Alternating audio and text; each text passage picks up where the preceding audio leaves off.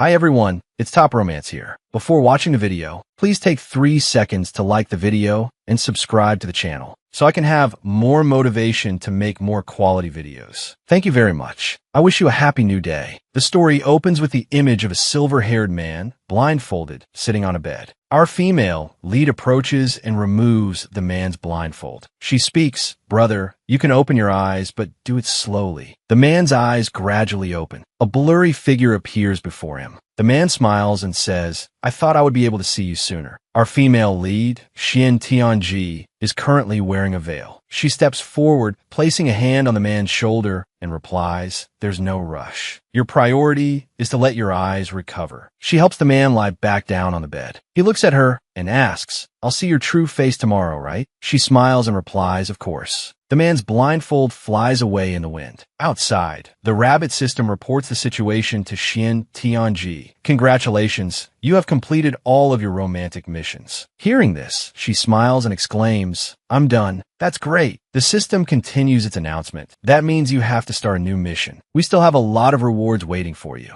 I'm sure you'll like them." Xian Tianji exclaims in surprise, "Oh, is that so? If that's the mission." A murderous look appears on her face. She immediately pounces on her system. She tells it, "It's time to settle the score between us." The system cries out in fear, "What's wrong, Master? What are you doing, Master?" Xian Tianji coldly growls, of course, I'm going to kill you." With that, she starts chanting a spell. The system in her hand begins to struggle and yell, "No!" But she tightens her grip. "Did you think I didn't know who absorbed my cultivation?" The system is shocked upon hearing this. Xian Tianji extends her hand, and spiritual energy radiates from it, constricting the system. She smiles and says, "Trying to exploit me? Did you really think I, Xian Tianji, am a naive little girl?" The system, having just jumped out of her hand, grits its teeth and curses, "That damn woman. How did she find out? Let's get out of here first. I'll get my payback next time." Just as it's about to escape, Xian Tianji's hand reaches out. "Where do you think you're going?" The system cries out in alarm, "Fire!" But Xian Tianji grabs its rabbit ears. "I've had enough. I'm sick of you making me do all those stupid romantic missions and making me flirt with all kinds of men like some kind of player." The system cries out in fear, "System under attack. Shield activated." Xian Tianji swings her hand. Immense spiritual power radiates from her hand, attacking the system. "This is the moment I've been waiting for." Instantly, the system's shield is destroyed by the surge of power. The system warns, "Shield destroyed. Attack mode activated." With that, a surge of electricity shoots towards her. The system seizes the opportunity, turns, and leaps into a newly opened spatial doorway. Xian Tianji chases after it, yelling, "Stop right there." But the system successfully passes through the spatial doorway. It calls back, "My attack mode has been activated. I'll devour you alive. When I'm done with you, I'll be able to fly to another world and find myself a new master." The system creates a massive sphere of energy. Its light was incredibly blinding. Xian Tianji frowned and began to chant an incantation. The system, seeing this, was startled. Immediately afterward, it was surrounded by countless talismans. Xian Tianji shouted, "Seal." As soon as she finished speaking, a golden rope tightly bound the system. The system angrily cursed, "Damn it, what have you done?" Xian Tianji smiled triumphantly, "That of course. I'm sealing you for your own good." The system raged, its icy voice echoing throughout the space. "That will never happen." Erasing template, activating correction module, completing energy input. A powerful light flashed as the system finished speaking, but then its form gradually dissipated into the void. At the same time, a tremendous power suddenly appeared, swirling like a vortex and engulfing her. Xian Tianji gasped, her eyes wide with panic. "What's happening?" She was pulled in the vortex, muttering, "Crap." The system continued to display messages. Energy depleted. System entering sleep mode. As soon as the words appeared, the blinding light gradually faded, leaving behind a silent emptiness. Xian Tianji fell to the cold ground, her whole body trembling. She opened her eyes, feeling strangely light. She gasped, wondering, "Am I all right?" She slowly reached out, but what appeared before her eyes was a small, delicate hand. Her heart seemed to stop beating for a moment. She uttered in a voice much younger than before, "Huh, am I turning into a child?" Fear and anger erupted like a fierce fire. She clutched her head and screamed, "Damn it, that bastard tricked me again." At this moment, the heavy wooden door creaked open, revealing a narrow gap. She flinched, instinctively retreating. A silver-haired man wearing a blindfold entered. His calm voice echoed, "Celestial healer Xian." Xian Tianji covered her mouth, thinking never let him find me. The man stepped forward, asking, "Are you here?" Xian Tianji carefully dodged to the side and fled. As she ran, she thought, "I have to get out of here. I can't let him find me." But because her body had shrunk and her clothes were still adult-sized, she tripped on her robes and tumbled to the ground. The pain made her cry out, "Stupid system. You just wait. Once I'm back, I'll tear you to pieces." Elsewhere, a man was bathing in a pool of water. Steam diffused, creating a hazy scene. The man opened his eyes and slowly stepped onto the shore. Immediately, servants approached, bringing towels and clothes. The man asked his subordinate, "The woman who saved me before, have you found out who she is?" The subordinate immediately stepped forward, bowed, and reported, "She is Celestial Healer Xian. She suddenly arrived in the cultivation world from the celestial realm. Her real name remains a mystery." The man smiled that I understand. "Sooner or later, I will find you, Xian Tianji." He put on his cloak and ordered, "Gather everyone and come with me." The subordinate immediately replied, "Yes, master." At a large house at the foot of the mountain, a desolate and deserted place, our female protagonist, Xian Tianji, after a long and arduous journey, finally returned to the place she called home. She gasped slightly, leaning against the wall, her eyes tired but also full of determination. She murmured finally, "I'm home." Xian Tianji opened the door and sighed that, "Oh my God, what a mess. I know I can't live without my beloved disciple." Looking at the room before her, where everything was messy, chaotic, and filthy, Xian Tianji couldn't help but sigh. Although it was a familiar place, it now resembled a ruin. It was a reminder of all the months and days she had neglected it during her adventures and complicated relationships. She took out a talisman. Softly chanting the cleansing incantation, she hoped to dispel the mess surrounding her. Immediately, the space seemed to freeze, and she anticipated the dirt's disappearance. But strangely, nothing happened. A feeling of astonishment welled up inside her, making Xian Tianji unable to believe her eyes. She dropped the talisman. Looking at her hands in panic, she cried out, "Where are my spiritual powers? No, this is just bad luck. I will definitely regain my spiritual energy." She didn't give up hope. Immediately, she sat down, determined to cultivate from the beginning to absorb power. But after a while, her gaze fell upon her hands again, and despair surged once more. She clutched her head and screamed, "That damned system has sealed my spiritual source." Just then, someone entered the room. She remained oblivious, drawing on the ground and muttering, "I will curse you with my drawing." Demon Lord Qi Yin stepped inside, reaching out and lifting her up. Xian Tianji startled, asking, "Who is it? Heavens!" She looked at the person before her, shocked. "It can't be you." Seeing that the little girl knew him, Demon Lord Qi Yin asked, "You know me?" Looking at the shrunken Xian Tianji before him, he said awkwardly, "Well, you look a lot like someone I used to know." He pulled the little girl closer, asking, "Who are you? How do you know me?" Xian Tianji thought to herself, "How could I not know you? You're that damned ex-lover." Just then, a mark on her chest began to glow. The red energy frightened her.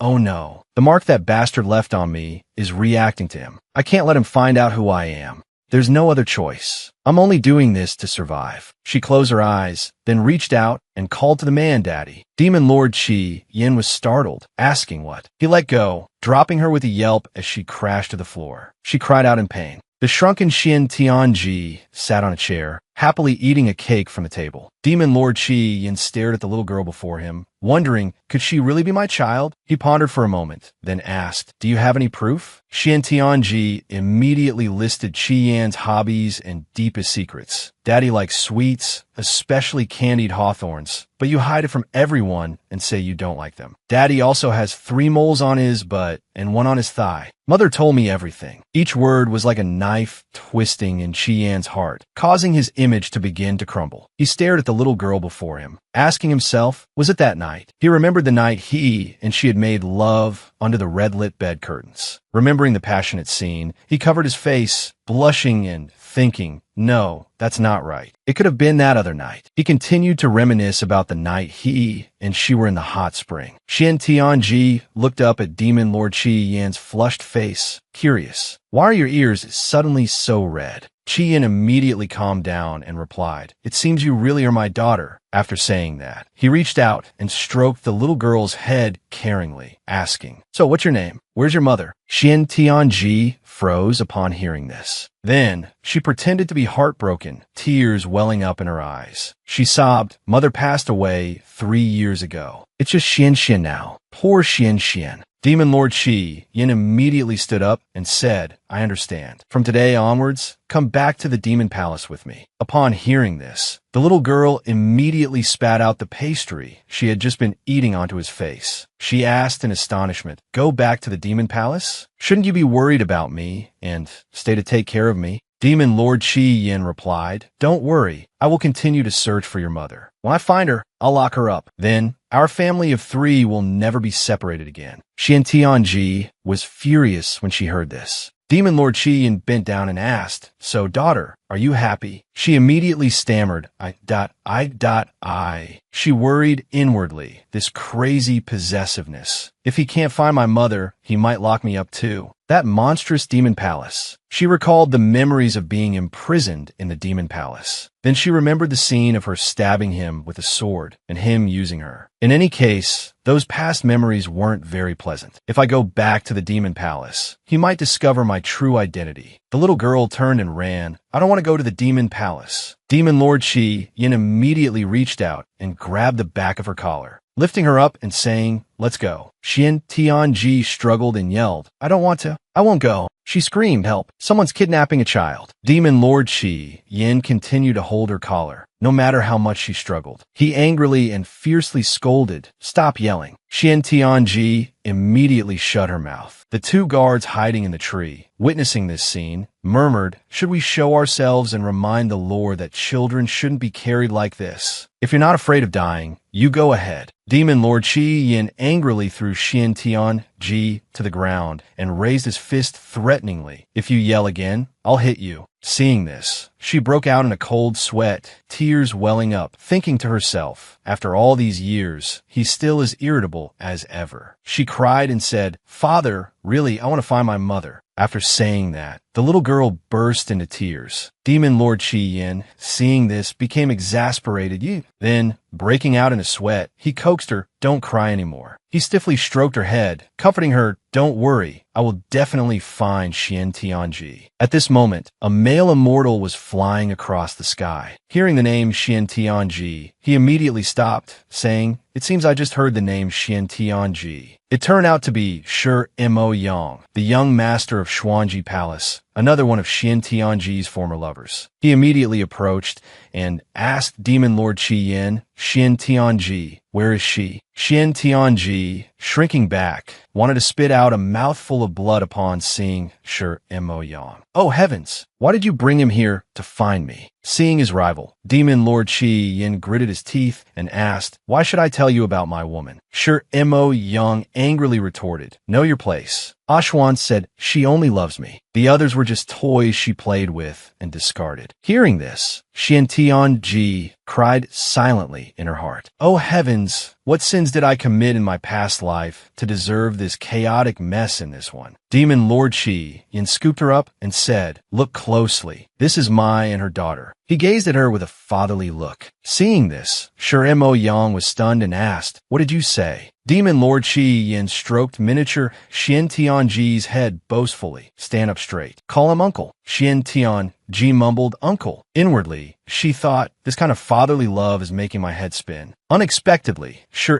Mo Yang asked confidently with a sneer, do you think I'll believe that? If this child is really your daughter, why is your hair color completely different? Hearing this, Demon Lord Qi Yan froze, his expression stiffening. His hair was red, while the little girl's hair was black. Xian Tianji also had her doubts. Could it be that this little man has seen through my true identity? Shi Mo Yang continued, Ashwan and I also had a spring night together. Calculating the time, it coincides with this child's age. Hearing this, Xian Tianji screamed inwardly. So, you also want to be my father? Demon Lord Qi Yin scoffed in reply. Ludicrous. I was with her 3 times a day. So no matter how you look at it, this child is mine. Sure, Mo Yang retorted angrily and disdainfully. Only 3 times a day? Ashwan and I weren't satisfied with even 9 times a day. Demon Lord Qi Yan's face flushed as he argued back. She said only I could truly satisfy her. We unlocked so many positions together. Sure, Mo Yang also boasted. So have you two tried this? And this? The 2 guards up in the tree blushed crimson upon hearing this exchange. Xian Tianji was inwardly chanting 3 denials. It's not me. I don't have one. Don't spout nonsense. Sure, Mo Yang approached miniature Xian Tianji and said, don't be afraid, little girl. I will protect you. So, tell me, who is your real father? Demon Lord Qi Yin held her tightly and said, take your time and think it over. Answer only after you've thought it through.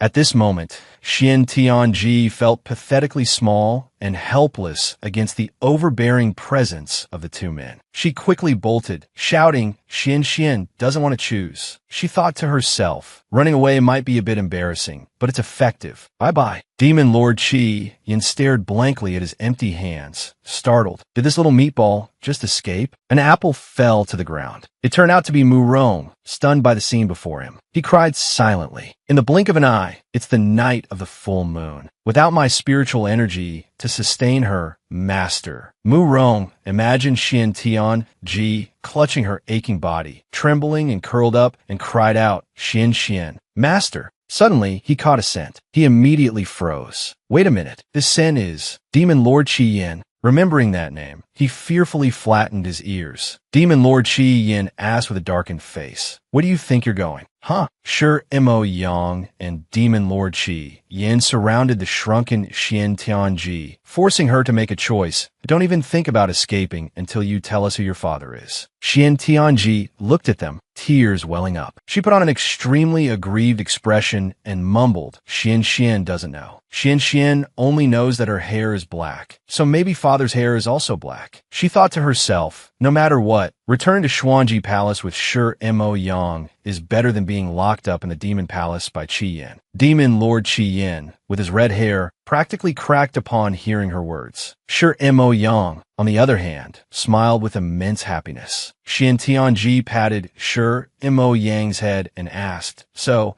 shall we go back to Xuanji Palace with father and reunite with mother? She replied cheerfully, yes. She thought to herself, perfect. I can use Xuanji Palace's alchemy furnace to help me recover my spiritual power. Demon Lord Qi Yin, who had been left to the side, yelled angrily, how can you be so heartless like your mother? No way, Sure Mo Yang. Unless you defeat me, I won't let you take her away. Sure Mo Yang drew his sword. Fine. I've been wanting to spar with the Demon Lord for a long time. Demon Lord Qi Yin smirked. Oh really? Come on then. Suddenly, one of his subordinates ran up and reported, my lord, I have something to report. He grunted, have you finally found Xian Tianji's whereabouts? His subordinate, sweating, replied, I wouldn't dare deceive you, my lord. Demon Lord Qi Yin stared at the miniature Xian Tianji, thinking to himself, finding Xian Tianji is the priority right now. This little meat bun could become a nuisance. It's fine to let her go to Xuanji Palace for now. The trouble is, I'll have to go to Xuanji Palace to get her back later. He coughed and said, this demon lord has urgent matters to attend to. We'll spar another day. As for this child, you can take her back to Xuanji Palace for now. Take good care of her. If a single hair on her head is missing, you'll answer to me. Xian Tianji was suspicious. Why did Qi Yin suddenly compromise? Something's fishy. Definitely something's fishy. Before she could finish her thought, Sure Mo Yang grabbed her by the collar and lifted her up. My daughter, I'll take care of her myself. We don't need your concern. Let's go. As she was being lifted, she thought angrily, you two idiots, don't you know how to hold a child? Sure Mo Yang carried Xian Tianji and flew off on his sword. She yelled, father, slow down. Sure Mo Yang frowned and asked, Xian, haven't you even learned the most basic sword control skills? She quickly replied, mother is busy all the time and rarely pays attention to Xian. She thought to herself, without my spiritual power, I really am useless. The disciples on the ground looked up and murmured amongst themselves. Look, it seems like the young master is back. Another disciple said, that's weird. It looks like the young master is holding something in his arms. Mo Yang landed and said, "We're back." The two disciples whispered, "Could it be a baby? Oh no, oh no. Does the young master not know that kidnapping children is illegal?" Hearing this, Xian Tianji immediately tugged on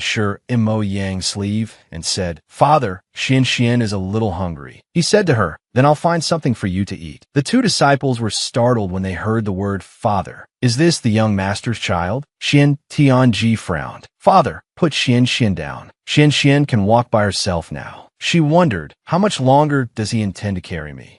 Mo Yang looked at the dirty ground, thinking to himself, this child smells just like Xian. It makes me not want to let go. Just then, a woman ran over excitedly and said, "Brother Mo Yang, you're back." Seeing the child in his arms, she froze. Mo Yang looked up and said, "You've come at the right time. Go find some food, the kind that children like." Xian Tianji looked at the woman and thought, "Isn't this my rival, Qin Shuqi?" Qin Shuqi tugged on Mo Yang's arm and asked, "Brother Mo Yang, what's with this child? Did she get lost, and you kindly brought her back?" Xian Tianji covered her mouth and giggled, asking, "Father, who is this Annie?" He introduced her. "She's my junior sister, Qin Shuqi." Qin Shuqi was furious. "Brother Mo Yang." She pretended to ask sympathetically, "Why does this child call you father?" Mo Yang coldly replied, "She is my and Ashwan's child. Of course, she will call me father." Qin Shuqi's face paled upon hearing this, murmuring, "So that's how it is." She seethed inwardly, thinking that he could actually have a child with that despicable woman. Xian Tianji happily hugged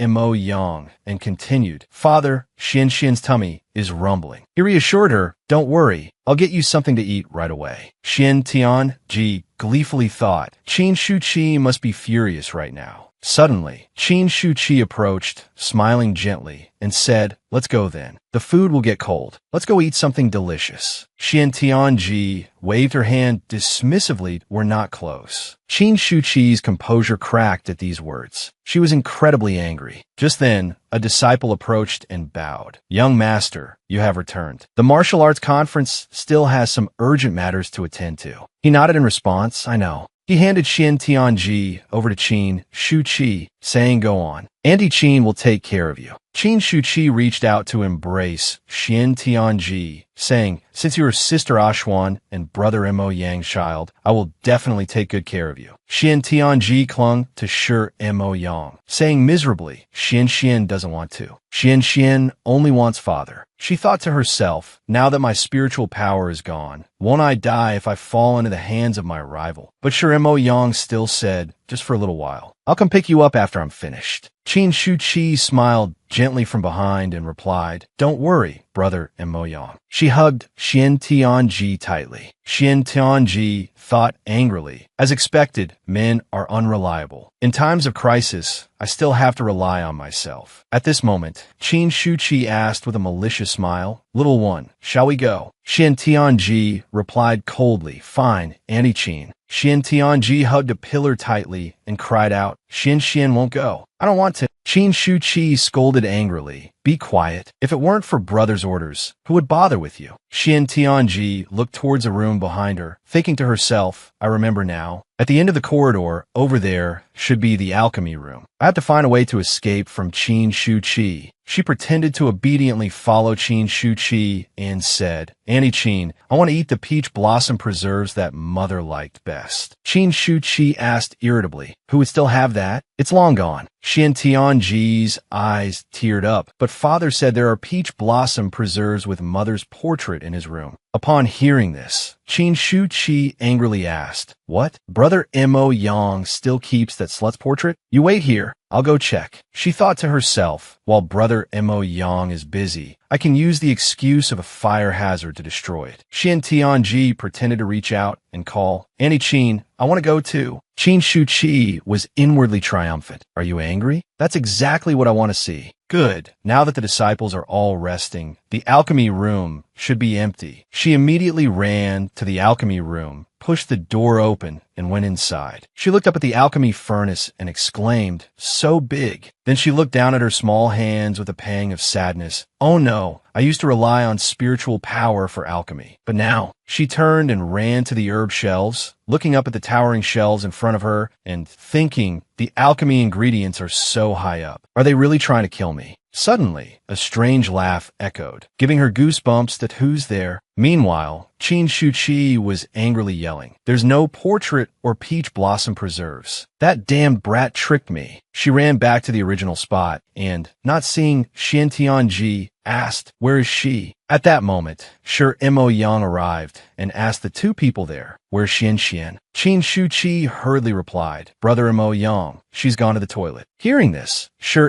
Mo Yang frowned. "She's only 3 years old. How could you let her go alone?" Qin Shuqi quickly explained, "She insisted on going by herself." "Brother Mo Yang, please don't be angry. I'll go check on her right away." Shi Mo Yang noticed the alchemy room behind him and asked, "Why is there smoke coming out of the alchemy room?" He thought to himself, "It's break time now. There's no way any disciples are still refining pills. Could someone have trespassed into Xuanji Palace?" The alchemy room is a forbidden area of Xuanji Palace. Anyone who trespasses cannot survive. He immediately drew his sword, preparing to push the door open, when he heard a childish voice say, "Next step, find some poison." He froze, breaking out in a cold sweat. Xian Xian's voice. He breathed a sigh of relief.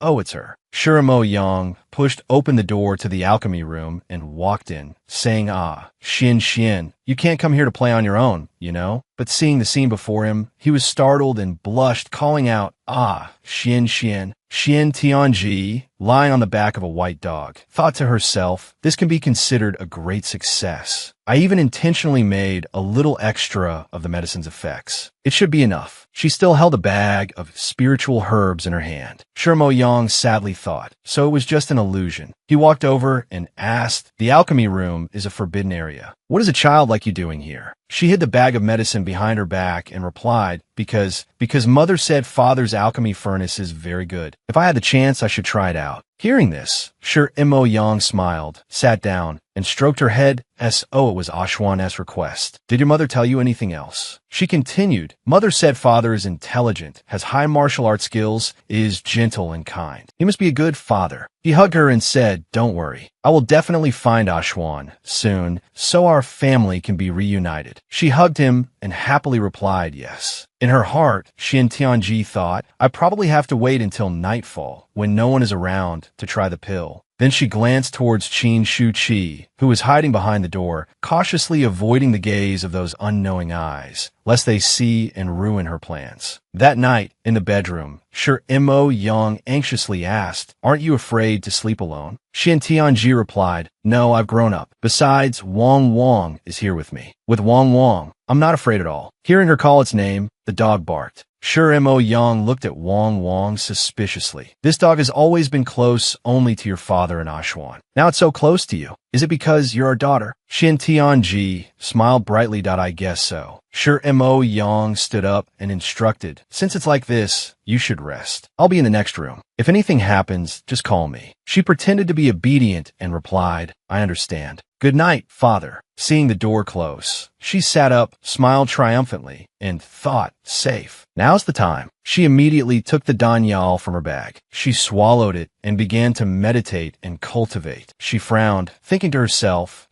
this feeling doesn't seem quite right. A bright light emanated from her room. After a while, she returned to her adult form. She cheered joyfully, recovered. "I'm back." At that moment, the system appeared, saying, "You underestimate this system. This medicine of yours will only last for half an hour at most." She immediately rushed over and said, "Didn't I put you in hibernation?" "How?" The system said smugly, "Did you think I wouldn't make any preparations? Even with depleted energy. But I still have enough energy to say a few words to you. How about we each compromise a little? I'll give you the correct recovery method, and you wake me up." Xian Tianji folded her arms. "Tell me what it is, and then I'll decide whether to compromise or not. After all, I'm just a child. It's good to be well fed and sleep soundly." The system thought angrily. Unable to defeat her, it reluctantly agreed. "Listen carefully. To restore your normal appearance, gather the power of all the handsome men you've ever charmed to help you break the seal." Xian Tianji angrily pulled out a talisman and asked, "Say that again. What kind of bizarre method is this?" The system fearfully explained, "Each of your former lovers is exceptionally outstanding. You just need to learn how to combine their powers, and you can break the seal. This system has already told you the method. Whether you do it or not is up to you." Having said that, it immediately tried to fly away. Xian Tianji yelled, "Don't even think about escaping." Suddenly, she looked towards the door, startled.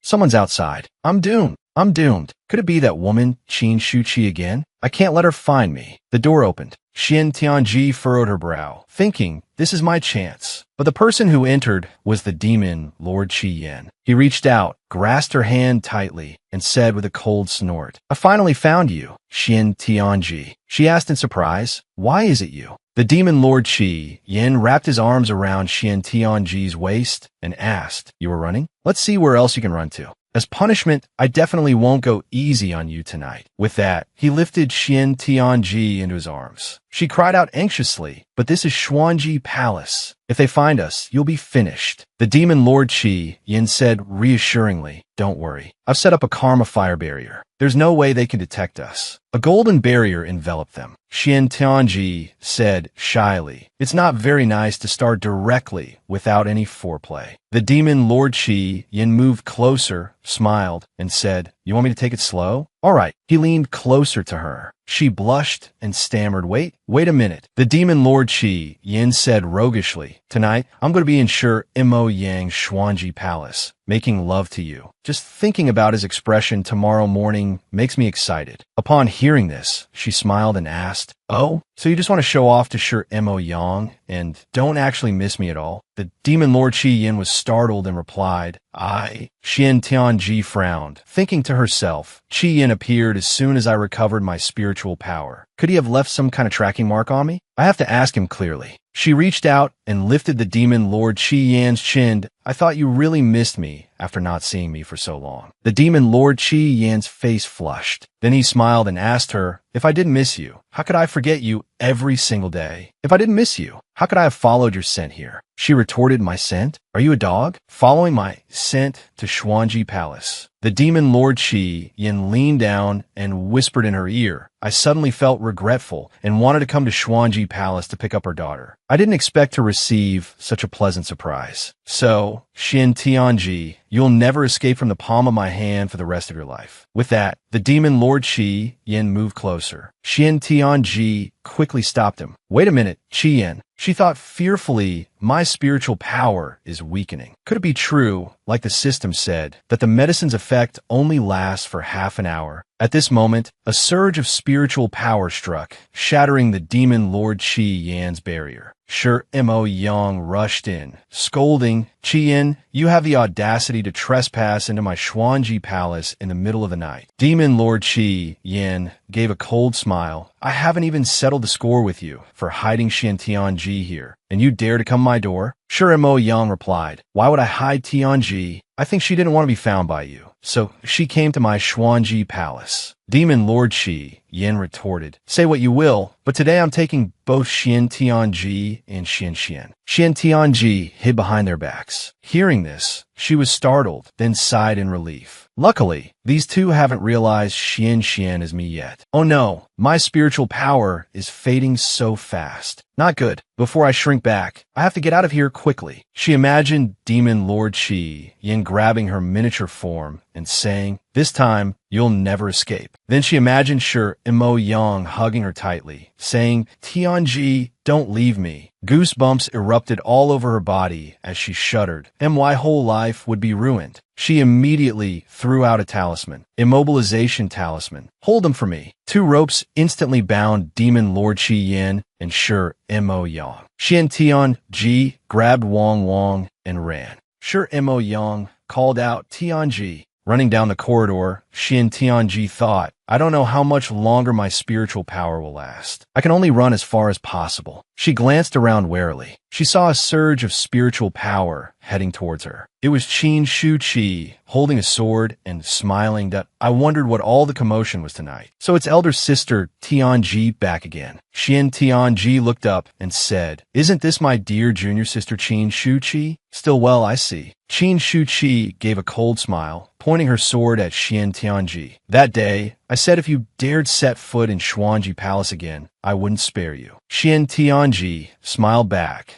Mo Yang proposed to me with Xuanji Palace. I can come and go as I please. What's it to you? Qin Shu Qi furiously lunged forward. Xian Tianji, you shameless woman. What did you do to bewitch Mo Yang? Xian Tianji caught the blade with her bare hand, a provocative smile on her face. If you have the guts, say it louder. Your Mo Yang is right inside, listening. I don't have time to play with you today. She raised her hand and chanted blood-binding technique. Red ropes shot out, binding Qin Shu Qi. She could only yell in frustration. Xian Tianji. Xian Tianji cursed inwardly. Damn it. That blood-binding technique used up almost all my spiritual power. She quickly jumped on her pet's back. Wong Wong, take me somewhere safe. Wong Wong spread its wings, letting Xian Tianji climb on its back, and flew off. Wong Wong landed behind Xuanji Mountain. Seeing this, Xian Tianji said behind Xuanji Mountain is indeed a good hiding place. Wong Wong took her to a nearby cave. She patted its head, praising, "Thank you, Wong Wong." It wagged its tail and barked in response. Xian Tianji thought to herself, if I can't recover my spiritual powers soon, I'm dead. It seems I'll have to listen to the system for now. I'll deal with the rest after I'm back to normal. Angrily, she called out to the system, I know you're here. Come out and see me. The system appeared and asked, have you finally thought it through? She asked, tell me specifically, what power do I need? The system explained, then this system will cultivate with you. Beautiful men are your strategy. You possess the 5 elements and yin and yang. What you need to do is bring their power into your body, then cultivate to dissolve and break my seal. She nodded and continued to ask, how can I obtain their power? The system replied, the method of receiving each type of power is different. Take Qi Yan's fire attribute, for example. You need to cultivate with him through dual cultivation. During this, both of you must remain conscious. Hearing this, she angrily squeezed the system, pulling its form and threatened, say that again. I have to dual cultivate with Qi Yan. The system fearfully replied, there's no other way. Qi Yan's power is too immense. You can only stabilize and harmonize it through dual cultivation. She immediately threw it away, that I'll think about it. You can go. The system urged, you must hurry. Otherwise, your body will be harmed. Her spiritual power began to leak out more and more. She angrily yelled, in the end,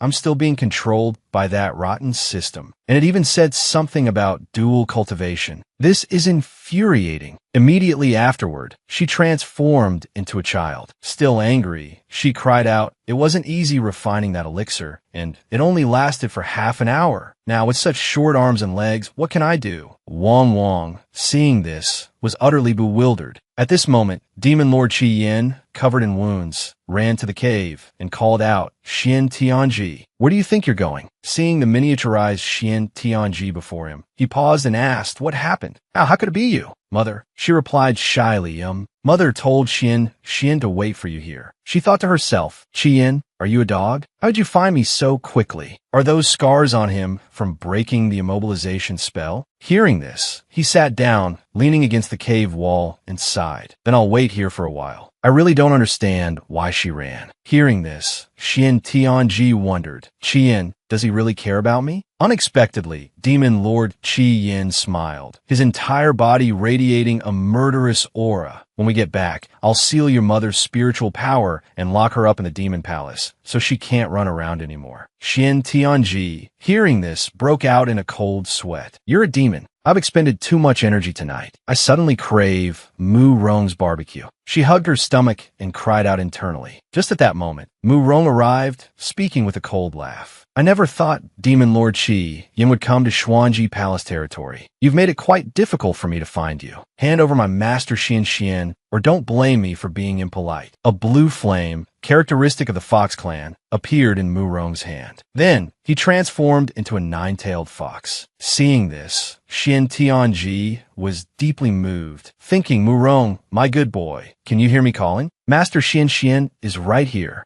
Mu Rong looked at the miniaturized Xian Tianji before him and asked, why does this child look so much like Master Xian Xian? She looked at Mu Rong with sparkling eyes. Demon Lord Qiyin stood up and explained, this is my and Xian Tianji's daughter. It's normal for a daughter to resemble her mother. He reached out and stroked Xian Tianji's head. She angrily thought, bald spot, bald spot. Mu Rong pointed at her, asking doubtfully, you're and Master Xian Xian's daughter? He couldn't believe it, thinking, I've only been gone for 10 days. How could Master Xian Xian could give birth to such a big child? And it's this red flame demon lord's child too. No, impossible. Mu Rong asked coldly, I think this child is some kind of demonic forbidden technique of yours. Perhaps a puppet made in Master Xian Xian's image, right? Qiyin, the demon lord, angrily retorted, ridiculous. I grew up in the demon realm. With my powerful cultivation, why would I need to cultivate some forbidden technique? Mu Rong angrily argued, oh, then why have you been delaying, refusing to hand over when Jiajia's soul-returning orb? Qiyin, the demon lord, angrily replied, I've already told you I don't have that thing. Mu Rong looked at the full moon in the sky, gritting his teeth and thinking, no, I can't continue wasting time with this demon. I have to quickly save Master Xian Xian. He immediately said, Qiyin, tonight, if Master Xian Xian doesn't have the heart blood of a nine-tailed fox, her life will definitely be in danger. If you still have any feelings for Master, then quickly hand her over to me. Qiyin, the demon lord, asked,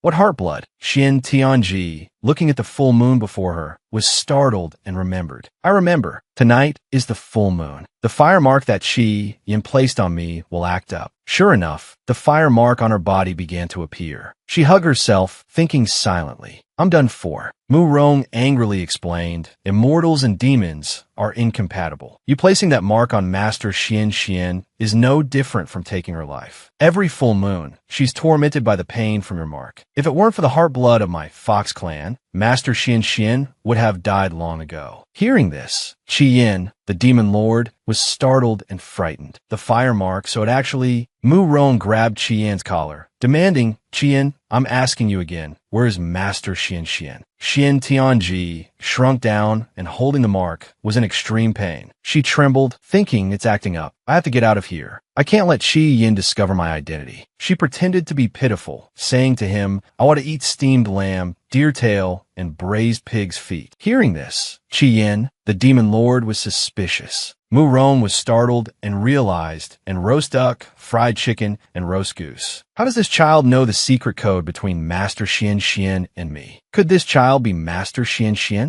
He immediately reached out to stop Qiyin, the demon lord. Hold it, where are you taking her? He replied, of course, I'm taking her to find her mother. I advise you not to meddle in other people's business. Xian Tianji, at this moment, was in extreme pain, cold sweat dripping down her face. Mu Rong thought to himself, Master Xian Xian's complexion is terrible. It seems the mark is acting up. He immediately said, you can go, but you have to leave the child here. Qiyin retorted, this is my and Xian Tianji's child. Why would I leave her with you? Mu Rong angrily said, this is what you brought upon yourself. With that, he attacked Qiyin, the demon lord, thinking, looking closely, Qiyin is covered in wounds. Perhaps I can handle him. Qiyin gritted his teeth, extending his hand and using his power to block the attack. He thought, finding Xian Tianji is more important. I just need to quickly finish this fight. He angrily asked, just you? At this moment, a voice rang out. Qiyin, the demon lord, come out. He turned his head, letting out a humph. Behind him, Shi Mo Yang arrived with his sect, pointing their swords at him and saying, Qiyin, my Xuanji Palace disciples have already set up a net of heaven and earth. You can't escape. Qiyin, the demon lord, enraged, it's you, old man. The old man stroked his beard and replied, long time no see, Qiyin. The demon lord, Qiyin, threw Xian Tianji backwards. Mu Rong quickly caught her, wondering what his master, Xian Xian, had endured. Qiyin instructed little fox, look after her for me. I'll be finished soon. Shi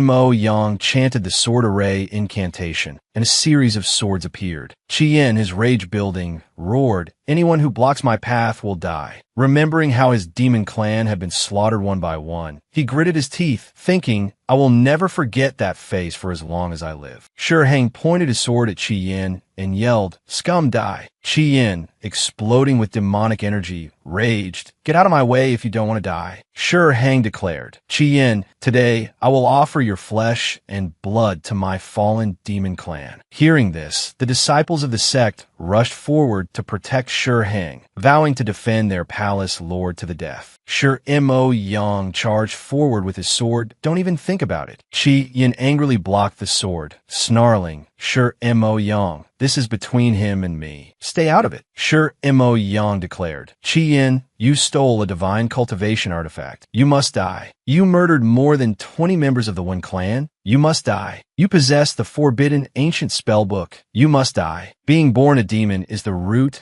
of all evil. You must die. Qian scoffed. There's no shortage of excuses to frame someone. If you want to take my life, you're not qualified. The two sides immediately clashed. Seeing this, Xian Tianji anxiously called out, Qian. Mu Rong asked, Xian, my master, at a time like this, you're still concerned about him. She clutched her neck and cried out in pain. Startled, Mu Rong scooped her up and fled, thinking there's no time to waste. I have to find a place to give her heart blood. After searching for a while, he placed Xian Tianji against the trunk of an ancient tree. Xian, master, please hold on a little longer. I'll do it right away. He plunged his hand into his chest. Blood immediately seeped out, staining his robes. Then, with his blood-soaked hands, he dripped the blood onto her lips. After drinking Mu Rong's heart blood, the pain in Xian Tianji's body vanished, and she immediately fell into a deep sleep. Mu Rong wiped the sweat from his brow, murmuring, seeing Master Xian like this, I guess there's nothing to worry about. He then lay down and slept beside her. Xian Tianji had a nightmare, sweating profusely and muttering. Qian, years ago, in a simple thatched hut, young Xian Tianji pushed open the door and saw Qian. He was seriously injured, lying on a pile of straw. Surprised, she said, why is there someone lying here? Young Xian Tianji rushed over, panicked, he's badly hurt. We have to stop the bleeding. Qian woke up, thinking it hurts. He immediately reached out and tightly gripped Xian Tianji's neck. Lifting her up, surrounded by flames, he demanded, who are you? What do you want? Young Xian Tianji cried, explaining, I just want to help you stop the bleeding. Qian paused, asking, stop the bleeding? He immediately released Xian Tianji. Confused, he thought, she's clearly just a weak, small human. Yet she wants to help me.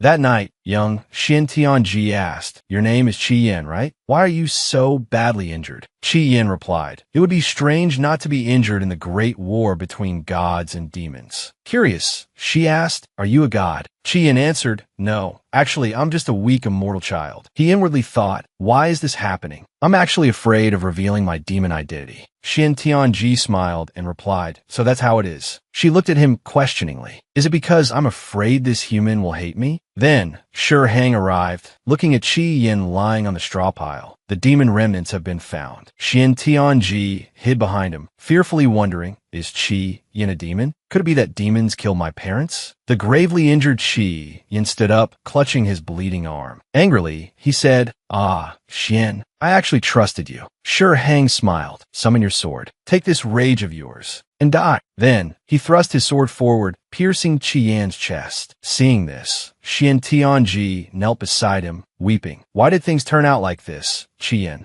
Shi Hang lifted Qi Yin by the arm and explained, young lady, you are still too young to distinguish between good and evil. As your elder, I worry about you being bewitched by demons. I specifically came here to eradicate these remaining remnants. Let me advise you, young lady, that demons are evil. Killing them on sight is the best course of action. This is all for your own good. He then dragged Qi Yin away. Xian Tianji wondered, are all demons evil? But he doesn't seem like them. She chased after them, calling out, Qi Yin. Shi Hang flew on his sword to a place filled with red spider lilies. Then he released his grip, letting Qi Yin fall. He said coldly, go down and reunite with your dead demon kin, you scum. Xian Tianji, who had caught up, was horrified. She screamed, no. Her memories stopped there. She thought, back then I thought my fate with this demon could only go so far. But I didn't know it would continue. After a while, her rabbit system appeared. Oh, esteemed immortal healer, please bind me a little longer. Then I can help you cultivate your techniques. She replied coldly, I don't care. The system continued to tempt her.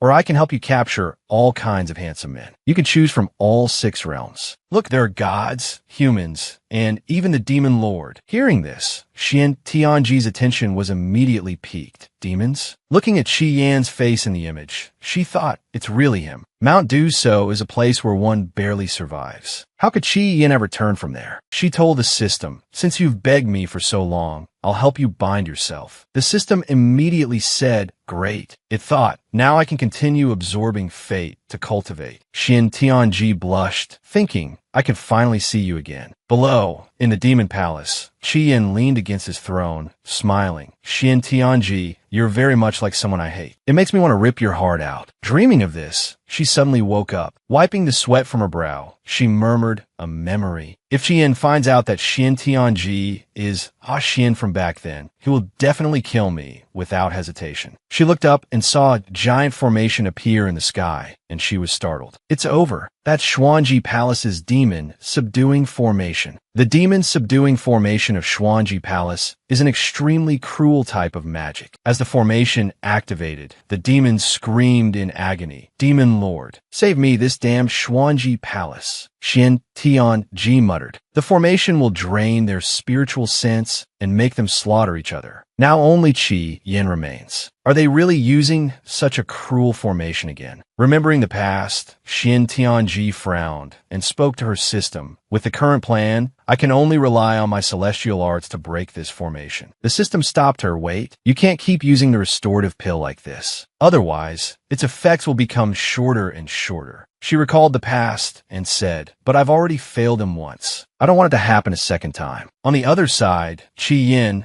covered in severe wounds, continued to fight against Xuanji Palace. He thought to himself, Xian Tianji, you must wait for me. Xian Tianji swallowed the pill and said, Qi Yan has never harmed anyone. He shouldn't have to suffer this injustice. This time, I must save him. She transformed back into her adult form and attacked the formation with her talismans, creating a large explosion. Her body staggered from the backlash, reeling backward. Mu Rong rushed forward to support her, exclaiming, Master Xian. Xian Tianji thought, the demonic formation is still gathering. I must get Qi Yan out of here. She asked her disciple, Mu Rong, are you all right? Mu Rong replied, I have Master Xian's protective blood on me. Of course I'm fine. She nodded. Good. Then quickly follow me and help. She continued to attack the formation. A series of talismans flew up. Shi Heng, seeing this, was astonished. Impossible. No one can break the demonic formation. Then, This talisman, it's Xian Tianji. Upon hearing this, Shi Mo Yang immediately turned and asked, Xian? Qi Yan also looked up in surprise. Xian Tianji. Seeing her, he thought, thank goodness. She's all right. Xian Tianji stepped forward, shielding Qi Yan. Shi Heng, with his hands clasped behind his back, said coldly, You, a celestial healer,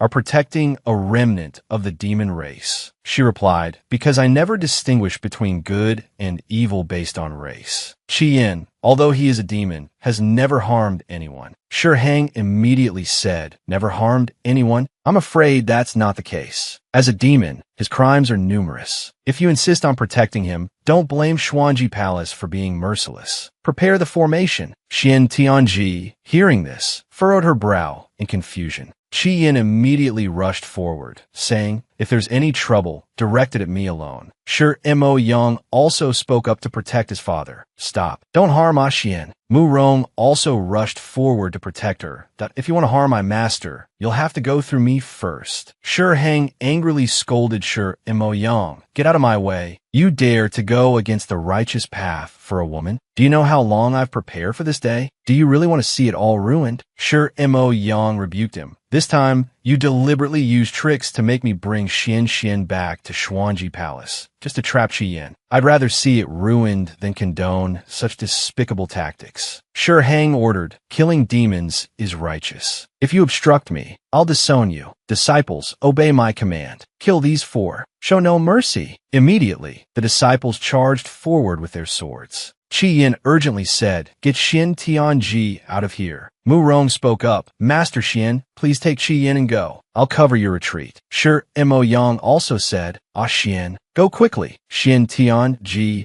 urged Qi-Yin. The remnants of the magic formation still lingered. I have to get out of here, she thought. The medicine's effect will only last for another half an hour. I have to hurry. She stretched out her hand, releasing a force field. The heavily injured disciples of Xuanji Palace fell to the ground one after another. Xian Tianji grabbed Qi-Yan's hand and urged him to go quickly. Qi-Yan pulled his hand back. No. Now that you're all right, I'm going to kill that old man today. She broke out in a sweat. Don't, she pleaded. This is bad. The medicine is wearing off. I have to take another pill to get through this. She reached for a pill in her pouch. Suddenly, a sword flashed out, snatching the pouch from her hand. Qin Shuqi's voice rang out.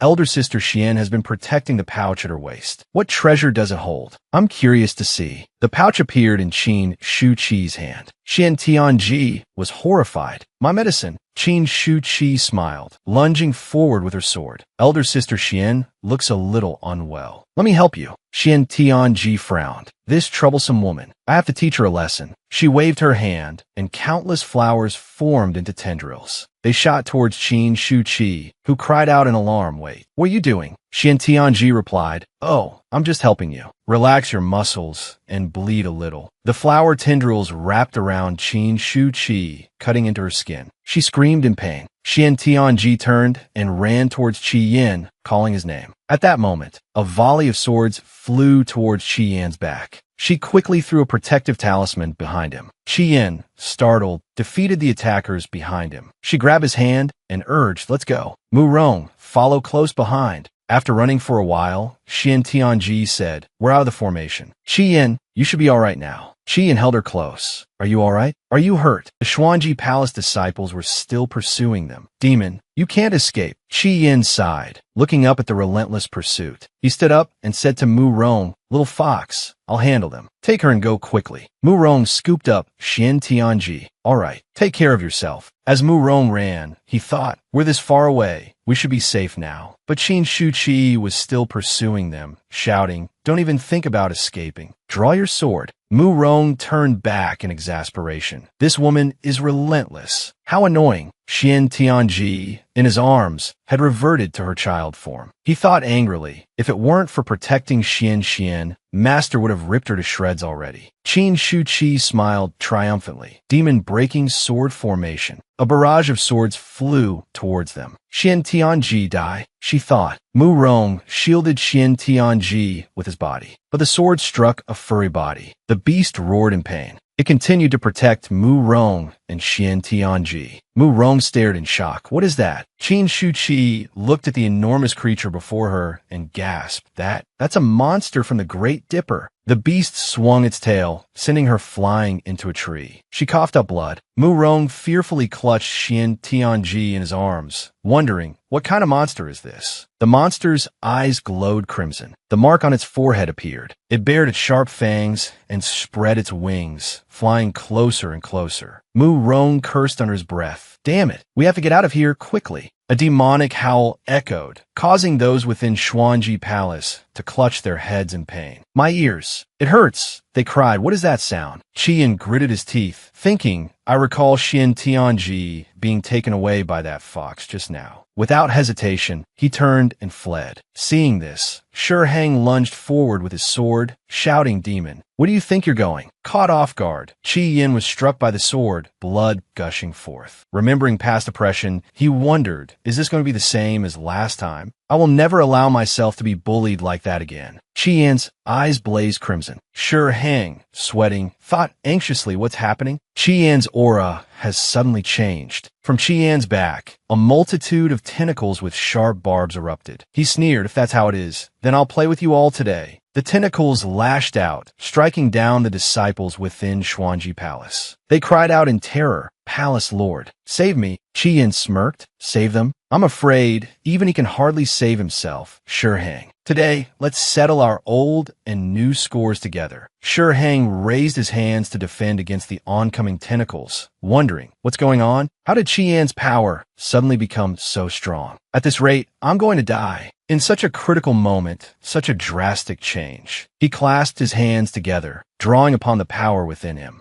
Mo Yang, watching the battle, wondered, what strange stance is my father taking? Qi Yin continued his furious assault. Tian's here. Hang. Today, I will use your own sword to finish you. He flung Hang's sword back at him, the tentacles simultaneously closing in to surround Hang. Seeing this, Mo Yang cried out in fear, Father! Father! Hang was startled. Could this truly be the day I die? Just then, Mo Yang rushed forward, shouting, Father! He shielded his father, taking Qi Yan's attack. Blood trickled from the corner of his mouth. Qi Yan, he said, this sword has submitted to me. Are you satisfied? Qi Yan stroked his chin, his expression cold. A loving father and a filial son? I'm not satisfied. I've never liked taking what belongs to others. Then I'll take back that old debt from you. The sword was pulled from Mo Yang's chest. Hang frowned. I'm afraid you won't be able to protect yourself. Qi Yan, perplexed, responded, huh? Instantly, flames engulfed him. Hang shouted, the hell refining technique. Taste the terror of hell. Qi Yan scoffed, petty tricks. At that moment, a demonic beast soared through the sky, letting out a roar. Qi Yan looked up. What demonic beast is that? It landed, crushing trees beneath its feet and roaring again. Hang was stunned point, one of the 4 great demonic beasts. Impossible. I killed that monster. It can't still be alive. Trapped between the demonic beast and Qi Yan, he gritted his teeth. Surrounded, the monstrous beast swung its claws. He was so scared that he shielded himself. Damn it. But after a while, nothing happened, leaving him confused. He raised his head and asked, huh? It turns out the beast had grabbed Qi Yan's arm and was flying away with him. He angrily demanded, let me go. Otherwise, don't blame me for being impolite. But the demonic beast continued to fly forward. He thought to himself, what speed? He said angrily to the beast. Demons and beasts never interfere with each other. You're forcing my hand. A flame appeared in his hand. Tianji, in her miniature form, was riding on the beast's back. The demonic beast spoke. 3 flames, Qi Yan, don't hurt it. It's saving your father. Qi Yan asked in surprise. Hi, Dad. Tianji introduced. This is Mom's pet, Wang. Mom went to the Bronze Sea and told it to order Xian to take you to safety. Dad, be good. Hearing this, Qi Yan thought, so that's what happened. He replied, there's really nothing I can do about you. She reached out her hand and said, Dad, give me your hand. Mu Rong will pull you up. As soon as Qi Yan saw Mu Rong, he angrily asked, you rotten fox, why are you here too? He retorted angrily, who are you calling names? Tianji looked at Wang and wondered, why do I feel like Wang is shrinking? Sure enough, Wang returned to its puppy form. Then they all fell down. Tianji was terrified. Oh no, I don't have any spiritual power to protect my body now. Am I going to fall to my death? Qi Yan looked down and gritted his teeth. Down there, he exclaimed, the 6 Realms Poison Mountain. Qi Yan remembered his childhood memories of this place and how terrified he had been. He frowned. No, I can't let her enter here. He reached out his hand and said to the miniature Tianji, give me your hand. Tianji, falling, screamed in terror. She struggled to reach up and grab Qi Yan's hand. The wind was too strong. Qi Yan and Mu Rong were getting closer and closer. At this moment, the system displayed a notification. Good news. Congratulations, Fairy, for quickly obtaining the Yin attribute. She wondered, what is the Yin attribute? The system explained, Fairy, how can you forget so quickly? You need to find your old friend and absorb their power. It won't cost you your spiritual power, but you won't die either. Look carefully down below. This is Poison Mountain, the Ming he that terrifies the 6 realms. Your old friend is here. Tianji frowned and asked, him? Shouldn't he be in the Devil Town, thousands of miles away? The system broke out in a sweat. This is something happened in the middle. You can go see him. You don't have much time left. If you don't absorb more power, your luck will get weaker and weaker. Remember to take Ming He's heart within 7 days. You can only take it safely on a night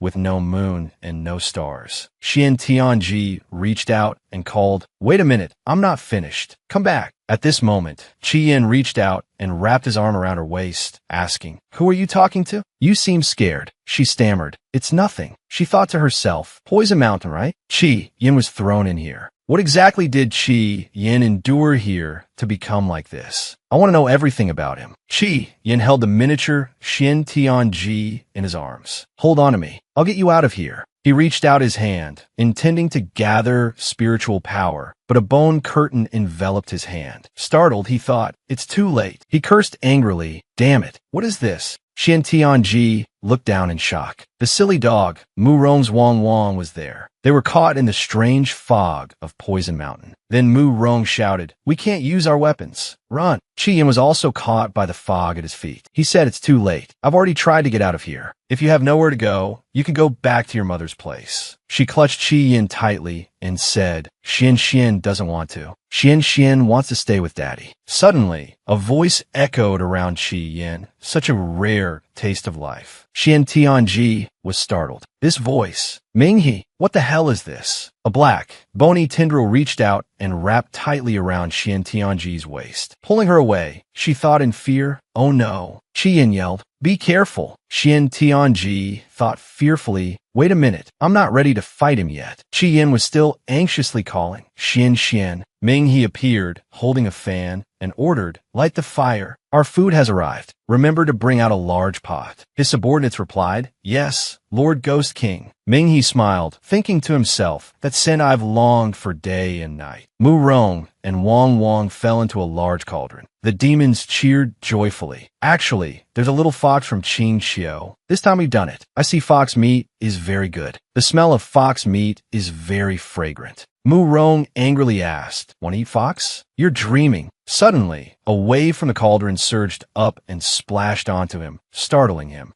So it's Qi Yin," he exclaimed, jumping up furiously. Seeing his face, Mu Rong angrily asked, "Stinky devil, how did you get down here too?" Qi Yin angrily threatened the demons. "Hand over Xian quickly, or I'll level this mountain." Mu Rong was stunned. "You said Xian? What happened to Xian?" The demons replied, "Today is truly fortunate. Even the infamous demon lord Qi Yin of the demon clan has come. I believe after eating them, our skills will greatly increase. Hey, why is the Ghost King gone?" "The Ghost King has a small, fragrant doll and is feasting. Let's hurry up and divide them." Qi Yin rushed forward, scolding, "Want to eat me? I'm afraid you don't have the ability." Mu Rong also jumped out of the cauldron, saying, "Quickly release Xian, or I won't be polite." Wang barked. The three of them rushed to attack the demons in front of them. The demons cried out, "Help! Help! Don't hit my face! Don't hit my face! You should hit them! Don't hit me! Demon Master, help!" After the fight, Mu Rong said angrily, "What should we do? It turns out they're just a group of small, depraved monsters. Let's give each of them 4 punches." The small monsters, their heads swollen from the beating, cried, "Ow, it hurts." "Ow!" Qi Yin picked one up and asked, "I ask you, where's your Ghost King?" The small monster, sweating profusely, replied, He's in the Dark Palace, of course." Qi Yin asked again, "Dark Palace?" He thought to himself, "Isn't that the old man's place? How did it come under the control of the Dark Lord?" In the Dark Palace, Xian Tianji pinched her nose, thinking, so smelly. This place really stinks. I remember the Dark Realm always being clean. How did it end up such a disgusting place? Inside the palace, skeletons were hung everywhere. Minghe approached, saying, so smelly. This place really stinks." Xian Tianji thought angrily, "It smells incredibly foul, all right." Minghe looked at her and asked, "Little girl, how come you have the same scent as Xian Tianji?" "Fairy, speak to me carefully or you'll end up like these corpses." Xian Tianji responded tremblingly, because Xian is her biological daughter. Of course, they smell alike. Minghe muttered, "You're Xian Tianji's daughter? No wonder." He fell silent for a moment, then cried out in alarm, "Wait, you said you're Xian Tianji's daughter? She has a child." She broke out in a cold sweat. Thinking as expected, after all these years, your reflexes are still poor. Minghe sobbed and mumbled, "I became the demon lord for her. I even specifically came to Poison Mountain to train. How could she?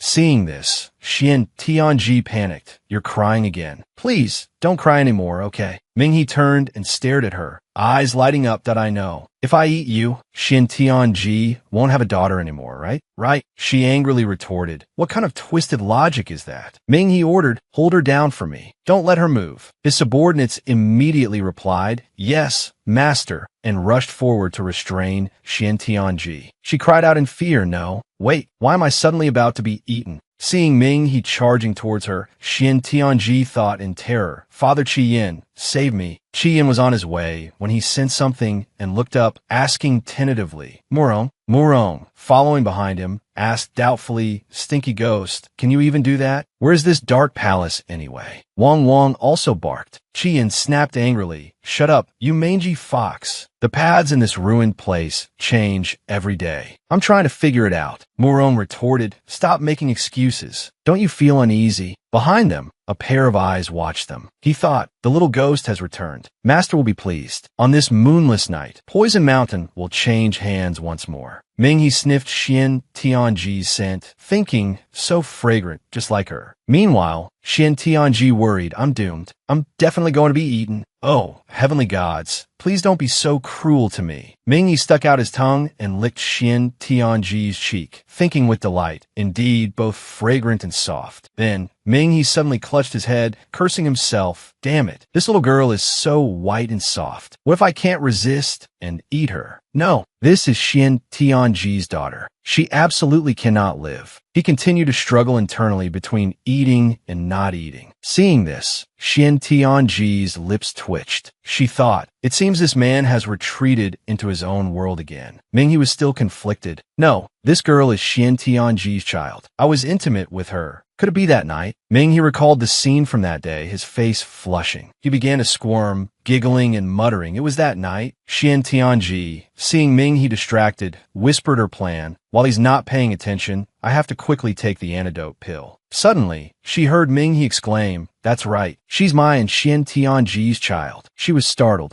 At this moment, Ming He was still laughing loudly. "Yes, definitely." Xian Tianji was utterly shocked. "What? You want to be your father?" Ming He abruptly changed his demeanor, rushing to embrace Xian Tianji, crying, "My darling daughter, let me hug you." She went silent, thinking, "Well, this is good too. At least I'm not dead yet. Looks like I have to play the damsel in distress card to save my life." Then, she started to put on an act, tears welling up in her eyes. Trembling, she said, "Father Ming He, you scared Xian to death just now." Inwardly, however, she was gagging at her own words. When will these miserable days end? Ming He seemed incredibly excited. Her eyes lit up as she asked, "Father, did you just call me father?" Xian Tianji nodded and replied, "That's right, Ming He. Father is Xian's father too." Ming He immediately hugged her and cried, "Yes, that's right. I'm your father. You're my and Xian's child." Xian Tianji thought to herself, after all these years, he still hugs people so roughly. As soon as she finished that thought, Ming He lifted her completely off the ground and said, "I'm in a very good mood today. Go carve those foods into flowers and bring them to me." A subordinate immediately reported, "Great demon lord, those foods, they've all run away." Ming He was startled. "What? Run away?" The subordinate replied, "This subordinate is also helpless. I beg for your mercy, great lord." Hearing this, Xian Tianji pleaded, "Father Ming He, they are all my friends. Father shouldn't eat them." Ming He scoffed at this. "Why should my daughter rely on them?" She quickly replied, "It's because mother couldn't find Father Ming He. And isn't she outside the ghost city, thousands of miles away?" Ming He muttered, thinking about it, "Isn't it your mother's fault? At first, I was alone in the ghost city. I waited for your mother for a whole year, before realizing she left me to find that Qiyin. Didn't your mother leave because his magic is stronger than mine? He may be strong, but so am I. I went to cultivate on Poison Mountain, and now I've become the master of this place. Isn't that better than that foolish demon?" Xian Tianji, sweating, thought to herself, "What a strange way of thinking." Ming He continued, laughing, "It just so happens that that demon is here today. I must let my darling daughter witness who is truly more powerful." Meanwhile, outside, Murong was still climbing, cursing as he went. "Hey, you rotten demon! Is this path you're leading me on even right?" Qiyin walked ahead, warning, "Careful, the branches are poisonous." Murong grinned, gathering power in his hand. "But what's there to be afraid of? Just break them all, right? Here, watch how I do it." With that, Murong immediately set fire to the branches around them. Qiyin said, "Don't celebrate too soon." The burned branches immediately regrew, even faster than before. Murong was startled, "But what's going on?" Qiyin replied, "These are eternally regenerating branches. Looks like we'll have to fight this out." Inside the dark palace, Xian Tianji asked Ming He, "Father, what are you doing?"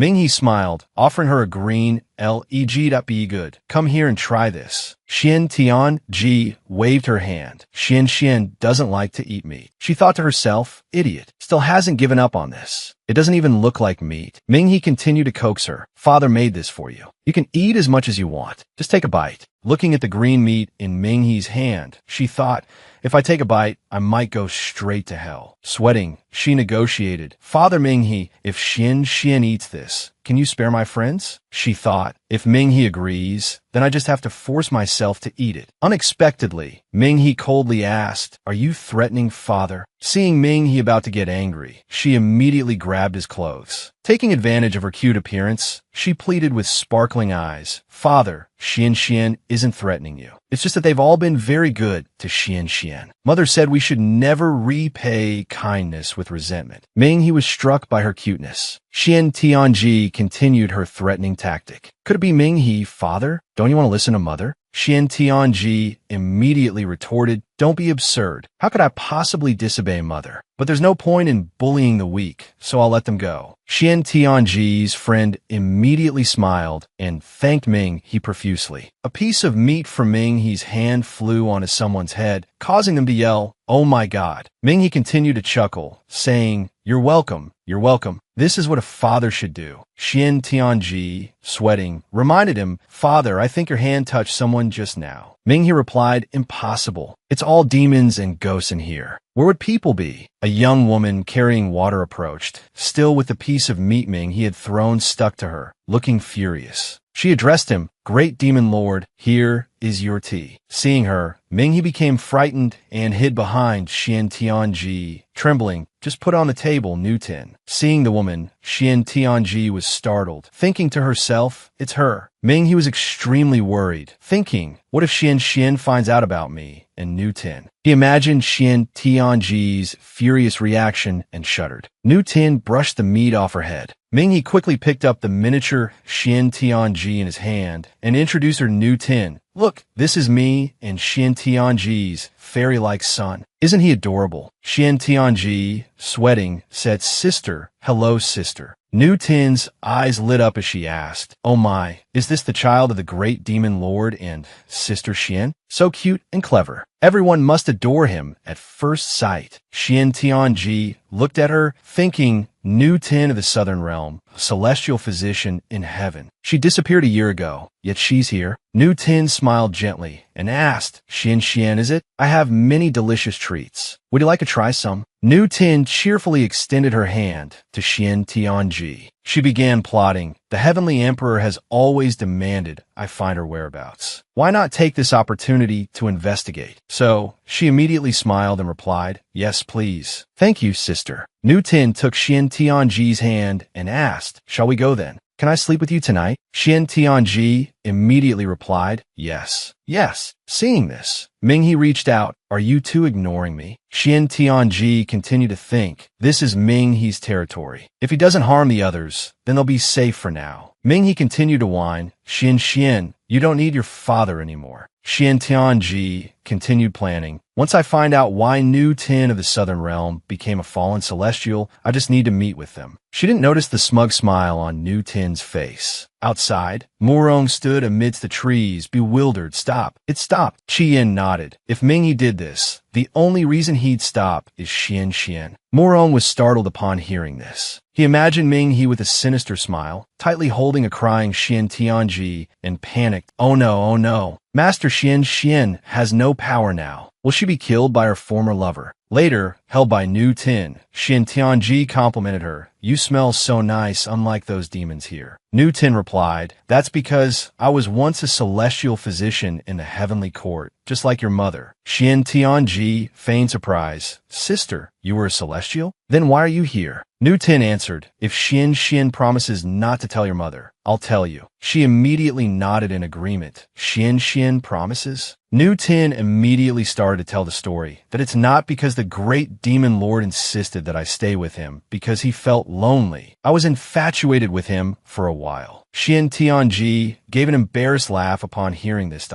So that's how it is. She was startled, thinking to herself, her and Minghe? The two of them are the reason for my downfall was actually because of Minghe. Newton continued, that's right. The great demon lord said, I'm more understanding than elder sister Xian. So he wanted me to stay by his side more. Last night, he told me. Xian Tianji curiously asked, what else did he say? But in her heart, she cursed. Minghe said he'd waited for me for a year already. I believed a demon. Nu Tin shyly continued. He also said that for all eternity, he'd take me as his wife. We'd marry on a night with neither moon nor stars, so that I'd be the happiest bride in the three realms. Xian Tianji recalled Minghe's words, how he held her hand and said, Xian, I will make you the happiest bride in the three realms. She angrily thought, even his words are exactly the same. Nu Tin feigned surprise and reminded Xian Tianji, I accidentally said too much. Xian, remember not to tell my mother. Hearing this, Xian Tianji was puzzled. She was suspicious. She knows I'm the daughter of Minghe and Xian Tianji, yet she still talks like this. So, she pretended to ask, Sister, are you planning to be my stepmother? Nu Tin hurriedly waved her hands. No. I just want to follow the great demon lord for all eternity. I don't intend to replace elder sister Xian's position. Xian, don't misunderstand. Xian Tianji jumped down from Nu Tin's arms, causing her to anxiously call out, Xian. She thought to herself, this woman, after so many years, still hasn't changed. Still so inconsistent. She recalled a time when Nu Tin broke a treasure and pretended to be panicked. Oh no. This is Master's most beloved treasure. She turned to plead with Xian Tianji. Elder sister Xian, please don't tell Master, okay? Xian Tianji replied, but Master will find out sooner or later. Sure enough, after Master found out, he angrily scolded, who broke my beloved treasure? Xian Tianji remained silent, while Nu Tin knelt on the side, crying, Master, it wasn't me. It wasn't me, Master. Hearing this, Master angrily assumed that it must be Xian. Xian Tianji started to speak. Master, actually, Nu Tin immediately interrupted her. Master, elder sister, Xian definitely didn't do it on purpose. Please don't blame her. Hearing this, Master turned around at Xian, why are you so careless? Copy 100 books for me. After Master left, Nu Tin clasped her hands and cried, I'm sorry, Xian. If Master knew it was me, he would definitely beat me to death. Master always dotes on you. Telling you to copy 100 books is nothing. Don't worry, sister. I'll help you copy the books. Xian Tianji, remembering this, angrily thought, as a result, I helped her copy books all night. She slept soundly beside me, the Southern Star. She really felt comfortable. Xian Tianji crossed her arms and angrily walked away. Nu Tin hurriedly chased after her, calling, Xian. What's wrong? Are you angry? I really don't want to steal your mother's position. You have to believe me. Xian Tianji, shrinking down, replied, Xian just wants to go to the restroom. And also, I wish you and father 100 years of happiness and a son soon.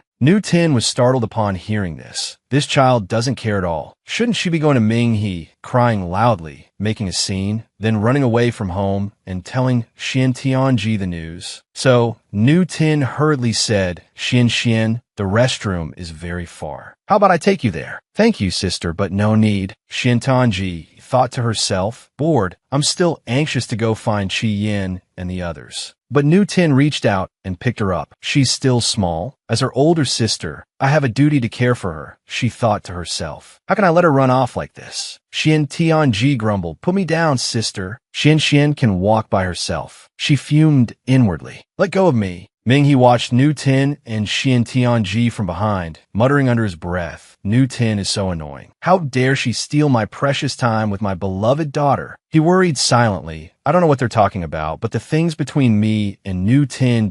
She shouldn't be telling Xian. He remembered waking up in bed once to find a disheveled Nu Tin crying beside him. Panicked, he'd asked, why are you in my bed? She'd sobbed, great demon lord, you were drunk last night. He'd been horrified. It's over if Xian finds out. Nu Tin carried the shrunken Xian Tianji past a boiling pool of water and sighed. Don't worry, Xian, we're almost to the restroom. Inwardly, she thought viciously, one dip in this, and she'll either die or be scalded. Even with your impressive medical skills, Xian Tianji, I doubt you can save yourself. She pretended to stumble, dropping the child towards the pool. Xian, she cried out. Xian Tianji thought in fear. Did she do that on purpose? Ming He, seeing this from behind, yelled in alarm. Oh no, Xian. Xian Tianji narrowed her eyes and reached out, thinking good. She grabbed Nu Tin's hair and said, "That was dangerous, sister." Xian almost fell into the pool. She thought triumphantly, "Don't think I don't know what you're trying to do, Nu Tin." Nu Tin nodded. "Yes, very dangerous. Let go of my hair first." She thought angrily, "This child is truly difficult to deal with." Ming He, rushing forward, fell into the pool. He sat up and asked, Xian, are you all right?" Xian Tianji, startled to see him in the pool, asked, "Father?" Ming He. Nu Tin exclaimed in feigned alarm, "Great demon lord, give me your hand. I'll pull you out." Ming He climbed out and said, "I'm fine, Xian. Step back a bit. The water on me will hurt you." Xian Tianji ran over and asked, "Father, are you injured?" Nu Tin rushed over, saying, "Great demon lord, I'll have someone prepare medicine immediately." Ming He, injured, immediately refused.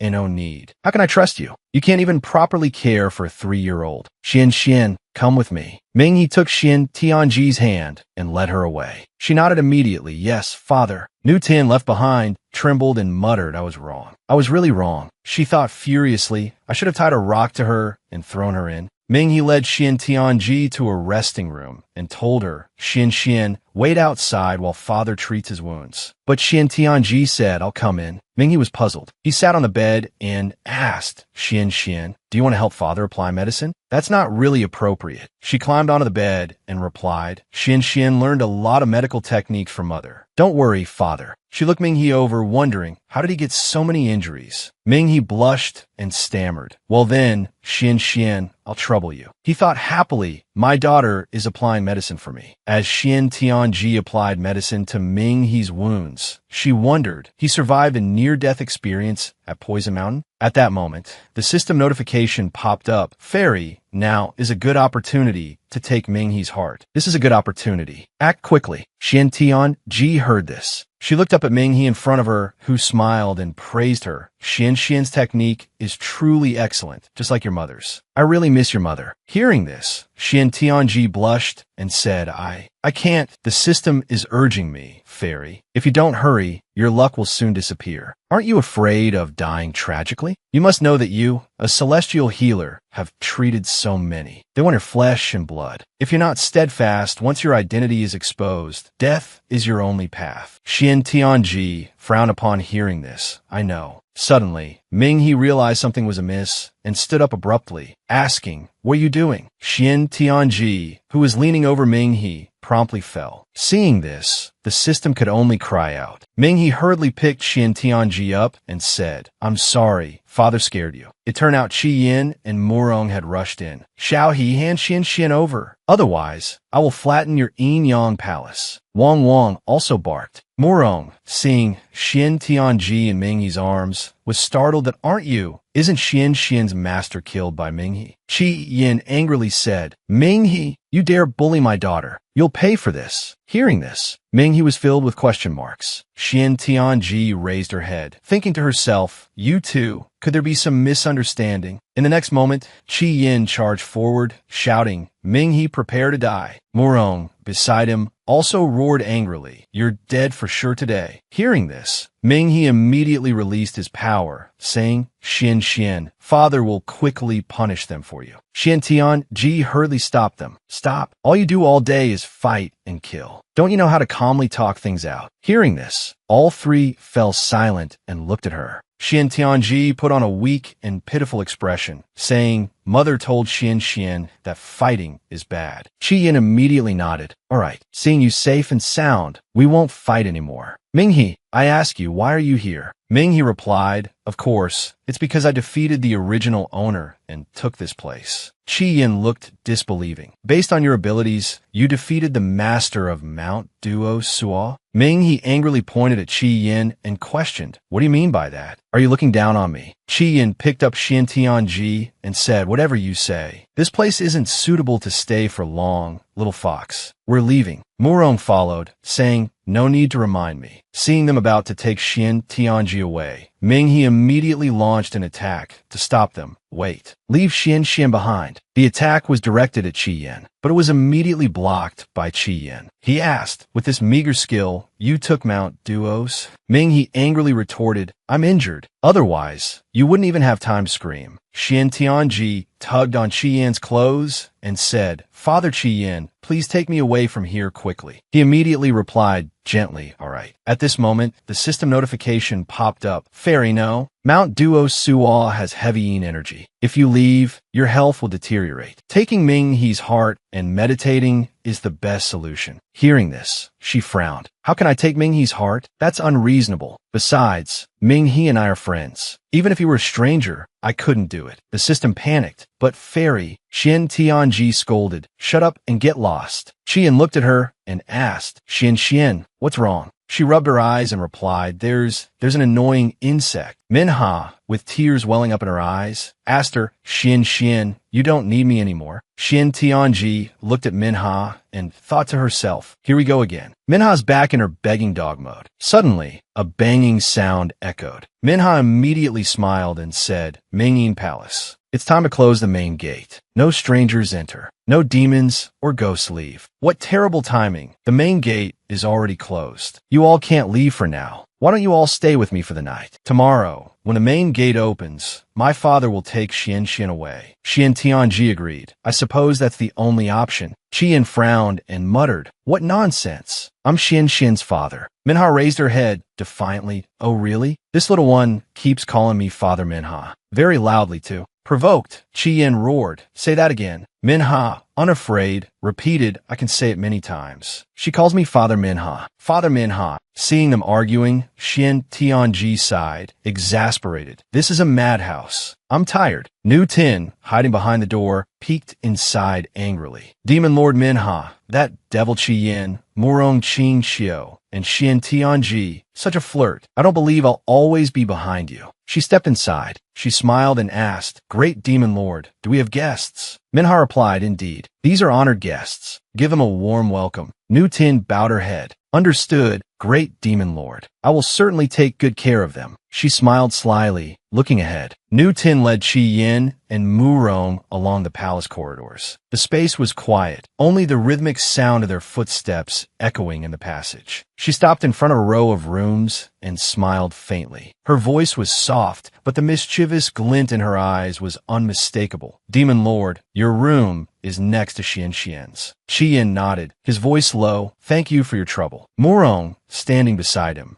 slowly said, For years, Master Xian has been searching for the immortal's whereabouts. Unexpectedly, the immortal has come to Mount Duo Saw. Hearing this, Nu Tin just smiled. Her tone was calm, as if she were used to such questions. That year, I descended to the mortal realm to treat illnesses and save people. I happened to encounter the great demon lord, who was injured. So, I've lived here ever since. Murong frowned slightly and exclaimed, Is that so? At this moment, a cold snort sounded from behind. Minha, carrying Xian Tianji in her arms, slowly spoke with an air of arrogance. That injury from back then was just a momentary carelessness, a trap set by that old demon. I'm much better now. This entire Mount Duo Saw belongs to me. Nu Tin covered her mouth and chuckled, a cunning glint in her eyes. But great demon lord, if it weren't for that injury, I'm afraid our fates would never have intertwined. Xian Tianji crossed her arms and snorted coldly, ignoring the teasing. Qian glared at Minha and said in a deep voice, Enough gossip. Minha, I ask you, you must have killed the previous master of Mount Duo Saw, haven't you? Minha smirked, her eyes full of confidence, of course. Back then, a single palm strike was enough to completely obliterate him, leaving him no chance of survival. At this moment, Xian Tianji jumped down from Minha's arms. Her eyes wide, she looked at Qi Yan, tugging at his clothes. She said in a coquettish voice, Father Qi Yan, is there something you don't like? Qi Yan frowned, thought for a moment, and replied, But I still can't sense any trace of him. Could I be overthinking it? Suddenly, Minha's eyes widened.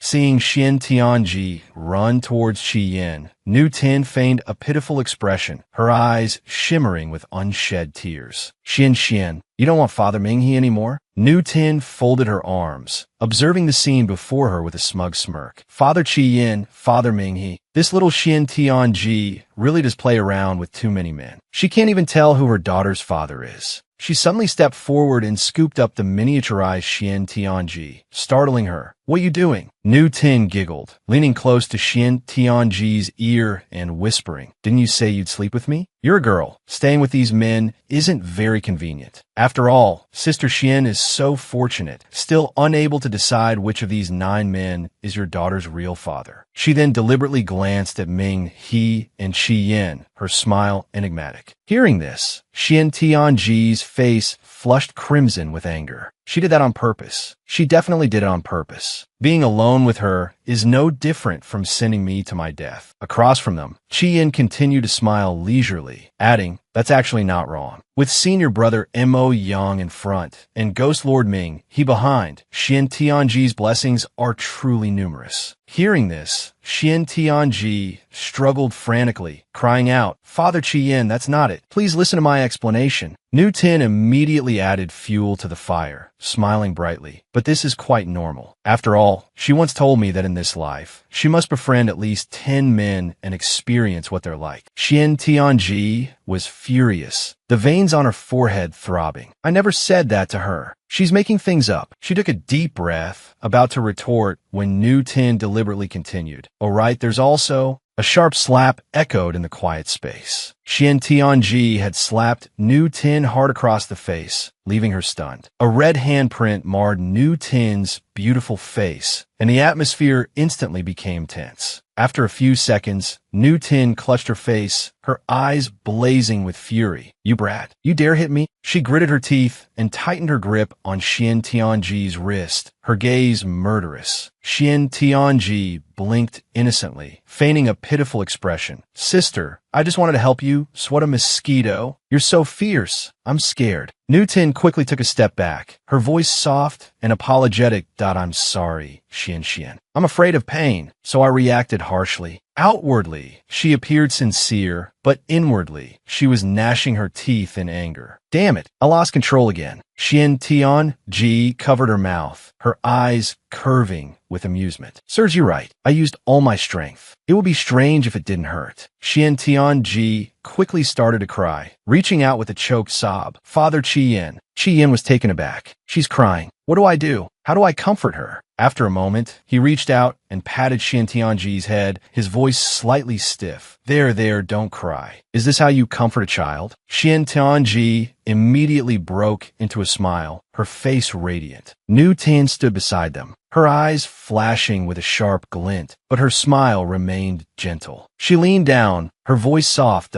I'm sorry, Xian. I shouldn't have been so harsh with you. I apologize. Outwardly, she appeared incredibly sincere, but inwardly, she cursed. You damn brat. I've already apologized. You better obediently accept this. Chi-yin stood beside her, his gaze darkening, his voice cold. This little one is truly Xian Tianji's treasure. And also mine. Isn't a simple apology a bit too easy? Nu Tin hesitated, but quickly resumed her pitiful demeanor. Her voice held a hint of resentment. But this child's father isn't necessarily you, great demon lord. Chi-yin glanced at her indifferently, his tone firm. Oh what? As long as it belongs to Xian Tianji, I will protect it well. Nu Tin feigned distress, her voice soft as silk. Then, what more do you want, great demon lord? At this moment, Minha stepped forward, shielding Nu Tin. His voice carried a warning. Chi-yin, that's enough. Nu Tin has already apologized. What more do you want? Don't forget, this is my territory. Nu Tin spoke with feigned gratitude. Demon lord. She called softly, her voice weak, yet a deep calculation lurked within. Chi-yin suddenly smiled, his eyes sharp as he looked directly at Minha. Minha, do you see now? This is why Xian Tianji didn't choose you. I can stand by her side no matter what, even if it means going against all 6 realms. Minha was stunned upon hearing this. He turned to Xian Tianji. Xian, I'll ask you one last time. Do you want Father Minha or Father Chi-yin? The atmosphere instantly became extremely tense. Xian Tianji swallowed, feeling the pressure from both sides weighing down on her. She started, surprised by the sudden tension. Chi-Yin didn't wait for her to finish. Is that even a question? Who did she run to first when she cried? Isn't it obvious? Minha turned around. I understand. He then addressed Nu Tin. Nu Tin, go back and prepare yourself. 2 days from now, I will take you as my wife. He pulled her hand, causing her to gasp in surprise. Minha looked towards Xian Tianji. Xian, remember to call your mother. I will definitely treat her to the finest food and wine. He thought to himself, Xian, perhaps only by doing this can I see her again. 2 days later, Xian Tianji lay in her room, fuming. Men's words are like the devil's deceitful tongue. Before, he said he missed me, yet he's marrying another woman. She recalled Minha's words from earlier. Remember to call your mother. I have something important to tell her. Xian Tianji picked up the pill she had concocted and thought to herself, it's good to restore Xian Tianji's true form when I go to say goodbye to Minha. Just then, the system popped up angrily. Minha is so simple-minded. Fairy, I feel sorry for you. Its sudden appearance startled her, causing her to drop the pill into her mouth. The system, still unaware, continued to urge her. If you don't rip his heart out, when will you? Xian Tianji was currently covering her mouth. A surge of spiritual power emanated from her body. She transformed back into her adult form. Seeing this, the system broke out in a cold sweat. Sorry, Fairy, I didn't mean to do that. Seeing her stand up, the system panicked even more. You can shrink back down for half an hour, as long as you don't go outside. Don't let yourself be found. Hearing this, she chuckled and looked around, asking, what's this? She noticed the vines in the room and thought to herself, I didn't see these before. Could it be because I've recovered my spiritual energy? She walked closer to the door and reached out to push it open. Looking at the vines in front of her, she thought, sure enough, there are more of these things outside. But strangely, no one seems to notice them. Suddenly, a series of vines appeared behind her. Startled, Xian Tianji turned around cautiously. She took out a talisman, scoffing, truly doesn't know its own strength. The talisman flew out, burning the vines. This thing actively attacks people. It can't be left alone while I still have energy. I need to find its source. She stepped outside. Seeing the vines crawling in one direction, she was shocked. This room is Chi-Yan's. She immediately threw out more talismans and chanted an incantation, spiritual essence / Hearing her voice, Chi-Yin startled and gasped. Xian Tianji continued chanting until the spell was complete. The vines instantly burst into flames. She thought to herself, I've tried my best to conceal my aura. Could I have been discovered? I can't expend too much energy. Hiding in the room, for now, will be safer. Suddenly, she looked down at her waist with a start. Seeing a vine tightening around her, she asked, what's going on? The vine was connected to Chi-Yan's hand. He sat up, smiling, and asked, isn't this the famous heavenly physician, Xian Tianji? Why have you come to Mount Duo Saw to look for your daughter and to see an old friend? Seeing him sitting in the room, she was startled and replied awkwardly, Inwardly, she was panicking. This is bad. How did Chi-Yin find out? He waved his hand, and the vine immediately pulled her closer. He pushed her down onto the bed, saying roguishly, no need to rush. The night is long. We have plenty of time. The Eastern Sea is quite interesting. She stretched out her hand to stop him, replying, It's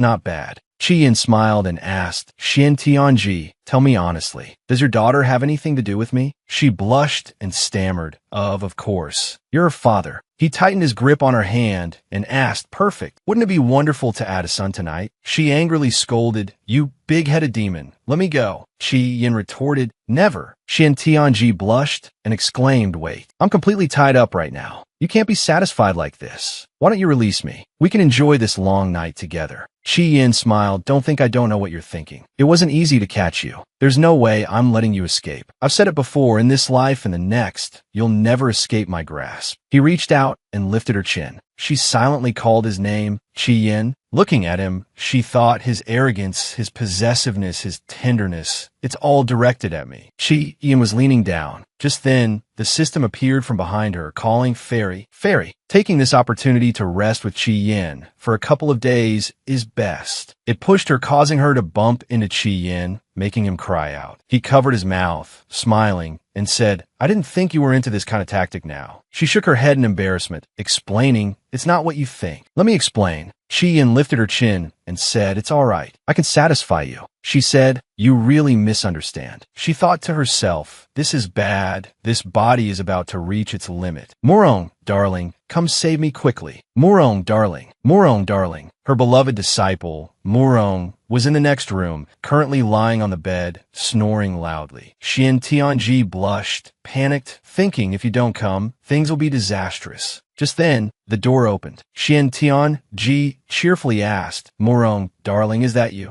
Minha appeared, saying, "It's me. I can't believe after 3 years apart. This is how we meet again, Ashwan." Qi Yin used a vine to pull Xian Tianji closer to him. He embraced her and said, "I didn't think the great demon lord had such a strange hobby, peeping on other people's intimacy. Ashwan and I are having a passionate moment. The demon lord should really know better and leave on his own accord." Xian Tianji blushed and called out to Qi Yin. Minha ignored Qi Yin's taunts and stared intently at Xian Tianji, demanding, "I just want to hear you say it clearly. Who is the person in your heart?" Qi Yin quickly hugged Xian Tianji tightly and spoke up, "Stop it. We're already married. What's the point of asking? Besides, Xian Tianji traveled all the way from the South Sea to see me. Tell me, who do you think is in her heart?" She blushed, thinking to herself, "Why are you acting like such a jealous child?" Minha angrily lunged forward, shouting, "I'm talking to Ashwan. You don't need to interfere." Minha immediately launched an attack towards Qi Yin. He pulled Xian Tianji aside to dodge, then said angrily, "Do you realize you almost hurt her with that attack?" Minha retorted, "If you hadn't interfered, I wouldn't have attacked." Qi Yin gritted his teeth. "It seems I need to teach you a lesson today." Minha seethed, "Fine. Let's see who survives to the end." Xian Tianji thought to herself, "While they're fighting, I'll make my escape." Wait, what's behind Minha? Could he be the source of all this? She stared at the mask behind Minha, questioning herself. She ran out of the room, her body gradually shrinking once more. Looking back at Minha, she thought, "Sure enough, after my spiritual power disappeared, I can no longer see those things. That thing looks very strange. I must find a way to get rid of it." She looked at the medicine pouch in her hand and wondered, "Can I only rely on this?" She didn't know that Nu Tin had witnessed everything from behind. Nu Tin smiled, "Look what I've discovered. The spiritual power is gone. Xian Tianji has become a little weakling." Xian Tianji looked at the pill in her hand and thought, "Give me another 15 minutes and I should be able to resolve this." The system immediately knocked the pill from her hand, saying, No, don't waste any more spiritual power. You should focus on obtaining the demon lord's heart." It thought to itself, "If you continue like this, how can I continue absorbing your luck? Just listen to me." She angrily said, "Hey, that's my medicine." The pill was instantly shattered by an attack. Nu Tin walked over, smiling. "Elder sister Xian, can you really stay young forever?" Xian Tianji was startled. Did she discover me? Nu Tin approached and said, "Who's there? I thought it was something strange just now, so I conveniently broke it." Elder sister Xian shouldn't blame me. She cautiously replied, "How could I?" Nu Tin asked, "Was that thing very important to you, elder sister? After all, it was an immortal medicine you painstakingly refined." She recalled the previous attack and thought, there was something strange about her attack just now. Could Nu Tin be trying to take this opportunity to kill me? Nu Tin extended her hand, gathering power, and said, "Since it's been a while, elder sister, how about we spar?" With that, she immediately attacked Xian Tianji. Seeing this, Xian Tianji gritted her teeth, cursing inwardly. She dodged Nu Tin's attack. She took out another pill and swallowed it, transforming back into her adult body. She smiled. "All right then, sister, let's play a game with you." Nu Tin was startled to see her return. "Didn't you lose your spiritual power? How can you still control the lotus position?" Xian Tianji looked at her coldly and replied, "Because I'm stronger than you." Nu Tin was squeezed tightly by Xian Tianji's attack, causing her to cry out in pain. Inwardly, she cursed Xian Tianji, "This damned woman." Nu Tin's moans attracted Minha's attention. He asked in a panic, "What happened to you?" Qi Yin was also surprised to see Nu Tin knocked down. She immediately sat up and started to pretend to cry, saying, "I'm sorry, Sister Xian. I'm sorry. You can call me a cheap, shameless woman, but please don't insult the great demon lord. I beg you, sister." Xian Tianji stepped inside. Nu Tin hurriedly stood up and pretended to protect Minha. "Great demon lord, I'll handle this. You should leave quickly." Minha frowned. "Xian, why?" Xian Tianji spoke up. "Nu Tin, although your acting is very fake, this time you actually guessed right. Get out of my way and let Minha come here." Minha asked her, "Xian, Are you really jealous for me? Don't worry, I won't see any other woman in this life. In this lifetime, I only want you. Xian Tianji looked at the vines wrapping around Minha even more tightly. She wondered, this level has deepened further. What the hell is this? She reached out and cast a law-breaking spell. The spell immediately shot towards Minha, who asked in a panic, Xian, what are you doing? Nu Tin immediately shielded Minha, shouting, careful. She was hit by Xian Tianji's attack and cried out in pain. Minha was startled and asked Nu Tin. He helped her up, worriedly asking, are you all right? She replied, as long as the great demon lord is fine, I'm all right. She thought smugly, Minha, I was injured for you. Let's see how you can leave me now. Xian Tianji was startled when she saw the thing clinging to Minha disappear, that I can't see it anymore. That thing is gone. The face tree in the deep mountains returned, saying, dangerous, dangerous. How can this place be? Someone suddenly fell from the sky. Luckily, I ran fast. Otherwise, my little life would really be in danger. Its superior told the face tree, in 2 days, at Xiuzhuang, is when the master will be reborn. You, by inhaling resentment, ruined the master's plan. You're definitely dead. The face tree said fearfully, I wouldn't dare. I wouldn't dare. Its superior continued, the immortal you mentioned is the renowned immortal physician Xian Tianji. She has the highest level of healing ability and is the best choice to be sacrificed to the master. Find a way for me to monitor her. Do you understand? The face tree replied, all right, I'll definitely do it. I'm used to probing people's hearts. I naturally know her weakness. Don't worry, I've left them a big gift. Xian Tianji leaned against the door and breathed a sigh of relief. The danger is temporarily averted. I must first find a place to hide and restore my child form. She looked down and saw a rope tightly tied around her waist. Startled, she thought, Qian. He then walked over and embraced her, asking, ignoring me for so long. Are you trying to run away? She thought to herself, I'm done for. I'm done for. I almost forgot. There's still this big problem.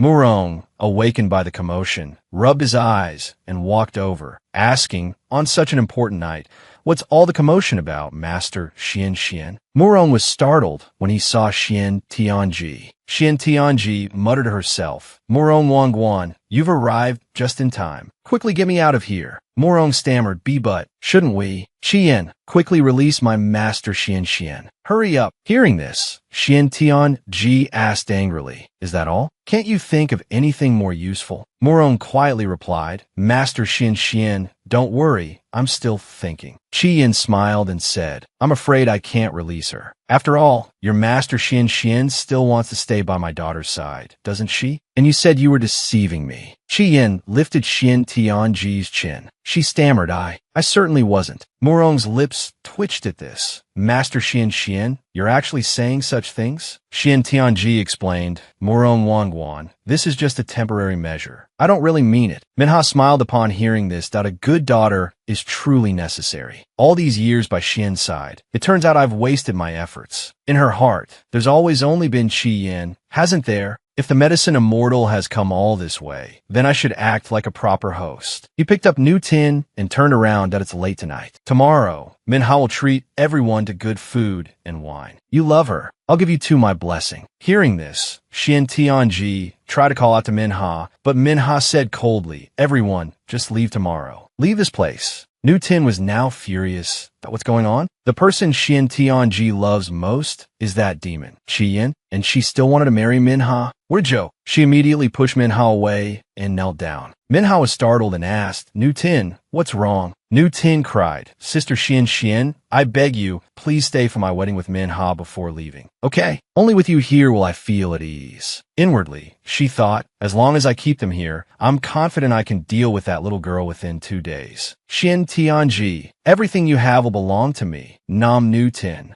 Xian Tianji crossed her arms coldly and asked Nu Tin, you are now the immortal strategist, Duojuan. I have nothing to do with you. What's this about feeling at ease? She thought to herself, I have to find an excuse to wake Minha up about that demon. This place is truly strange. Nu Tin said, at the very least, I like your daughter, Xian. And Xian also likes this older sister very much. Children always like lively occasions. If you don't believe me, let me ask Xian directly. Xin Tianji thought, this woman is clearly threatening me. How interesting. She nodded in agreement. All right then. Murong Wangguan, go wake Xian and bring her here. Murong bowed and replied, yes, master. Hearing this, Nu Tin was startled. How can this be? Xian Tianji looked towards Nu Tin and said, my daughter is a bit grumpy when she wakes up. I hope everyone will forgive her. After that, Xian was indeed brought over by Murong. The little girl yawned sleepily and asked, Mother, what's the matter? Xian Tianji picked Xian up and smiled happily. Seeing this, Nu Tin was thunderstruck. Xian and Xian Tianji were clearly the same person. How could this be? Qian thought to himself. The mother and daughter look beautifully alike. Xian Tianji asked Xian, Mother wants to ask you, do you like it here or not? Xian replied, it smells bad here. I don't like it here. She nodded and asked, then, can Mother take you away from here tomorrow morning? Xian agreed, yes.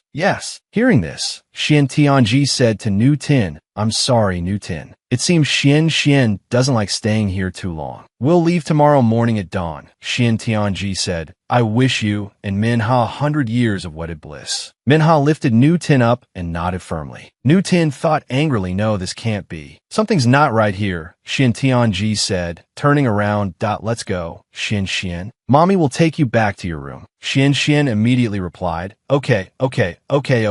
Just then, Qian spoke up, stopping them. Wait a minute. Both Xian Tianji and Murong, who was disguised as Xian, were startled. Qian walked over and pointed at Murong, asking, how did you suddenly become like this? Murong barked, making Xian Tianji jump. She stammered, Murong, be good. Could she be sleepwalking? Yes, she must be sleepwalking. She quickly pulled both Xian and Murong away. Poor Murong, be good. I'll take you to the next room to rest right away. Xian waved goodbye to her father. Qian smiled. This girl is still as reckless as ever. After closing the door, Xian Tianji breathed a sigh of relief and exclaimed, that was close. She almost got discovered. Back in the room, Murong transformed back into Wang. Murong worriedly called out, Master Xian, will she be all right? Wang also barked. She replied, this time, the main goal was to deceive the discerning Nu Tin. As for Qian, we'll have to be careful in the future. Seeing Xian Tianji slump down, Murong rushed over and asked, Master Xian? Xian Tianji said, after maintaining it for so long, my body has reached its limit. Murong, my dear, can you stop your illusion technique for a bit? Murong immediately agreed. Okay. Xian Tianji transformed back in her child form and sat in Murong's lap. Murong said, don't worry, even if you risk your life, I will definitely protect you. The next day, there was a knock on Qian's door. He startled and asked, who is it? He opened the door to find Nu Tin, scantily clad, holding a plate of pastries. She said to Qian, I've specially brought you breakfast. I was secretly thinking of making a charm to spend the night. She thought that I've also specially increased the dosage. I wonder what kind of expression Xian Tianji will have when she sees me in Qian's room early in the morning. Qian was about to close the door. Seeing this, Nu Tin asked, Qian, what's this? He replied, I don't know how I'll finish all of this, so it's best you take it back. Nu Tin said, but I made it all night. Can't you at least try it? Qian, he said coldly, I'm afraid you've brought breakfast to the wrong place. You made it yourself, so you should take it to Minha, shouldn't you? This room belongs to someone who's already married. It's not appropriate to be alone with a fairy. She said angrily, I'm afraid the great demon, Lord, misunderstands me. I only want to treat you well for Minha's sake. You are Sister Xian's beloved. How could I betray her? Good that you know. Leave quickly to avoid criticism. She gritted her teeth and continued, the demon lord is sentimental and upright. I can't bear to see Sister Xian tell you the truth. Qian frowned and asked, lie to me? Nu Tin hurriedly raised her head and stammered, no,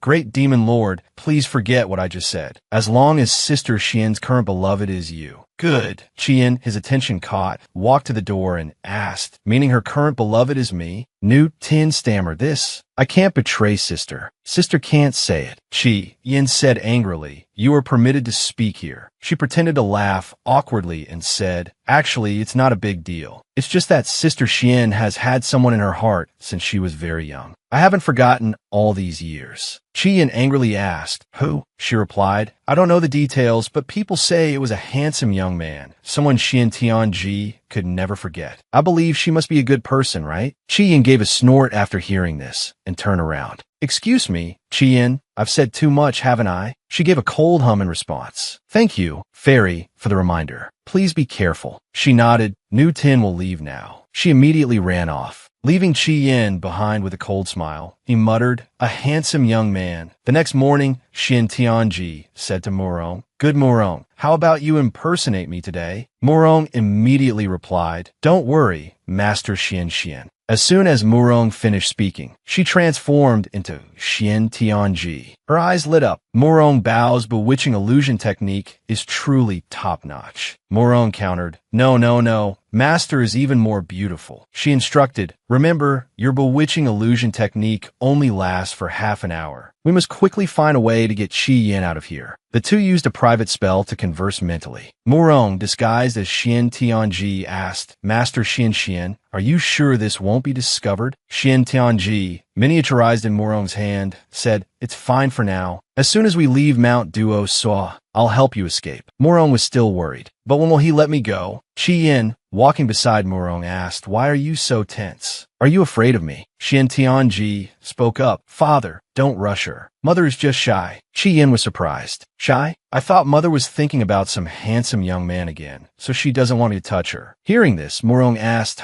Who is it? Chi Yin sulked beside her. You know who? Murong grimaced. No, I don't know anything. Chi Yin continued. Whatever. This time, you definitely won't escape. Chi Yin immediately reached out and grabbed Murong's, disguised as Xian Tianji, waist, saying, I will definitely find a way to replace him in your heart. Being touched, Murong trembled, screaming internally, Get off me, you damned pervert. Let go of me. Xian Tianji, holding her face, exclaimed, So embarrassing.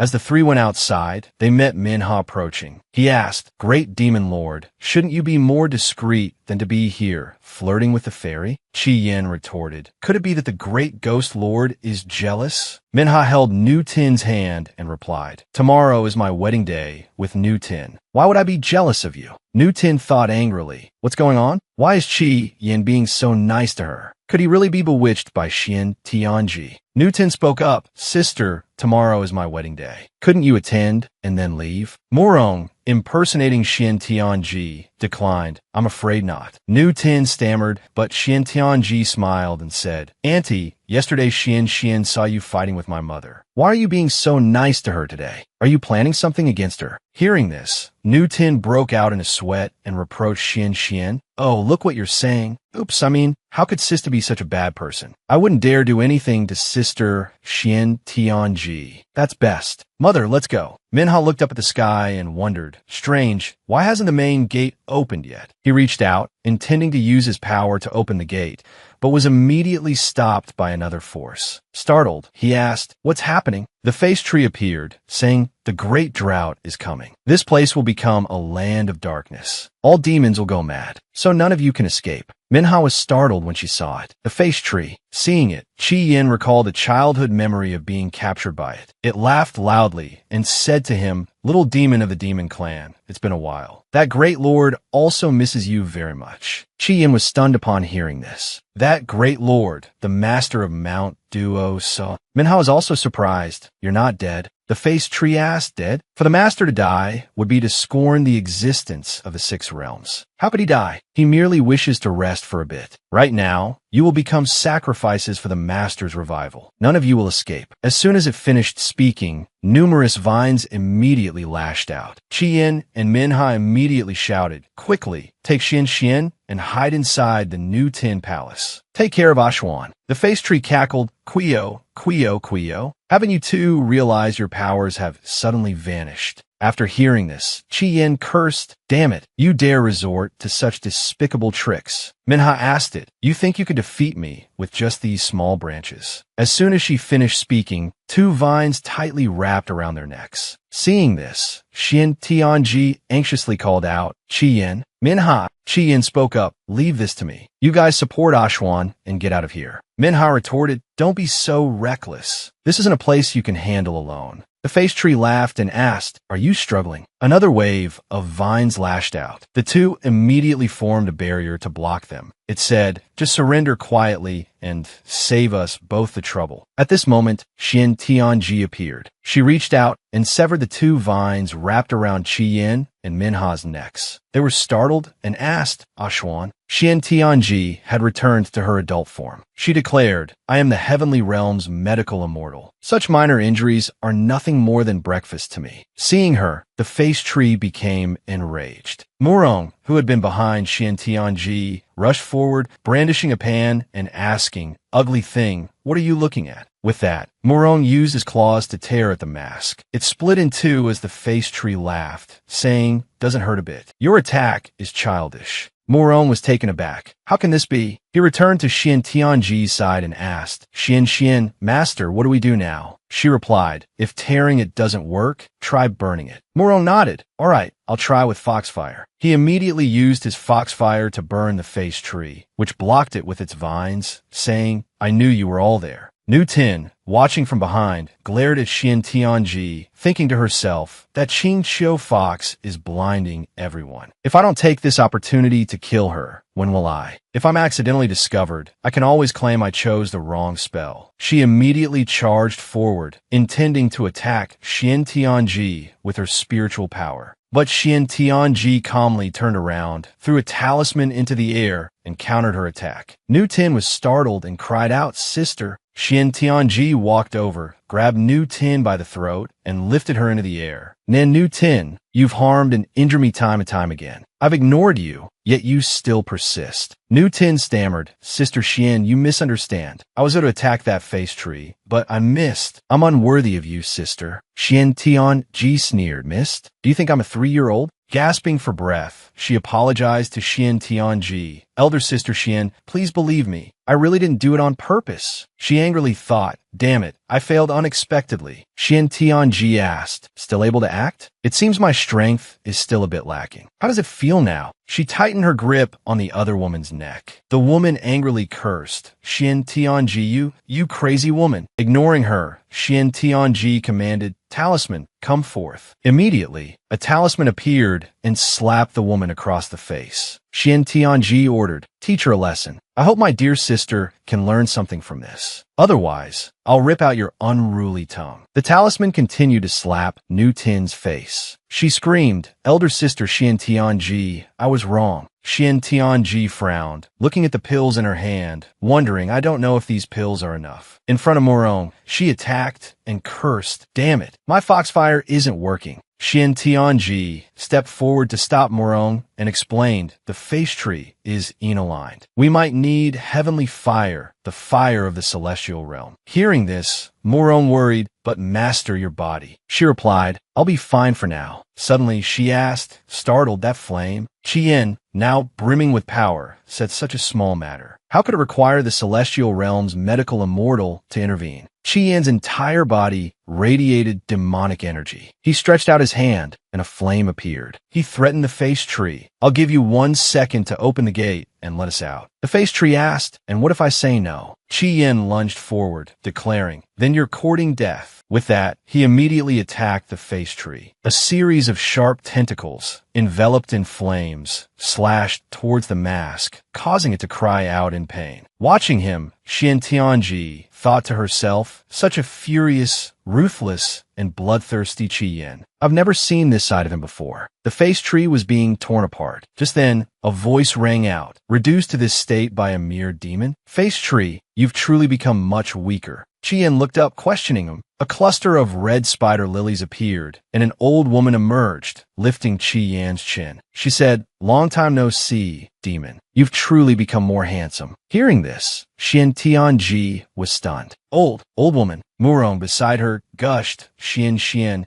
that lady looks incredibly beautiful. Minha also exclaimed, indeed, she seems even more beautiful than Xian. Xian Tianji pointed at the old woman and asked, you're saying that old woman is beautiful? Qi Yin stared at the old woman, silent. Seeing this, Xian Tianji was startled. Qi Yin didn't even refute her. What is this old woman's background? It turned out that in his eyes, the person before him was Xian Tianji. She looked up shyly and asked, Qi Yin, I want to be with you forever. Will you marry me? Qian replied, I. At this moment, Qian Tianji rushed forward and slapped the old woman, shouting, Qian, snap out of it. Qian Tianji grabbed the old woman by the neck. You dare steal my man? You must be tired of living. She grabbed the woman's hand and demanded, look closely. Who am I? Qian Tianji gasped. Before her now was a young Qian, who said in pain, I trusted you at first, but you betrayed me. She thought in shock, who? Just then, an explosion rang out. Before her eyes, everything transformed into a red spider lily. Her entire body stiffened. Terrified, she realized, no, why can't I move? The old woman had escaped her grasp. Standing beside her, she laughed and said, you want to make me cultivate for a few hundred more years? If I hadn't arrived in time, I'm afraid you would have been torn to shreds by that demon. You owe me a big favor. I also helped you with that face tree just now. Considering that celestial physician's intentions, you would have been killed long ago. The old woman smiled. And no matter what, the owner of that place could be handed over now. The woman returns to you. The man returns to me. How about it? The face tree replied, deal. It approached Qian Tianji's protective treasure. The blood of a celestial physician must be quite delicious, right? Qian Tianji glared at it, cursing under her breath. Stay away from me, you ugly thing. Suddenly, the face tree was engulfed in flames. It startled, asking, what is this? Qian's voice roared angrily. How dare you touch my woman? Do you have a death wish? Seeing this, Qian Tianji asked joyfully, Qian, are you all right? He walked over and embraced her, saying, I originally wanted to resolve everything at once, but I didn't expect this unforeseen event. You said just now she was trying to steal whose man? She stammered. Why you? You were pretending? He smiled that I ended up transforming into her appearance. I wanted to see a bit more. She asked, have you seen enough now? Can we deal with her yet? He replied, not yet. Although I'm fine, both of them have been affected by her spell. We have to dispel it before we can kill her. She asked, surprised why. He explained, because of the curse. If it's not dispelled, they will unconditionally follow the allure of the 1,000 faces, even to their deaths. She urged, then let's hurry and go after them. He nodded, all right. Then Qian asked Qian Tianji, you said Qian is being protected by that Duan Qian fellow. She replied, embarrassed, yes. Qian sneered, then we must quickly resolve this mess. I won't let my precious daughter be protected by someone else. He immediately picked up Qian Tianji and chased after them. She protested, Qian, can you put me down? It's not good for others to see. He retorted, our relationship is open and honest, not some shady affair. What's there to be afraid of? I know. You're thinking of another handsome young man, so you don't want to be with me, right? She asked, confused, huh? Who are you jealous of? He frowned and scoffed. You know who? Hearing this, she shrugged, and oh, I don't. Let's get down to the lake and talk about this later. Qian Tianji looked ahead and, seeing only the old woman, asked, why are you alone? Where are Murong and Mingha? The old woman raised her head, frowning. Did you two chase me here for something urgent? Qian Tianji took out a talisman, replying, of course, it's to capture you. She launched the talismans, which surrounded the old woman. Release those two now. Murong immediately shielded the old woman. Qian, master, please don't hurt her. Mingha also protected the old woman. Qian, please spare her life. Seeing this, Qian Tianji angrily scolded, are you two out of your minds? She pushed Qian away and rushed forward, shouting, you two idiots, let go of me. Murong cried out, no. Qian, master, Miss Tianmi won't harm us. Qian flicked his wrist, and tendrils formed two hands, grabbing Murong tightly. He yelled, you damn demon, what do you want? Another hand seized Mingha. He angrily shouted, let me go. Qian crossed his arms and said, my wife and I came here out of the kindness of our hearts to save you. Instead of being grateful, you're rushing towards your deaths. Qian Tianji walked towards the old woman. You've lost, she said. Don't bother struggling. The old woman angrily shouted, why didn't you two protect me? Qian Tianji raised her hand. A flower instantly appeared in her palm. Don't you like playing with flowers? It just so happens I have one too. The old woman asked warily, what are you planning to do? Qian Tianji calmly replied, it's simple. You have to break the spell. Otherwise, although this flower can't bewitch men, it's extremely bloodthirsty. Judging by your appearance, just one touch and you'll become a mummy. The old woman broke out in a sweat, but still retorted, nonsense. Do you think I'm afraid of you? Qian Tianji smiled. Then let's try it. The flower immediately lunged forward, surrounding the old woman. Don't touch my face. Don't, Xian Tianji continued. I added a few things to this flower. The places it cuts, I'm afraid, won't heal. The old woman stammered in fear. I'll break it. I'll break it. I'll break it right now. The spell was broken. Mingha woke up and called out, Tianmi. Miss? No, Tianmi. Madam. Murong asked in confusion. What happened to me? At this moment,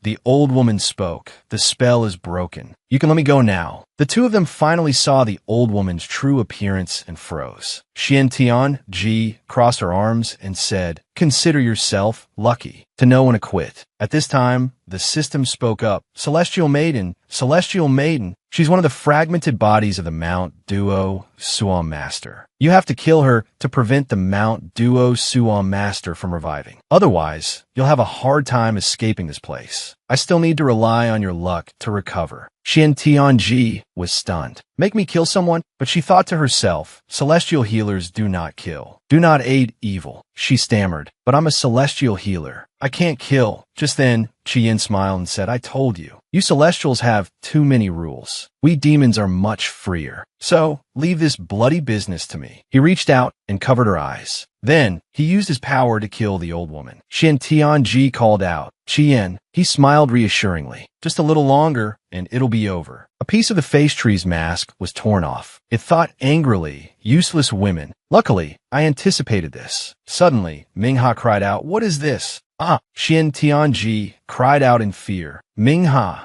Mingha's heart had been ripped out. He coughed. Xian Tianji anxiously used her healing powers on him. Don't speak. I'll get your heart back. This barrier can temporarily stabilize your injuries. Wait for me. At this moment, the face tree used its vines to carry Mingha's heart away. The system urged her, Celestial Maiden, your body will soon reach its limit. Hurry and retrieve the demon lord's heart and eat it. She hesitated. No, this is Mingha. I want to save him. After a while, she paused, panting. The system asked, Celestial Maiden, you can barely take care of yourself. How are you going to save him? I still have 2 pills. They can at least buy us some time. Seeing this, the system yelled, Celestial Maiden, you. It thought angrily, this is truly a hopeless case. This is infuriating. Qian walked past her and said, Wait for me here. With that, he flew off. Xian Tianji looked up, asking in confusion, Qian. He immediately stood before the face tree, his hand raised. A flame instantly appeared. He said coldly, You dare steal in front of this deity? You must be tired of living.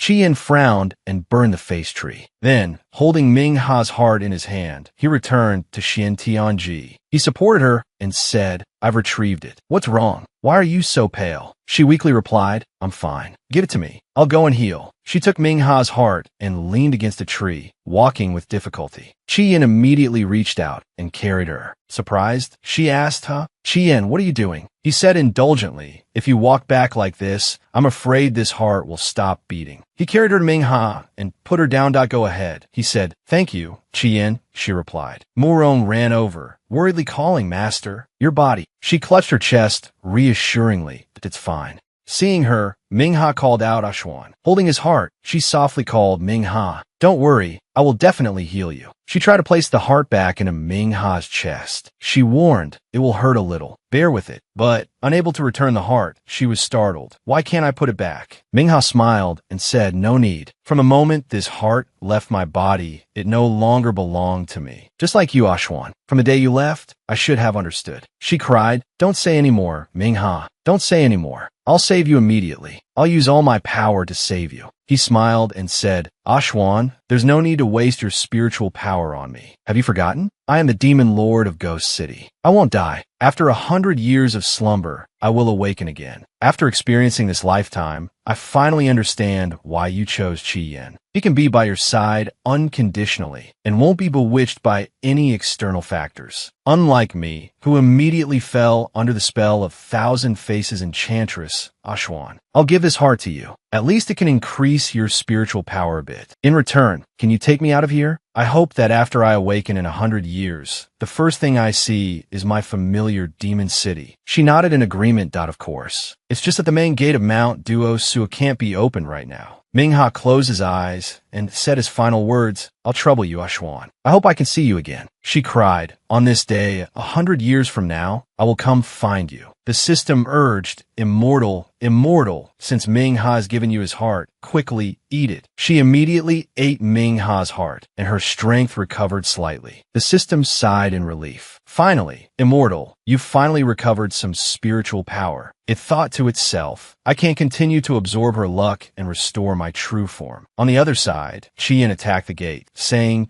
just because this gate can't be opened doesn't mean it can't be broken through by force. I've used Mount Duo Sua's cultivation technique, so it's a bit difficult, isn't it? Murong ran over and said, I'll go too. After a few strikes, only a small crack appeared. Xian Tianji stepped forward and said, Murong, obediently step aside. Let me do it. She took out a talisman and threw it, saying breaking talisman. A series of talismans appeared, attacking the crack. She thought to herself, Ming Ha, don't worry. I will definitely return you safely to Ghost City. A large crack appeared. Xian Tianji said, quick, Brother Qian, go out first. He hesitated and, oh, you leave first. I'll bring our daughter to meet you later. Murong smiled and said, no need. Xian's words are enough. Just let little Murong go. Xian Tianji nodded that's right. Little Murong also has a pact with Xian. Murong replied, okay, I've made a promise to Xian. I'll come find you later. Qian frowned, but Xian Tianji immediately handed Ming Ha to him, saying no buts. Let's go. Let's get Ming Ha out of here. Xian Tianji whispered to Murong, dear, use your flute to call Wang over. Have him transform into Xian.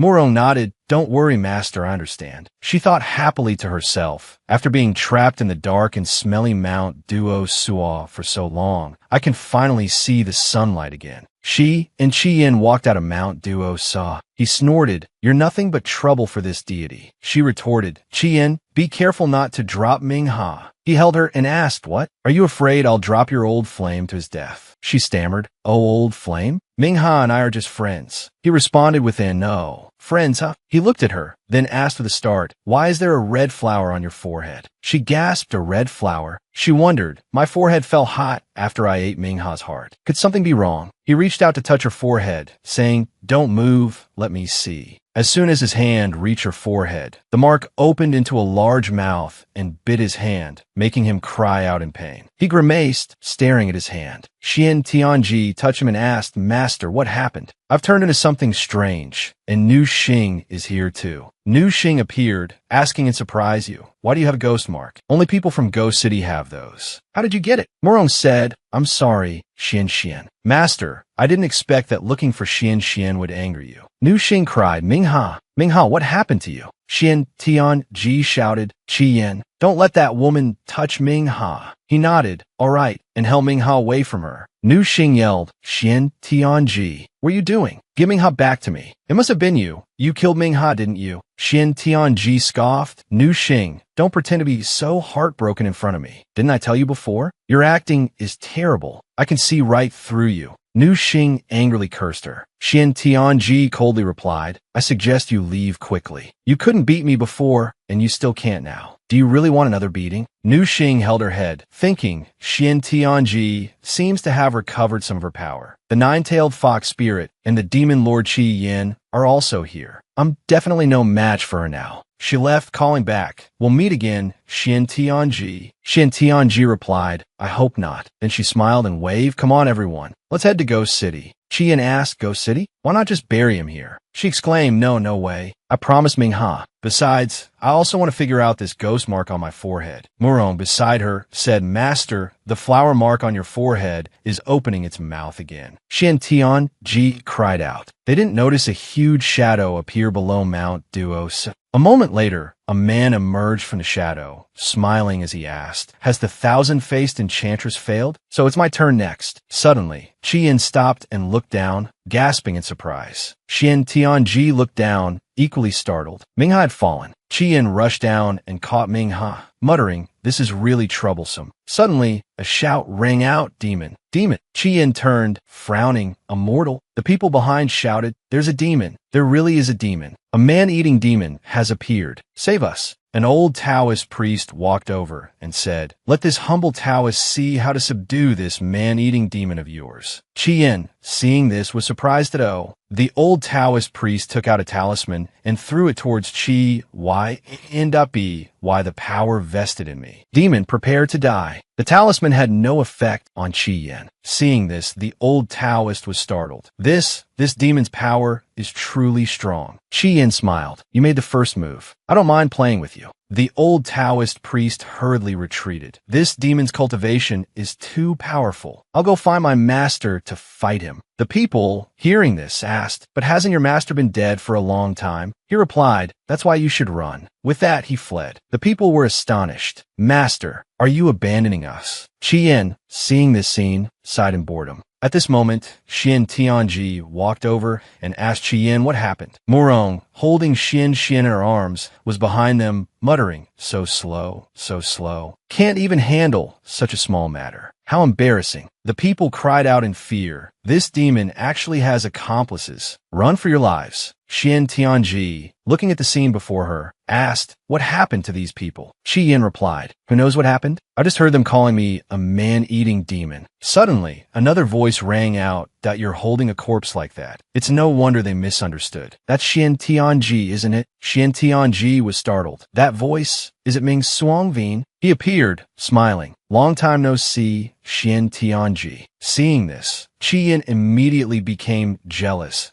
Is this another one of your old flames? Morong also called out, Master. Xian Tianji responded in a fluster. They're just friends, just friends. She thought to herself, the world is so vast. How can I run into them everywhere? The system popped up to explain. Of course, that's the miraculous power of this system. In order for the host to quickly recover their spiritual power, I'm very worried. She cursed inwardly. Oh, I'm so grateful. Ming Songvin walked over and took Xian Tianji's hand. Sister, I missed you so much. Every day since you left, I've been thinking of you. She asked him, really? Your memory is still very good. She thought to herself, since Ming Suangvin is immortal, I deliberately used a spell on him before I left. He shouldn't remember me. How? Seeing his rival appear, Qian immediately pushed Ming Ha towards Morong. Here, you watch him. Morong asked, startled, what? He walked over and embraced Xian Tianji's waist. Wife, is he a friend of yours? Ming Suangvin was taken aback. What? Qian continued to assert his claim. Why don't you introduce us? Let your husband get acquainted. She stammered. Hey, yes, Ming Suangvin. Ming Songvin smiled.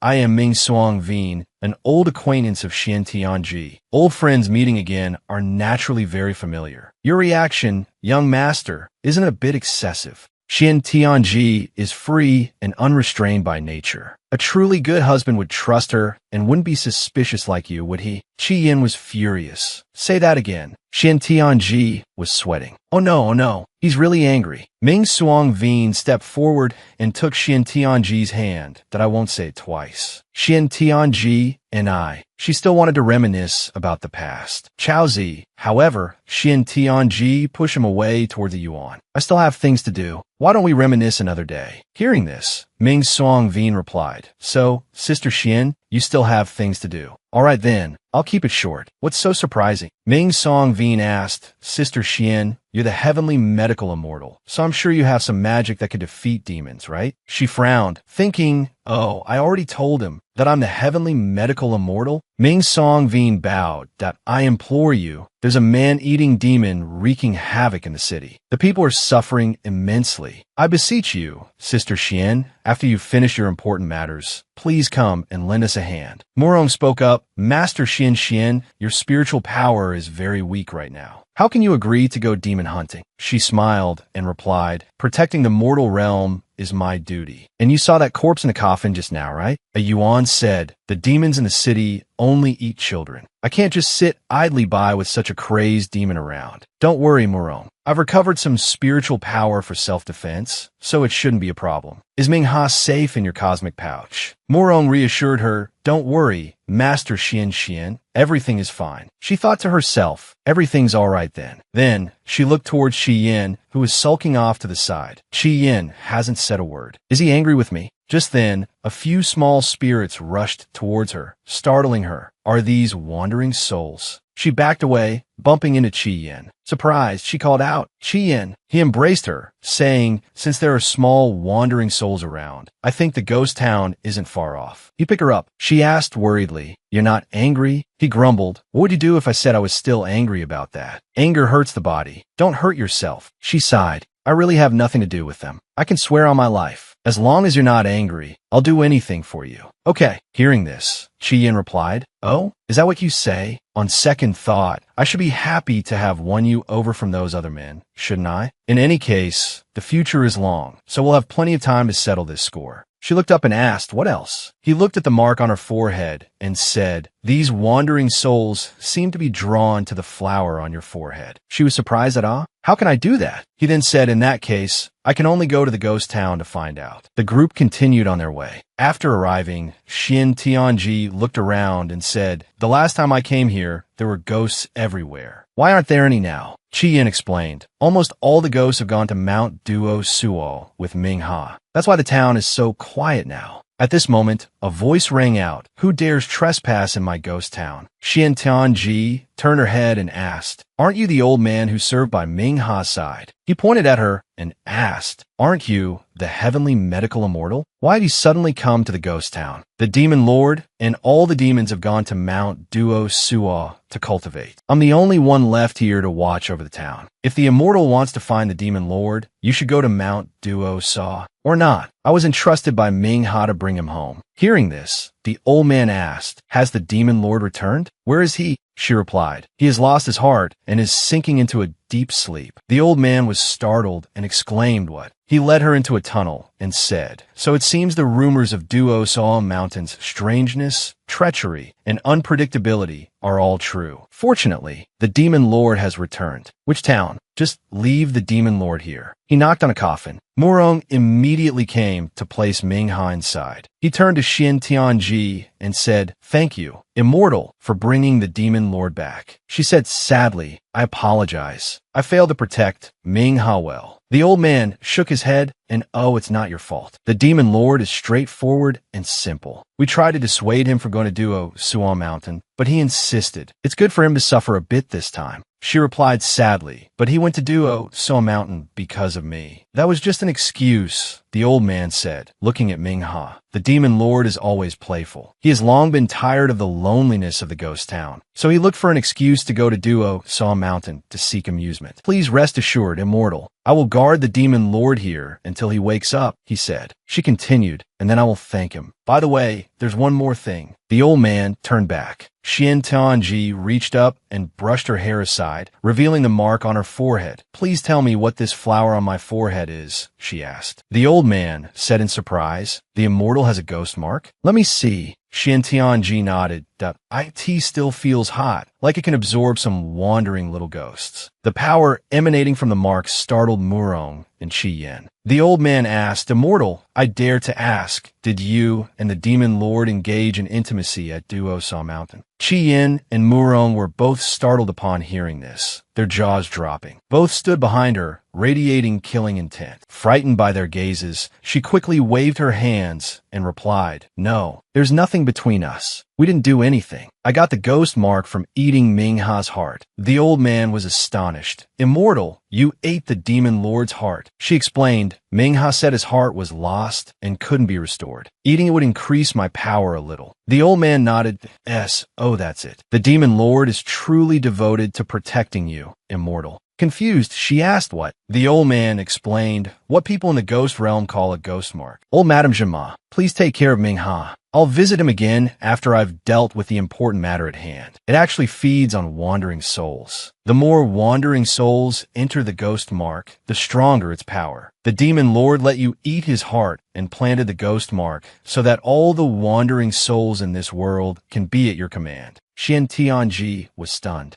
So that's how it is, she thought. Thank you, Ming Ha. I hope that when you awaken in 100 years, you can find someone truly meant to be your soulmate. The old man continued, Immortal, don't worry about it. The demon lord has always been straightforward. What he does for you, he does willingly. I remember a few hundred years ago, the demon lord also gave his heart to another woman and planted a ghost mark for her. Surprised, she asked, he gave his heart to another woman. He replied, yes. The demon lord is simple and cannot bear loneliness. So, as long as it's a woman who's friends with him, he'll be very fond of her. Actually, he doesn't understand anything about romantic love. Are you surprised? The old man continued, explaining that this place, after all, is Ghost Town, and the Yin energy is too heavy. I think you should leave here as soon as possible. Xian Tianji could only nod in agreement. Before leaving, Xian Tianji said to the old man, Old sir, please take care of Mingha. After I've taken care of this important matter, I'll come back to visit him. The old man nodded and replied, Certainly, Immortal. Be safe. The old man watched as she and the others left, sighing,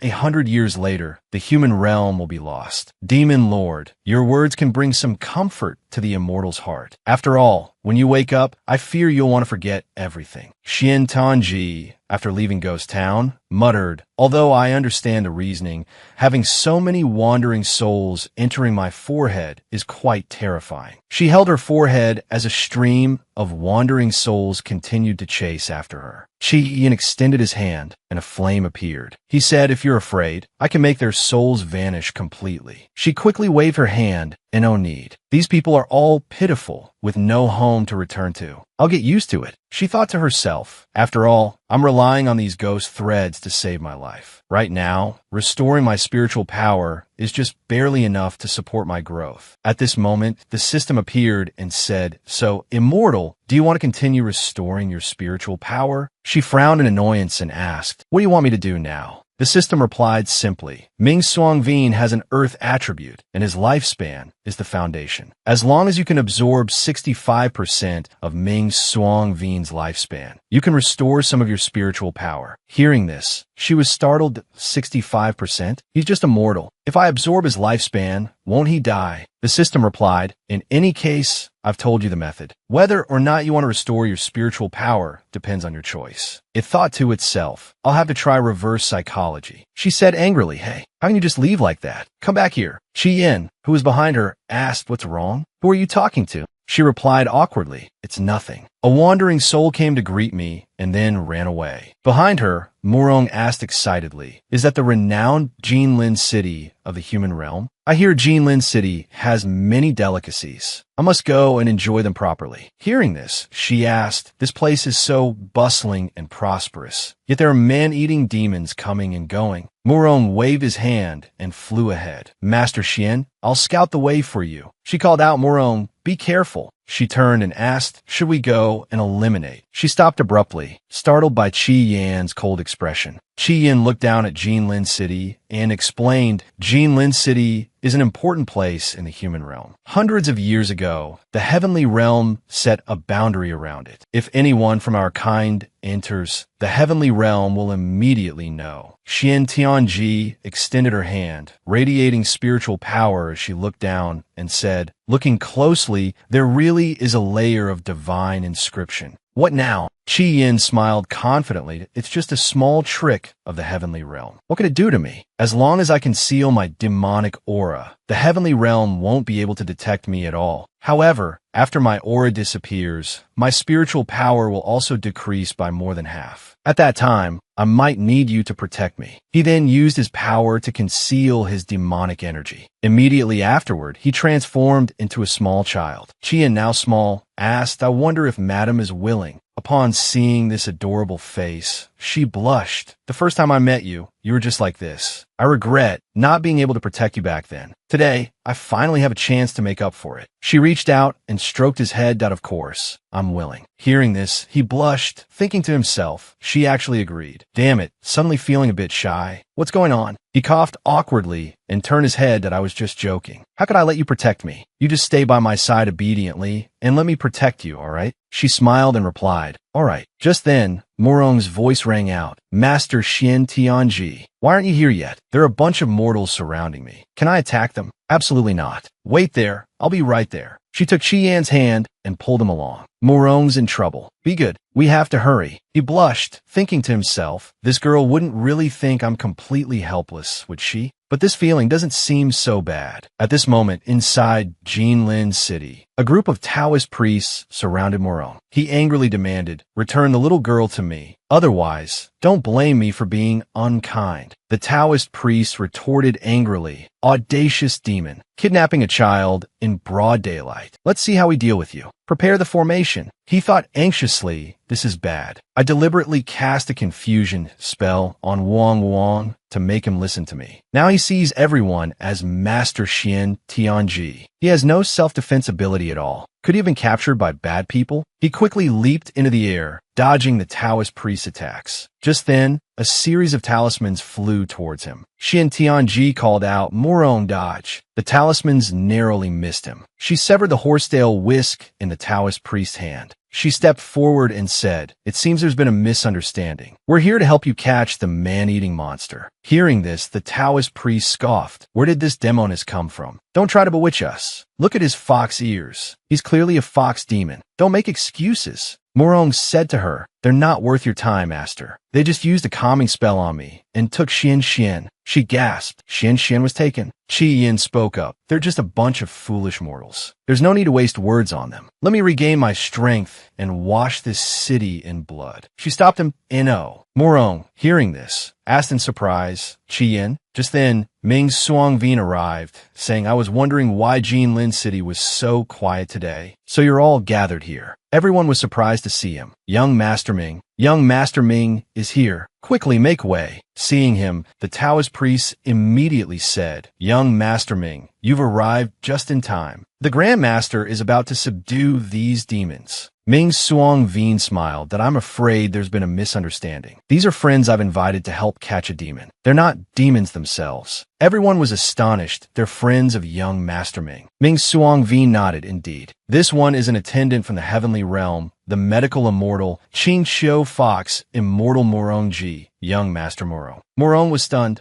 Fox immortal? Ming Suangvin took Xian Tianji's hand and introduced her. And this is the beautiful and kind medical immortal I mentioned. Xian Tianji, Miss Xian, upon hearing this, blushed and waved her hand shyly, greeting everyone. Qi Yin grabbed Ming Suangvin's arm angrily. He told him to stay away from her. Ming Suangvin was startled. This young master looked very familiar, like the man from before who, ignorant of his place, proclaimed himself Xian Tianji's husband. Xian Tianji introduced Qi Yin to Ming Suangvin that he's a celestial attendant from the heavenly palace, specially invited by me to exorcise demons. Ming Suangvin laughed and said, so was my mistake then. I apologize, little celestial attendant. I thought you were one of those ridiculous fellows always lurking around Xian Tianji. He paused, then added, speaking of which, didn't that guy from earlier come back with you? He was also from the heavenly palace. She thought to herself, I can't reveal Qi Yan's demonic identity, but if I say he's from the heavenly palace, he'll definitely be furious. Qi Yin, in a smaller form, crossed his arms and started to scold. Who I am is none of your business. Stop talking so much. Hurry up and tell them a hand over Xian Tianji's daughter. Ming Suangvin was shocked. Xian Tianji, you have a daughter? He turned around and asked, everyone, has anyone seen Xian Tianji's daughter? The people behind him replied, apologies, young Master Ming. We thought the young miss was kidnapped by the fox demon, so we took her back. Another voice chimed in, quickly release the young miss. She's not with me. Isn't she with you? Didn't I give her to you? No, you didn't give her to me. Xian Tianji, hearing this, angrily asked, where did you take the young miss? Ming Suangvin quickly reassured her, Xian Tianji, don't worry. As long as she's within Jinlin City, I will definitely find her daughter for you. Everyone hurriedly ran off to search.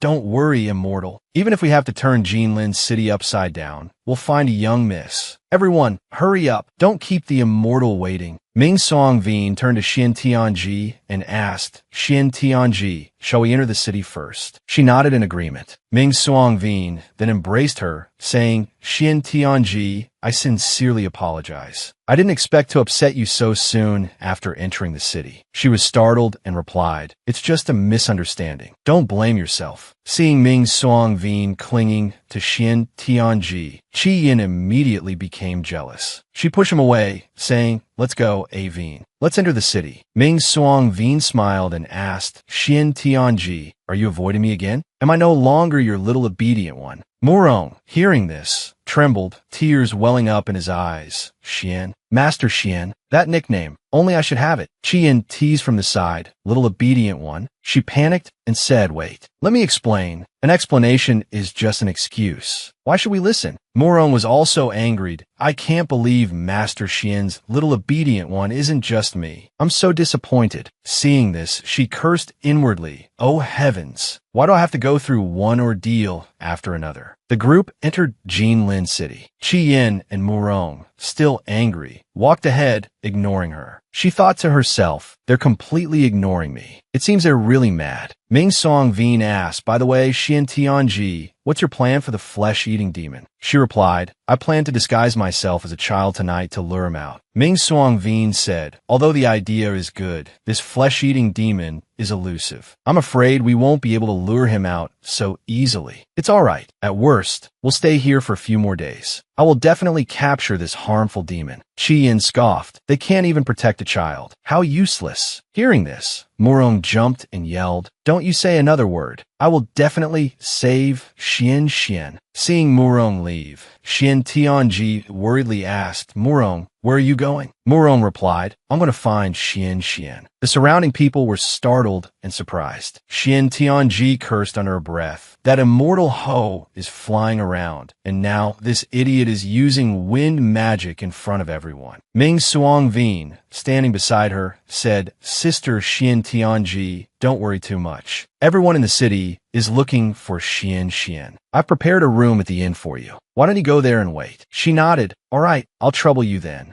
Qi Yin immediately grabbed her arm and asked, "Which room?" "I want to go too." She turned to him, puzzled. "Aren't you angry anymore?" Then she took his hand and led him along. Ming Suang-Veen stared at the two of them from behind. All three went to the inn. In front of the inn, three men were beating a man. They shouted, "Hit him harder. Beat him until he throws up everything in his stomach." The man weakly pleaded, "Please don't." Seeing the injustice, Xian Tianji spoke up, "Stop beating someone in broad daylight. You're too arrogant." A waiter folded his arms and asked, "Where did this little girl come from? Get lost. Don't interfere in our business. If I get angry, I'll beat you too." Hearing this, Qi Yin immediately stepped in front of her and sneered, "Try touching her." Ming Suang-Veen stepped forward and held Qi Yin back. "Immortal companion, wait. Let me handle this." The waiter, upon seeing Ming Suang-Veen, immediately bowed respectfully. "Isn't this the famous philanthropist Ming Suang-Veen of Jinlin City?" "My apologies." Ming Suang-Veen smiled and asked the waiter, "Has Qing Xin become so powerful that it doesn't even respect the heavenly medical immortal?" The waiter replied, "What's so scary about a minor heavenly medical immortal? Let me tell you, the immortal music stage of Qing Xin and was established by a deity. Even the Supreme Lord Lao Jun has been here many times." Hearing this, Xian Tianji became angry, and no wonder I couldn't find him in the alchemy room. He's always sneaking down to the mortal realm to steal drinks. The waiter continued to give orders. "Let everyone know, anyone who comes to Qing Xin Inn and doesn't pay, even if they're an immortal, we won't let them off. Beat him to death." The man was immediately dragged away. The other waiters beat him while cursing, "You dare to eat without paying? You're looking for death." The man cried and pleaded, Don't hit me. Help." Xian Tianji smiled and asked, "So you're not afraid of immortals? What about ghosts?" "Stop." She immediately used the ghost slash mark on her forehead to summon a swarm of ghosts. Seeing this, the waiter screamed in terror, "Ghosts! There are really ghosts. Help me. Save me." Seeing them run away, Xian Tianji smiled, "That I can't attack mortals. So I'll open a barrier and use ghosts to scare and subdue you. That shouldn't be against the heavenly rules, right?" Ming Suang-Veen, watching from behind, said, "Sister Xian Tianji, that was a brilliant move. But it seems you also so scared that young master in purple into unconsciousness. Xian Tianji was startled that, oh no, I forgot about him. Qi Yin went to check on the man and said with a straight face, he really is unconscious. Ming Suang Veen broke out in a sweat. Then we can only take him to Qing Xin and wait for him to wake up. Realizing what she had done, Xian Tianji replied sheepishly, I guess so. Inside Qing Xin, the unconscious man was placed on a bed. Qi Yin crossed his arms and asked angrily, why am I sharing a room with this man? Ming Suang Veen replied, should Sister Xian Tianji share a room with him instead? She then said, if not, I'll stay and look after him. After all, he fainted because of me. Qi Yin, hearing this, said angrily, all right, I understand. I'll watch him, okay. How can I let you stay here and look after a strange man? Just then, someone called from outside the door, Immortal Lady,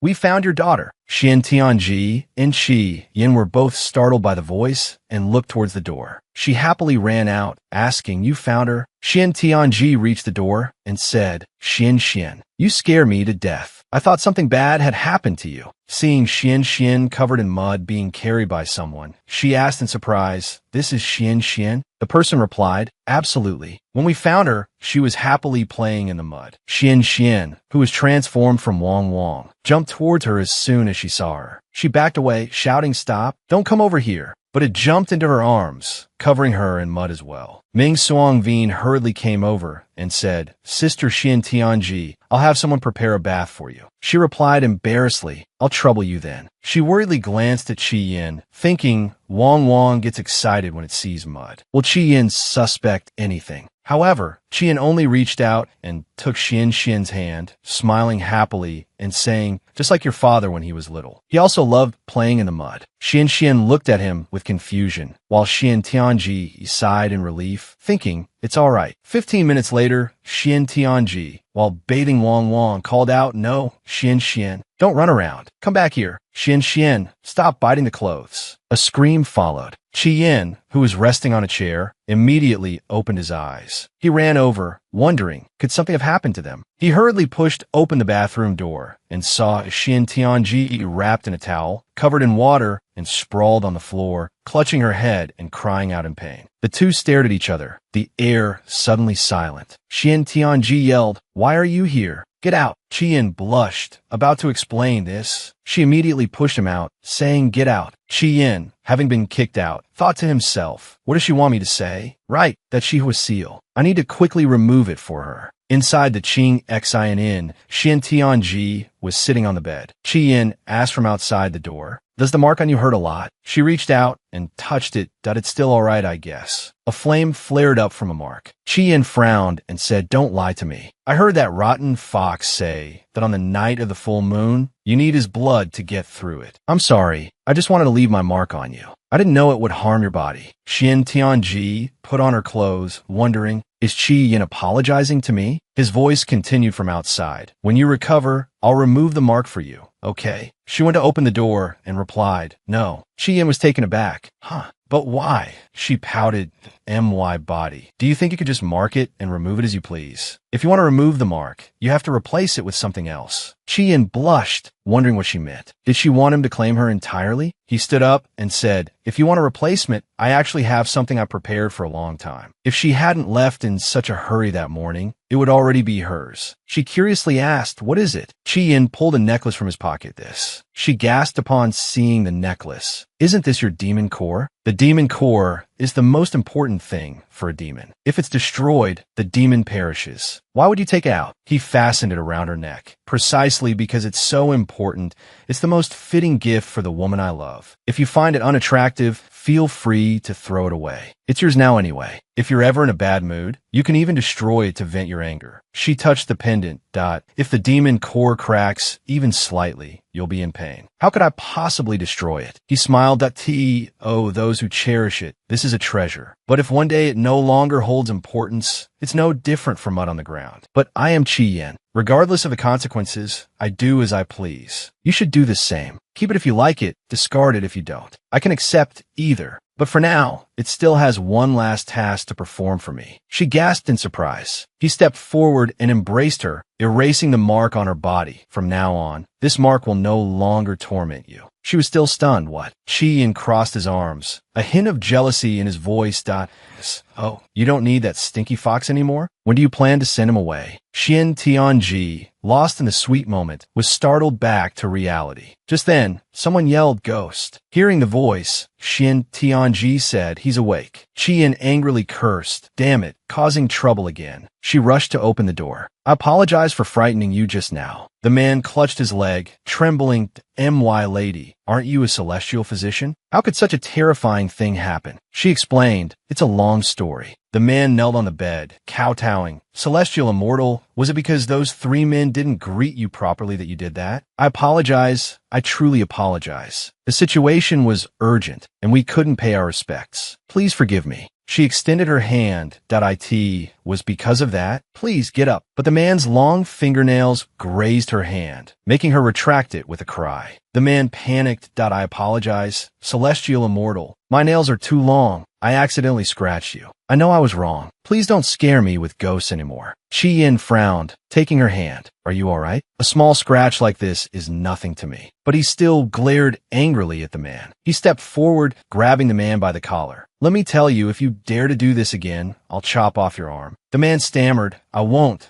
do it again." But the man carelessly brushed his hand against Chi-Yan's face, startling him with a gasp of anger. The man cried out, even more frightened, "I didn't do it on purpose." Xian Tianji rushed forward, pulling on Chi-Yan's arm. "He's just immortal, and he didn't do it on purpose. Let go." The man cowered, clutching his head. "The immortal master is right. I truly didn't mean to." Chi-Yin snapped. "Then what are you still standing there for? Get out." The man immediately fled, calling back, "Thank you, celestial immortal. Thank you, immortal attendant. May we meet again someday." Chi-Yin scoffed, while Xian Tianji replied, "I think it's best we don't." She turned to him. "Let me see if the wound is serious." He mumbled back, embarrassed, that it was just a scratch, nothing serious. She gently stroked the wound, her heart aching. "I'm here now. How could I let you get hurt? Just a little bit like this is fine." She used her celestial power to heal the wound on his face. He took her hand, frowning. "Why do I feel like ever since I shrunk, you've been more affectionate towards me? Could it be you like this underage look?" She bristled. "What do you mean underage? And I haven't been affectionate with you." Just then, a loud noise came from outside. Chi-Yin grimaced. "That commotion again. It's that scholar." Outside, Murong clutched his bumped nose, crying out. The scholar panicked. "I'm sorry, Fox Immortal Sir, I didn't mean to." Murong angrily asked, "Who are you calling a fox demon?" The scholar stammered, "Apologize." Xian Tianji walked out to the hallway and looked down. "That man is so careless." Chi-Yin grumbled, "That stinky fox has actually come back." Xian Tianji called out, "Murong, come up here quickly. Let me help you with your injury." Murong went upstairs with Xian Tianji and Chi-Yin.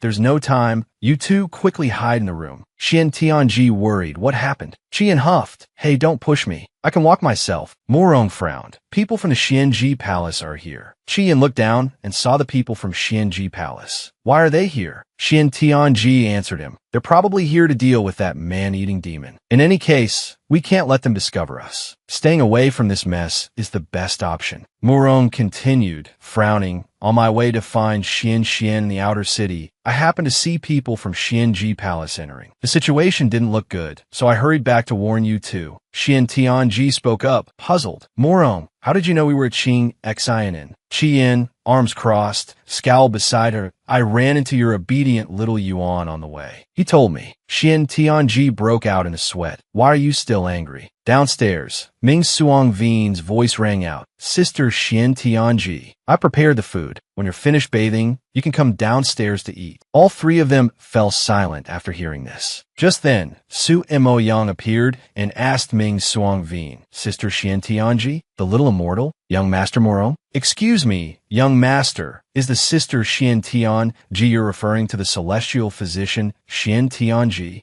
Ming Suangvin replied, "You're right. It's her. Do you know her too?" Su Mo Yang smiled. "I'm more than just acquainted with her." At that moment, Qin Shuqi ran over and took Su Mo Yang's arm. calling him Brother Mo Yang. Su Mo Yang said to her, "Your old wound has flared up again. You should stay in the palace and recuperate. Don't come here anymore." "It's all right, Brother Mo Yang. It only hurts a little. I heard that a man-eating demon has been spotted in Jinlin City. As a disciple of Xianji Palace, how can I stand idly by? But Sister Xian Tianji from the Celestial Realm is here now. The people of Jinlin City can rest assured." Su Mo Yang nodded in agreement. "Yes, with her here, everything will be all right." Qin Shu Qi continued to prod, "But Brother Mo Yang, I remember that day, Sister Xian Tianji left with the Ghost Lord Qi Yin. Could he be here too?" Su Mo Yang frowned. "Impossible. Jinlin City has long been protected by a celestial barrier. If anyone from the demon realm enters, there would definitely be some sign. Unless Qin Shu Qi asks, unless what?" Su Mo Yang went upstairs and said, "Unless he concealed his spiritual power and hid beside Xian Tianji. If I remember correctly, Xian Tianji doesn't like having a fairy attendant. Why does she have a little fairy attendant now?" Qin Shu Qi feigned curiosity. "Could it be that the little fairy attendant that young master just mentioned is the Ghost Lord, Qi Yin?" Su Mo Yang ordered the people in the palace, "Surround this inn. Don't let that devil escape." Qin Shu Qi replied, "Yes, Brother Mo Yang." Su Mo Yang turned and went upstairs, thinking to himself, "Indeed, Xian Tianji's aura is getting closer and closer." He pushed the door open and was startled.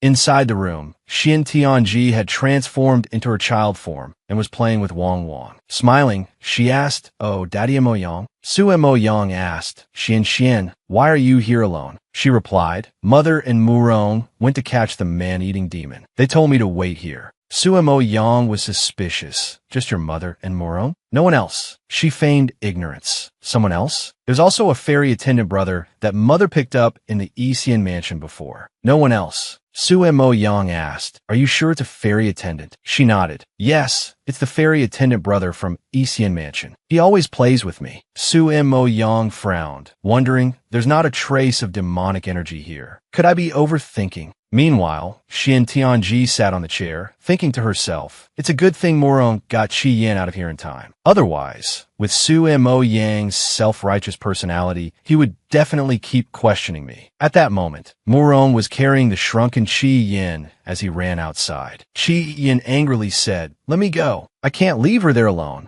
Leaving her there and just walking away? That wouldn't be me. Qi Yin. Murong angrily scolded. "Master told me to take you away, and I don't dare disobey. Don't think I want to control you. You and Xianji Palace have always been enemies. If you reveal even a trace of your demonic aura, the Celestial Realm will send troops to capture you. I don't care if you die, but you can't harm Master Xian. Hearing this, Qi Yin clenched his fists and cursed. Damn it. Damn Celestial Realm. Murong ran outside the barrier and said, "All right, I brought you outside the barrier. My mission is complete." Qi Yin turned his head and urged, "Then hurry back and protect her. Don't let that Su Mo Yang guy bully her." Murong pointed at him and retorted, "I know that without you telling me." He put Qi Yin down and said goodbye. Murong happily thought to himself, "Great, I finally got rid of that stinky devil." Qi Yin was extremely worried, thinking to himself, there's still that terrifying man-eating demon in the city. I don't know if she can handle it alone. Damn it, at such a critical moment, I'm not there to help her. He shed his child form. Returning to his form as the Ghost Lord, Qi Yin, he angrily punched a tree, muttering, "I'm so useless." Just then, a figure darted past, making him ask warily, "Who's there?" Inside the inn, the disciples of Xianji Palace were surrounding the building. Su Mo Yang, still inside the room, was lost in thought.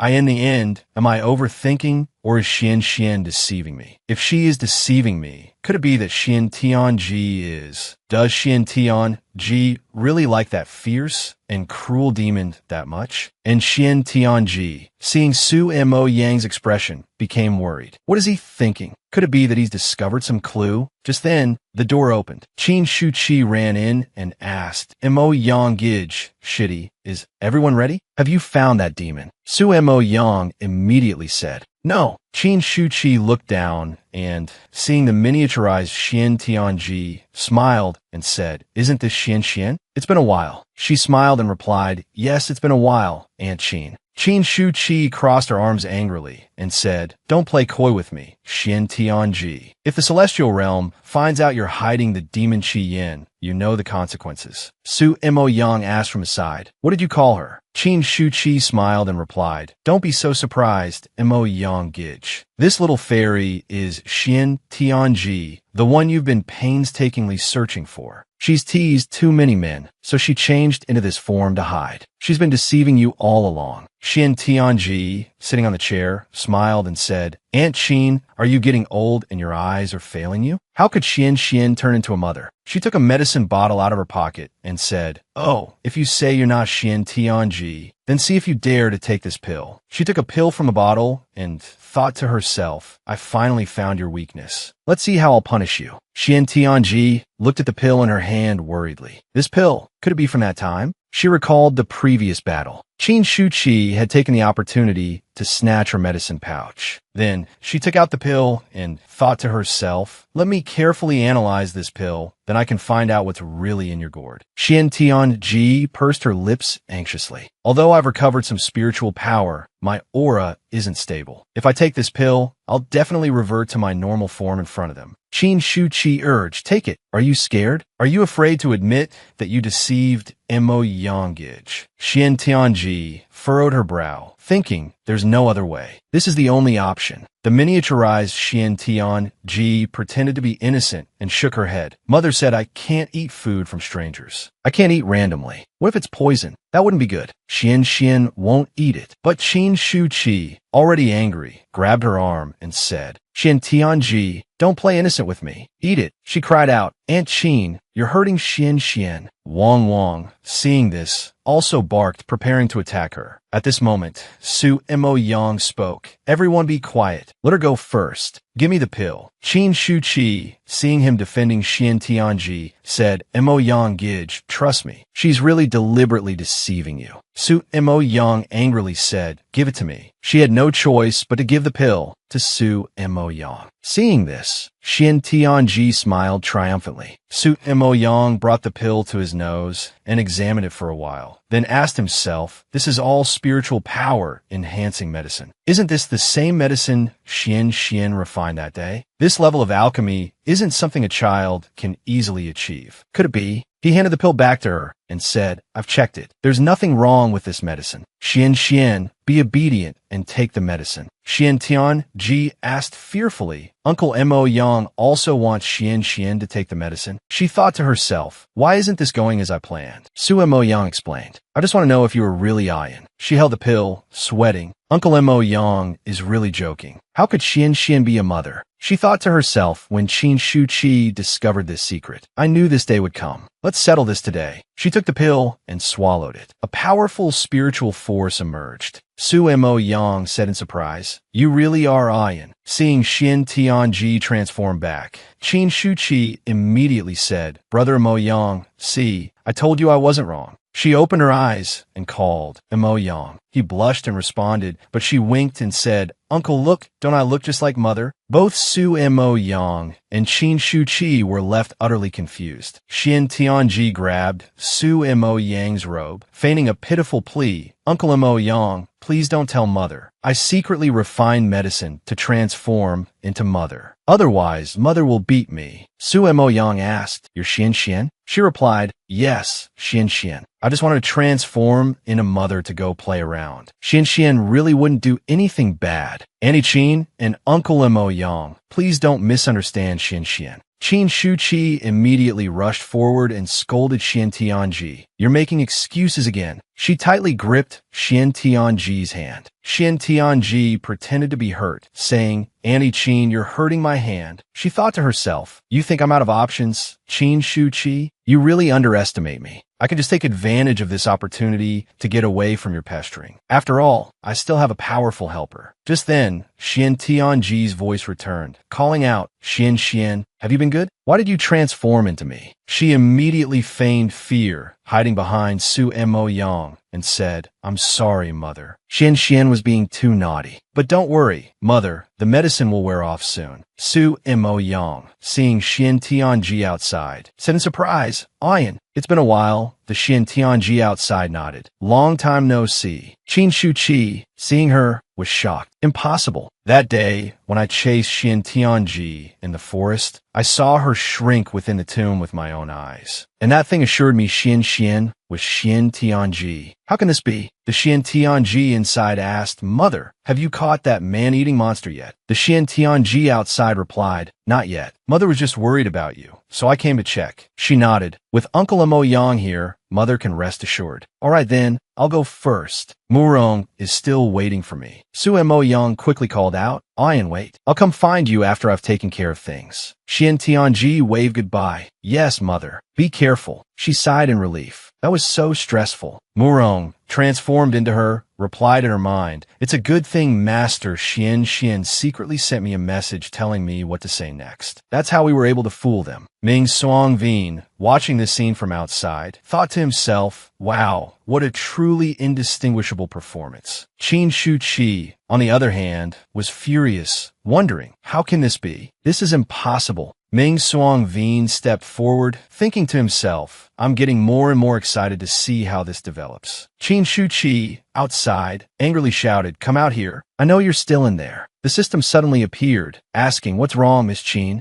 Qin Shuqi pointed at it, demanding, You told me that Xian was Xian Tianji. What's going on now? The system hurriedly explained to Qin Shuqi, listen to my explanation. The Xian you saw was indeed Xian Tianji transformed. Xian Tianji just arrived. It was just Murong using illusion magic to help her. Qin Shuqi listened, dubious. The illusion magic of Qin Qiu could indeed do this. That day, you said you would provide me with luck and cultivation. You'd help me eliminate Xian Tianji. Now, look at the situation. How do you plan to clean up this mess? The system, sweating, said, Young miss, don't worry, I've already thought it through. You just need to apologize to him. Then, to atone for your mistake, stay by his side. This way, you can be alone with him. As long as you can be alone with Xian Tianji, wouldn't you be able to do whatever you want? Qin Shuqi smiled slyly. All right, I'll trust you one more time. She reached out and grabbed the system's ear, threatening, If you let me lose face in front of the Mo Yang again, brother, you know the consequences. The system replied, No way, no way. It thought to itself, Damn it, no matter how I bind the host, they're all so fierce. If I had known that Xian Tianji would successfully consume the demon lord's heart, I wouldn't have gone so far. I would have just gone to Xianji Palace to find and bind her. Of course, the more luck the better. Trust me, it won't be long before I can break the seal Xian Tianji placed on me. At that time, I will take revenge for the humiliation you two have caused me. It imagined the scene of revenge against Xian Tianji and Qin Shuqi and became extremely excited. Inside Su Mo Yang's room, he was talking with Xian Tianji. He said, It's not that Xian is unworthy. Father misunderstood you. Xian Tianji replied, No, it's Xian's fault. Xian shouldn't have secretly refined the medicine and transformed into mother. Qin Shuqi, overhearing this outside, furrowed her brows in anger and muttered to herself, Hold back. I must hold back. What's the point of confronting Xian Tianji now? Mo Yang will definitely be disgusted with me. She walked into the room, feigning a pitiful expression, and said, I'm sorry, Xian. I misunderstood you. Can you forgive me? Xian Tianji smiled and replied, Of course. Auntie Qin already said it was Xian being too naughty. She thought to herself, If I could, I would refuse. I really want to strangle you like this. Qin Shuqi picked her up and said, Thank you, Xian. She replied cheerfully, You're welcome, Auntie Qin. Internally, she was wary. What is this woman planning now? At this moment, Su Mo Yang said, Junior sister's injuries haven't fully healed. I think you should stay at Qing Exine Inn and take care of Xian. She was startled upon hearing this. Father Mo Yang, Xian doesn't think it's necessary. Qin Shuqi was overjoyed. The heavens are helping me. She immediately said, Don't worry, brother Mo Yang. I will definitely protect Xian with my life. At this moment, Ming Suang Vin walked in carrying tea. Actually, young master and young miss, please rest assured. Leave her to me. After all, Xian and I are acquainted. Her child is like my own. Xian Tianji was happy to see him. Avian, thank goodness you arrived in time. Su Mo Yang was stunned. Qin Shuqi interrupted, brother Mo Young definitely wants to be alone with Sister Xian. I understand. I won't disturb you. She thought to herself, anyway, the real Xian Tianji is with me. You can go if you want. Su Mo Yang nodded. All right. I'll take my disciple to find Ayan. Xian is in your care. She feigned concern, saying, Brother Mo Yang, please be careful. Your wounds have just healed. Xian Tianji waved goodbye. Su Mo Yang bid farewell to Xian's father. Ming Suangvin also told him not to worry. Su Mo Yang replied with an and turned to leave. He frowned, thinking, it's a good thing the wound wasn't deep. Otherwise, I would have lost my life. I just don't understand why Qi Yin, who is utterly ferocious, showed mercy in the room. Xian Tianji asked if Su Mo Yang's father was injured. Qin Shu Qi just hummed in response, that's right. That day, we were chasing the three-headed Qi Yin. Brother Mo Yang was viciously stabbed by him with a sword. Xian, weren't you there that day too? Why are you asking me? Xian Tianji thought to herself, that day, I was being chased by you into the forest. How would I know? However, if Su Mo Yang can still go out and slay demons, it must not be anything serious. I wonder how that Qi Yin is doing. Meanwhile, Qi Yin muttered under his breath outside. Damn it, why is it this man again? The scholar they met inside ran over to him and praised, Young master, you are truly remarkable. I witnessed you fall from the tree that day without a scratch. Could it be that you know some martial arts? That's amazing. If I knew some martial arts, I wouldn't be bullied by others. Qi Yin remained silent, not listening as the scholar continued. Young master, why are you sitting here alone? Are you waiting for someone? If you don't mind, I can wait with you. I'm bored anyway. Qi Yin thought angrily. This man is so annoying. The scholar reached out and touched a strand of Qi Yan's hair, asking, Young master, why is your hair red? It's like fire, so beautiful. Qi Yin raged, shut your mouth. Say another word, and I'll cut out your tongue. The scholar immediately stopped talking, then smiled and apologized that I'm sorry. I'll shut up right away. He thought to himself, finally, the worry seems to be fading. When night falls, you will be at my mercy. At dusk, in Qing Xian Inn, Xian Tianji sat between Ming Suangvin and Qin Shu Qi, thinking with a headache. The sun is about to set. How long are these two going to keep watch over me? Qin Shu Qi thought angrily. I said I could stay. Why is this damn man still here? Just then, Ming Songvin stood up and said, all right, then I'll. Qin Shu Qi, seeing this, asked happily, are you finally leaving? Xian Tianji's eyes lit up. Bye-bye, Uncle Vin. Ming Songvin, sweating, went to close the window. I'm just going to close the window. The night wind is cold, after all. Xian Tianji, seeing this, was extremely disappointed. He was just closing the window. Qin Shu Qi was even angrier. Truly an eyesore. Xian Tianji started to ponder. This won't do. I can't keep waiting like this. Tonight, I have to lure out that flesh-eating demon. She ran out the door, clutching her stomach, and said,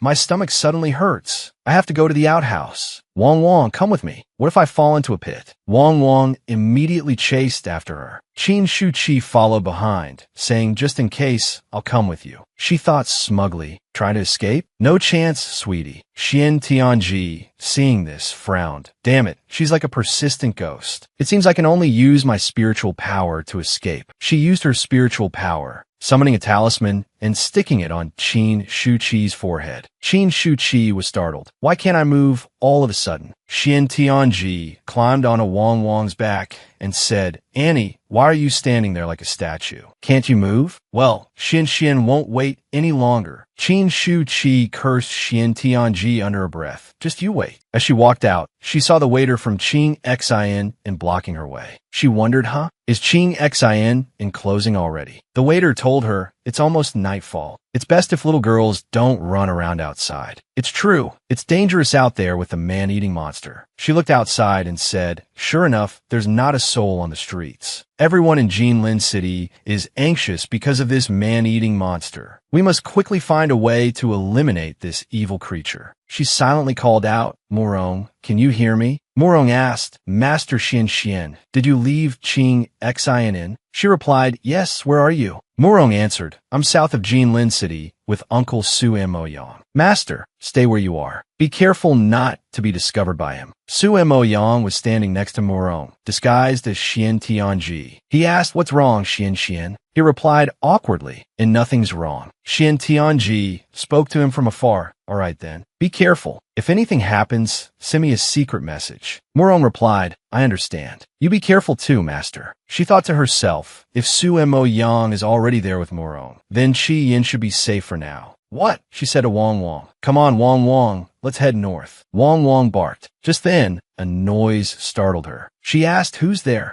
A woman ran out, asking, my child, what did you run off to? Xian Tianji, riding Wong Wong, approached and asked, what's the matter? Are you the daughter of the celestial physician? Please save me. Please, I beg you, save my son. I was just cooking dinner, and when I turned around, he was gone. Could that monster have eaten him? She comforted the woman. Calm down. Give me something your son often carries with him. Quickly. The woman offered a hat. Yes, I have this. It's his hat. Xian Tianji took the hat and said to Wong Wong, good boy, smell this. Xian Tianji told the woman, it seems Wong Wong knows where your son is. We'll bring him back to you. The woman rejoiced. Thank you, young celestial physician. My son's life is in your hands. Wong Wong immediately ran off. Xian Tianji watched the direction it went. She followed, muttering, out of the city. Then she wondered, mother's making dinner. Why would a child like him run out of the city? No, there's the smell of blood. She urged Wong Wong faster. She worried silently. This is bad. Am I too late? At that moment, outside the city walls, the mysterious scholar smiled and said, the blood on your hands suits you even more, young master. Chi Yin, his hands covered in blood, stood before a gravely injured child. Chi Yin looked down at the child and asked, is he dead? Just then, Xian Tianji's small voice called out, Father? Chi Yin was startled. Xian, why is she here? The scholar smiled, amused. It seems the play is about to begin. Chi Yin hurriedly explained to her, listen to me. I didn't hurt him. Xian Tianji looked at the child in front of her and asked, startled, is he? She jumped down from Wong Wong. Did you encounter the man-eating monster, Father? I learned some healing techniques from Mother. Father, help me hold him up. Chi Yin immediately replied, right? And he lifted the boy. Xian Tianji used her spiritual power to heal the child, thinking, fortunately, it's only an external injury. His internal organs aren't damaged. Was it because Chi Yin stopped the attack in time? The scholar, arms crossed, frowned. She doesn't suspect Chi Yin at all. Does she trust him that much? This scene is so boring. Xian Tianji finished her healing and stood up, almost done. Father, you can lay him down. Chi Yin nodded. She continued to question her father. Did you see what the man-eating monster looked like? He replied, no, it was too fast. I couldn't even get a good look at its shape. When I fought it, I could only land one blow. I don't know this monster's origins. She glanced at the scholar behind her and asked, why is this scholar brother here? He turned to her and said casually, it's nothing. I just saw this young master alone and wanted to keep him company. She listened, suspicious of why he was there. She approached him and asked, so, brother, during your time here, have you seen any man-eating monsters? He feigned confusion. A man-eating monster? Let me think. Have I seen one? Xian Tianji furrowed her brow, thinking to herself, normal people would be terrified at the sight of a monster in blood, but this man remained so calm. To be safe, I need to deal with him now. She was about to attack the scholar when suddenly a volley of swords flew towards him, accompanied by Su Mo Yang's voice. Evil fiend, surrender yourself. The scholar let out a surprised oh. Xian Tianji, startled, called out, Su Mo Yang. Chi Yin, holding the child and dodging the swords, sighed, that you found me again, haven't you?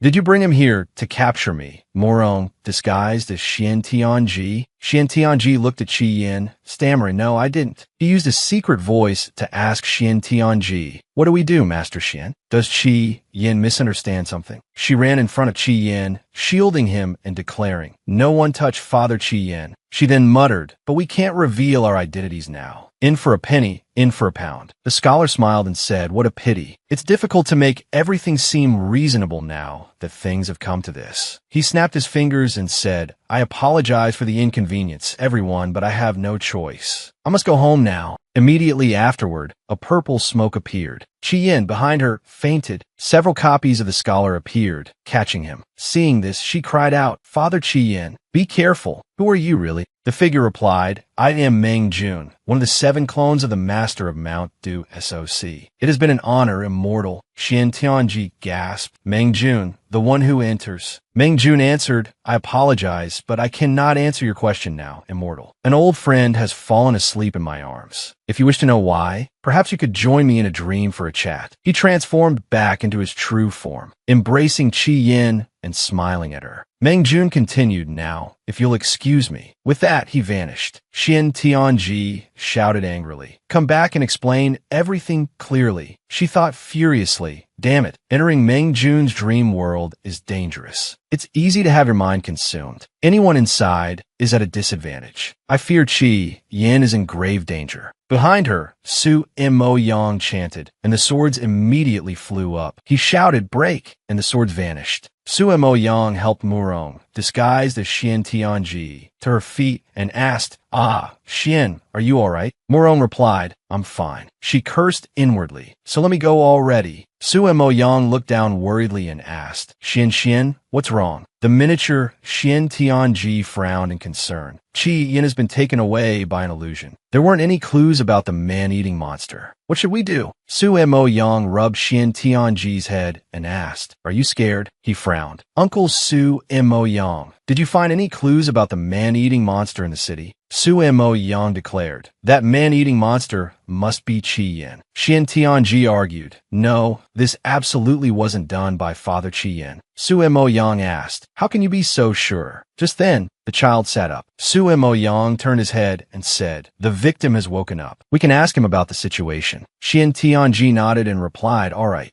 The child screamed in fear, monster! A monster wants to eat me. Su Mo Yang walked over and patted the child's head, saying, don't be afraid. The monster is gone. Tell me, did you clearly see what the monster looked like? Clutching his head, the terrified boy said, I remember it was a red-haired monster. He reached out towards me. It was terrifying. Xian Tianji asked, are you sure you saw clearly? The child replied, of course. He was so close to me. How could I not see clearly? Su Mo Yang asked Xian Tianji, do you still want to defend him now? She countered. Father Qi Yin said the monster's movements were too fast to see its appearance clearly. Maybe this little boy mistook Qi Yin, saving him for a monster attacking him. Murong, disguised as Xian Tianji, chimed in, besides, there are so many fast monsters in the world. How can you be certain it was Qi Yin? Su Mo Yang shouted angrily, enough. I don't understand why you all trust that crazy demon. Xian Tianji retorted, because Uncle Su Mo Yang isn't being reasonable. You're prejudiced against Father Qi Yin. Su Mo Yang countered. Xian Tianji has always been able to distinguish between good and evil. Where is the prejudice? Xian Tianji nodded. All right then, Xian Tianji would like to ask Uncle Su Mo Yang. Members of the demon race can't enter Jinlin City. So how could Father Qi Yin capture this little boy? Su Mo Yang replied, by concealing his demonic aura and hiding in the city, of course. Xian Tianji continued to question, then why didn't Father Qi Yin eat him inside the city, but instead brought him outside? Su Mo Yang couldn't answer. Xian Tianji pressed on. With Father Qi Yin's power, he could have killed this little boy instantly. How could he still be alive for me to rescue him? Also, the hearts of the dead children are missing, presumably to increase power. Does a demon who can defy the celestial realm need to increase his power this way? After listening to Xian Tianji's questions, Su Mo Yang thought to himself, I never considered these questions. I followed the scent of blood here and saw Qi Yin with this blood-covered boy, so I jumped to conclusions. It seems I'm not as calm as a 3-year-old. Xian Tianji climbed onto Wang, frowning. Xian Tianji hopes Father Su Mo Yang will think carefully about whether he's truly looking for the man-eating monster. I'll take this little boy back to the city first. The child looked at Wang and wondered, can I really ride this dog? Shuan Tianji satu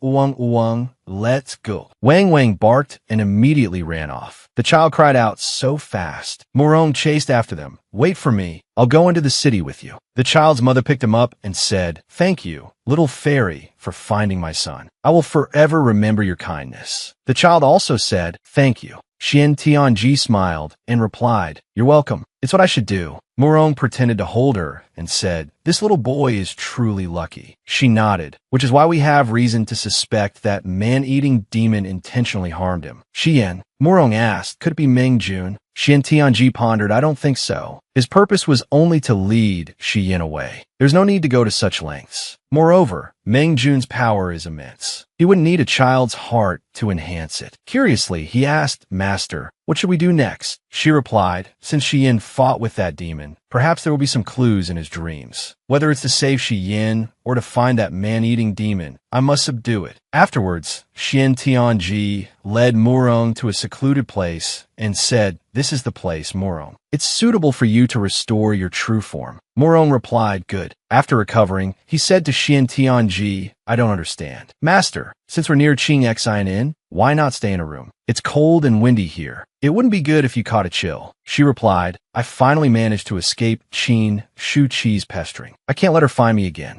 During this time, I'll have to trouble you, Morong, to protect me." Morong blushed. "Master, how can you say such a thing? I will naturally protect you with my life." Morong blushed. "Master, how can you say such a thing? Of course, I will protect you with my life." It was just like before when she protected him for 3 days and 3 nights. He recalled the time when he was still in his fox form and chased out of the Fox clan. It was she who held him and said, "The Fox clan doesn't need you, but I, Xian Tianji, do. Are you willing to follow me?" Xian Tianji sat down and began to circulate her energy. "Good, thank you, Morong." Morong nodded. "Don't worry, master." He thought to himself, "You gave me a warmth I've never experienced before. Even if I die for you, what does it matter?" 15 minutes later, Xian Tianji cried out, holding her head, "What do I do, Morong? I'm so uncomfortable. I can't sleep at all." Morong said, "Master, don't be anxious. Take deep breaths." She grabbed Morong's hand. "Come here, Morong. Knock me unconscious." Morong wiped his sweat and replied, "Knocking someone unconscious and entering their dreams are completely different things, master. Don't be so hasty. You want to cure your illness, right?" At that moment, Su Mo Yang stepped forward and said, "If you want to enter a dream peacefully, I have a solution." She exclaimed, "Su Mo Yang." Morong thought to himself, "It's a good thing I returned to my original form in time." That was close. Su Mo Yang nodded and asked, "Where is your mother?" She replied, "Mother was suddenly summoned by the celestial realm. She instructed us to stay here and enter Father Xian's dream to investigate the man-eating demon. Is that right, Morong?" Morong replied, "Yes." Su Mo Yang frowned and asked, "So, what does the man-eating demon have to do with entering dreams?" Xian Tianji explained, "Mother said that Father Xian fought the demon before and burned his hand in his dream. Perhaps some residue remains." Su Mo Yang asked, "Is that so?" "Yes," she confirmed. "Before we discuss that, I want to apologize to you." He lowered his sword, reached out, and patted her head. "I didn't think things through. Xian's situation does require investigation. I was too hasty." She looked up and said, "No, actually, I want to apologize to you, Father. I hope you're not angry with me." He smiled and replied, "Silly girl. How could that be?" Xian Tianji asked doubtfully, "Father, what is this dream-entering method you speak of?" Su Mo Yang replied, "It's the soul-soothing melody. I used to play it for your mother. Actually, focusing one's mind and calming one's breath is of great help to cultivators. I remember back then, your mother never heard a whole piece before falling asleep. However, I must tell you that entering the dream right now is not ideal. I need to play the soul-soothing melody continuously, so I need your help first." He looked towards Morong. Morong turned her head and said, "Don't look at me. I'm not kind enough to save that stinky demon." Xian Tianji tugged on Su Mo Yang's sleeve, pleading, "No, Father, let me go in. Mother said Meng-jun is gentle by nature. He probably won't give a child like me a hard time. I'm probably the most suitable candidate." Su Mo Yang replied, "But..." Xian Tianji called out, "Father." Su Mo Yang lowered his head and said, "All right, since it's Aishian's wish, there probably won't be any problems. Here's the plan. The moment I notice anything amiss with you, I'll immediately stop playing and pull you out." Xian Tianji nodded. Yes.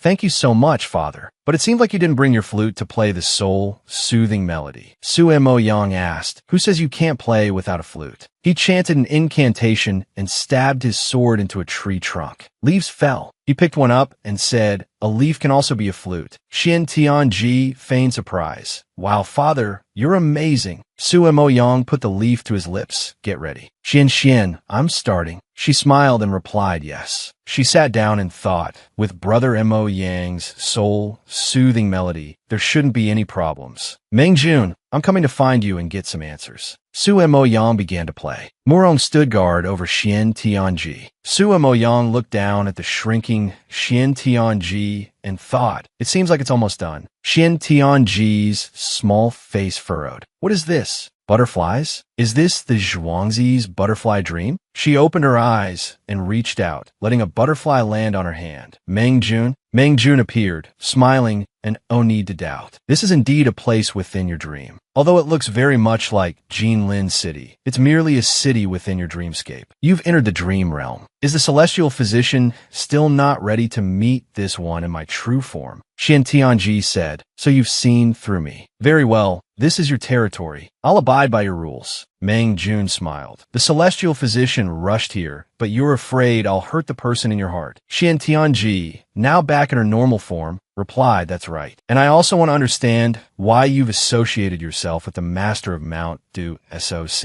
I heard from my master that when you visited Peng Lai all those years ago, you received much help. You said you were open-minded and kind, but now... Meng Jun tilted his head and asked with a smile, and now? Being with the master of Mount Du SOC means I'm no longer open-minded and kind? The six realms all regard Mount Du SOC as a filthy and vile place. It's normal for the celestial physician to think this way. Meng Jun flew away. Xian Tianji chased after him. Wait, where are you going? Meng Jun raised a finger to his lips and shushed her. The celestial physician needs to be a little quieter. Don't disturb the dreamers. Xian Tianji looked around, puzzled. What is this? Before her stood a tree laden with large fruit. Meng Jun replied, this is the dreamlike ancient tree. It's a treasure that I've painstakingly cultivated for many years. Dreams are the best fertilizer to sustain it. The fruit at the top of the ancient tree is what I've prepared for those beyond the six realms. Xian Tianji asked in surprise, do you mean the master of Mount Du SOC?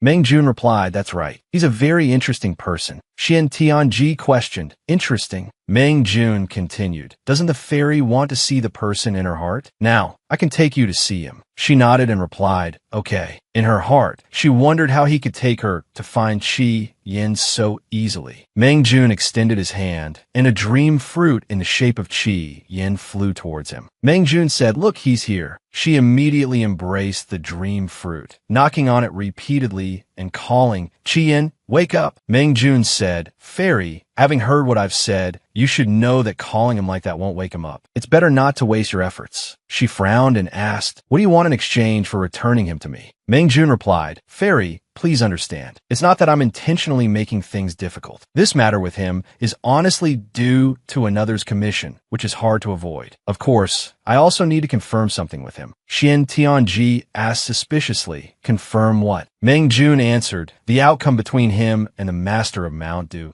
SOC. So, fairy, would you like to see his past with me? Xian Tianji thought to herself, this feels like deliberately prying into Qi Yan's private matters. If he knew, he'd be furious. But currently, clues about the man-eating monster can only be found in his dreams. She took Meng Jun's outstretched hand. He smiled and said, very well. Since the fairy doesn't want to go with me, I won't force you. Feel free to do as you please. No, I'll go with you. She thought to herself, I wonder what Meng Jun will do once we enter his dreamscape. It's best to keep an eye on him. After entering the dream, she immediately fell and cried out. Meng Jun chuckled, fairy, it's easy to fall the first time you peek into a dream. She asked in confusion, are we already in Qi Yan's dream? Meng Jun nodded. Indeed. Look, these floating lights are fragments of his dreams. The four types of dreamscapes, joy, anger, sadness, and fear, correspond to the red, black, blue, purple, green, and teal lights. The fairy can try touching them. Xian Tianji reached out and touched the red dreamscape, thinking, is red the dreamscape that makes him happiest? She asked, startled, is this? Xian Tianji, seeing her own face appear in Qi Yan's dream, thought, he's happy because I'm in his dream. Meng Jun said with a smile, I'm afraid it's more than just being there. The dream fragments that make him happy are all of you. Then Meng Jun teased, "These dreams are truly blush-inducing." Xian Tianji blushed and exclaimed, "Stop peeking." Meng Jun said, all right, don't be upset. I won't look anymore. After all, what I'm curious about isn't the dreams that make you happy." She asked suspiciously, "Then what is it?" Meng Jun replied, "Naturally, it's the dreams that carry his fears. Come on, let's go see them." Xian Tianji wondered, is the dream that frightens him at Mount do SOC? She looked and gasped. The dream was in the demon palace. Demons were slaughtering each other. Screams echoed, "Great demon lord, save me."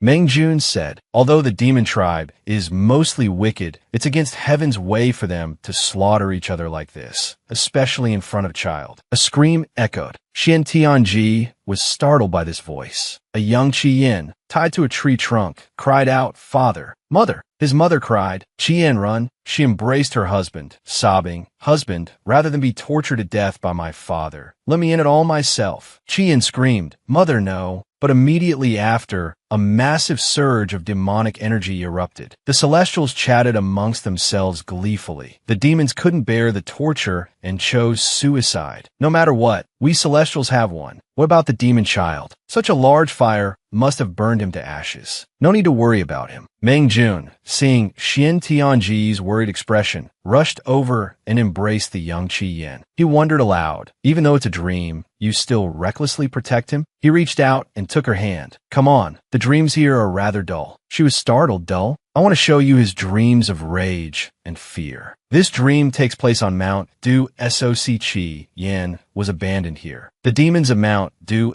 Soc murmured amongst themselves, "This scent, it's from the demon tribe. Weren't the demons annihilated by the Celestials? Why does their scent still linger? Look, this brat still breathes. Hey kid, did you escape the battle between the demon realm and the celestial realm and stumble in here?" A demon stepped forward, grabbed Qi Yan's hair, and lifted him up. Young Qi Yan angrily cursed, "Shut up." The demon laughed. "Coward, don't want to listen? You're worthless. Trash." It reached out and choked him. He cried out, "Let me go." The demon said, "Tell me to let go? Only if you kneel and kowtow to me 3 times. The other demons laughed and echoed the sentiment. Seeing this, Xian Tianji anxiously called out, "Qian." Meng Jun stopped her. "Don't worry too much. This is a recreation of his past. You can only watch from the outside." She hesitated, but Meng Jun smiled. "If you insist on interfering, Qian might suffer mental trauma and never wake up." Hearing this, she could only stop. "All right, I'll just watch." The demon furiously forced Qi Yan down. You dare be angry? Kneel down for me now." Qi Yan, enraged, became engulfed in flames and roared, "Get away." The demon looked at its hand in astonishment. That my hand. "It's so hot, so hot." The other demons approached. "Brat, you dare injure me? I'll teach you a lesson. Since the demon tribe is annihilated, I'll eat you. You're not afraid, are you?" Surrounded, Qian thought to himself, "Damn it, my energy is depleted." The demons continued to advance on him. "Little loser, don't waste your energy. You can't escape. Just let us eat you. We'll make sure you enjoy it." They cornered him, tearing at Qi Yan's clothes. 2 demons conversed that he crying for his mommy? Ha! What's the point of talking to this kid? Just drag him off and eat him. Suddenly, Qi Yan radiated a surge of power. When a demon bit his hand, Qi Yan immediately used his power to repel it. Unexpectedly, this child's flesh tastes so sweet. The demon's hunger intensified. "Blood. I want more blood." The demons continued to chase after him. Qi Yan told himself, "I can't die here. My great vengeance against the demon tribe is still unfulfilled. How can I face everyone? I still want to ask her why she betrayed me. Qi Yan, try to escape from these demons. I can't die. I mustn't die." Suddenly, a demon's claw reached out, grabbing Qi Yan's leg and causing him to collapse. They closed in on him one by one. "That are you crying for your mother?" Ha ha ha. Qi Yan seemed utterly terrified, helpless, and unable to do anything. 2 dragons immediately opened their mouths towards him. What's the use of talking to this kid? Drag him back and eat him. Then they began to devour Qi Yan. Unexpectedly, human flesh and blood tastes so sweet. After tasting the blood, their craving intensified. "Blood? We want more blood." Suddenly, Qi Yan roared, telling himself, "I can't die here. I must escape from these demons. My great vengeance against the demon tribe is still unfulfilled. How can I face everyone? I still want to ask her why she betrayed me. I can't die. I mustn't die. After waking up from the terrifying dream, Meng Jun consoled Xian Tianjie. That's how he survived that day. Xian Tianjie was horrified. She clenched her fists. Even though I know this is the past, I won't make this damned monster live. Meng Jun immediately told her, I advise you not to get agitated. Xian's counterattack will begin soon. Then, flames suddenly erupted from Xian's body. The dragons were instantly engulfed in flames. They screamed, fire. How did this kid suddenly become so powerful? Ouch, I'm being consumed.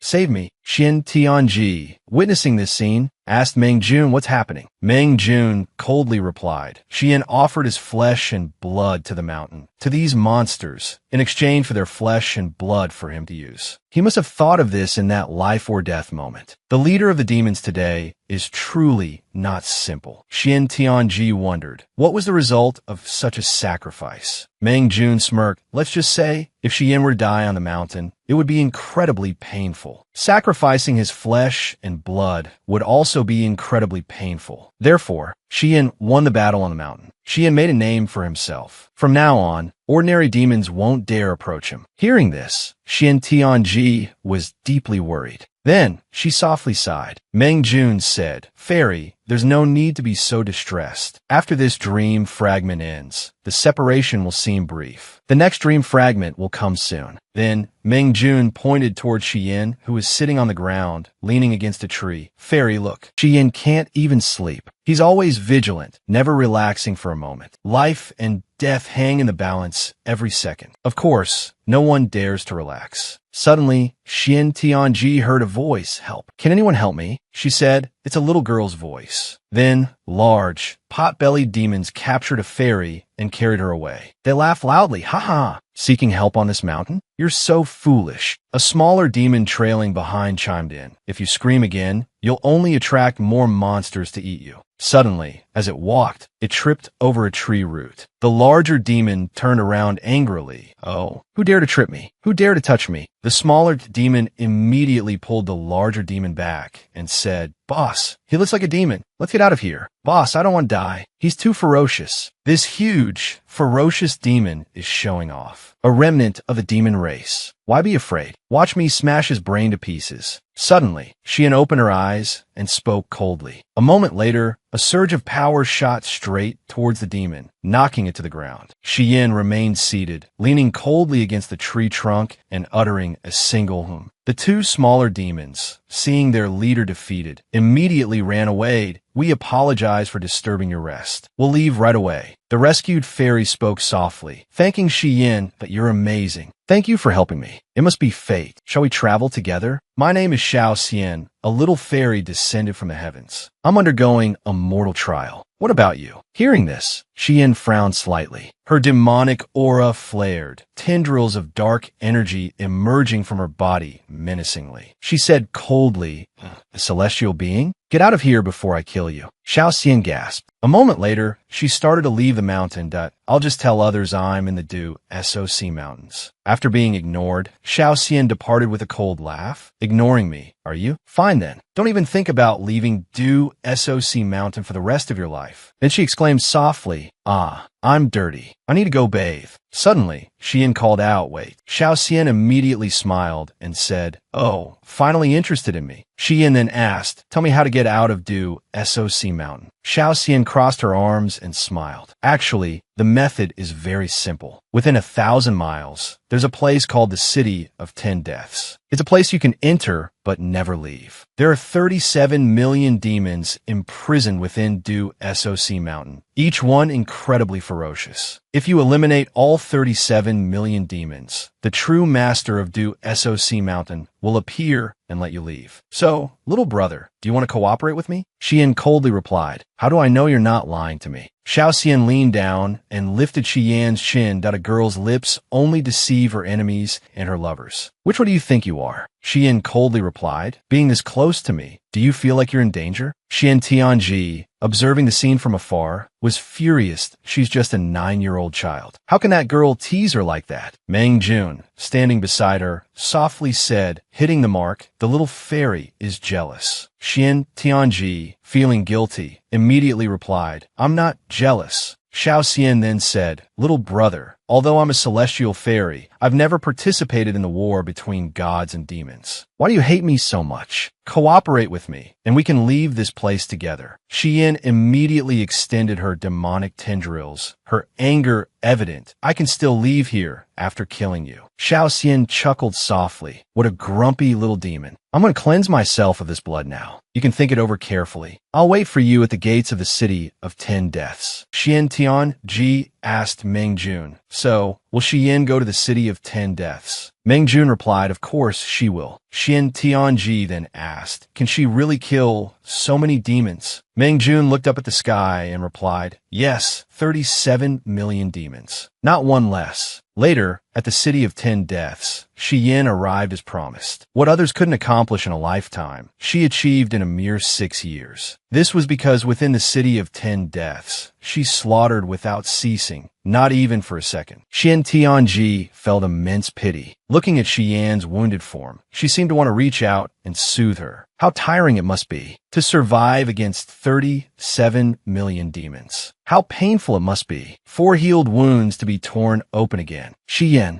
Then, Xiao Xian, the little fairy, suddenly approached and gently stroked Xian's chin. She chuckled softly, Xian, you're amazing. Xian Tianji was pushed aside and let out a small gasp. She was utterly astonished. This girl and Xian, why? Xiao Xian continued, wonderful. It's finally over. We can leave this place together now. Xian immediately brushed Xiao Xian's hand away, saying, I told you, don't come near me. Xiao Xian frowned slightly. I've been with you for 6 years. You won't even let me touch you for a moment. How stingy. We were able to destroy all the demons in this city of 10 deaths. The master wants to see you. Come quickly to the underworld. The master is waiting. Xian Tianji seemed to breathe a sigh of relief. As expected, it's the underworld palace of the Lord. More impressive than Ming He's underworld palace. Meng Jun then said, let's go, fairy. We'll follow. The palace master, sitting on the throne, spoke in a deep voice. You slaughtered all of my master's ferocious demons. Is it because you want to leave this place? Xiao Xian immediately replied, yes, we want to leave. The black masked figure immediately said, so, if the master is only willing to let one of you leave, what will you choose? Xiao Xian was extremely surprised and immediately exclaimed, what? Only one person can leave. The black masked figure said, indeed, one can live, one must die. To leave this place, you must first kill the other. I wonder, young man, what will you choose? Hearing this, Xian was enraged. Tendrils immediately shot out toward the black masked figure. I'll kill you right here, right now. I won't listen to your old man. The black masked figure immediately waved a hand, repelling Xian and coldly saying, ignorant child. Xian was furious. Damn it, she thought to herself, just a flick of the wrist, and he has that much power. The black masked figure continued, young man, the master asks you again. Do you choose to live and kill your companion? Or do you choose death, allowing her to leave? Xian looked at Xiao Xian, hesitating. Xiao Xian, extremely worried, immediately pleaded, Xian, don't kill me. Please don't. Then the black masked figure said, or perhaps you both wish to die together. He lowered his voice.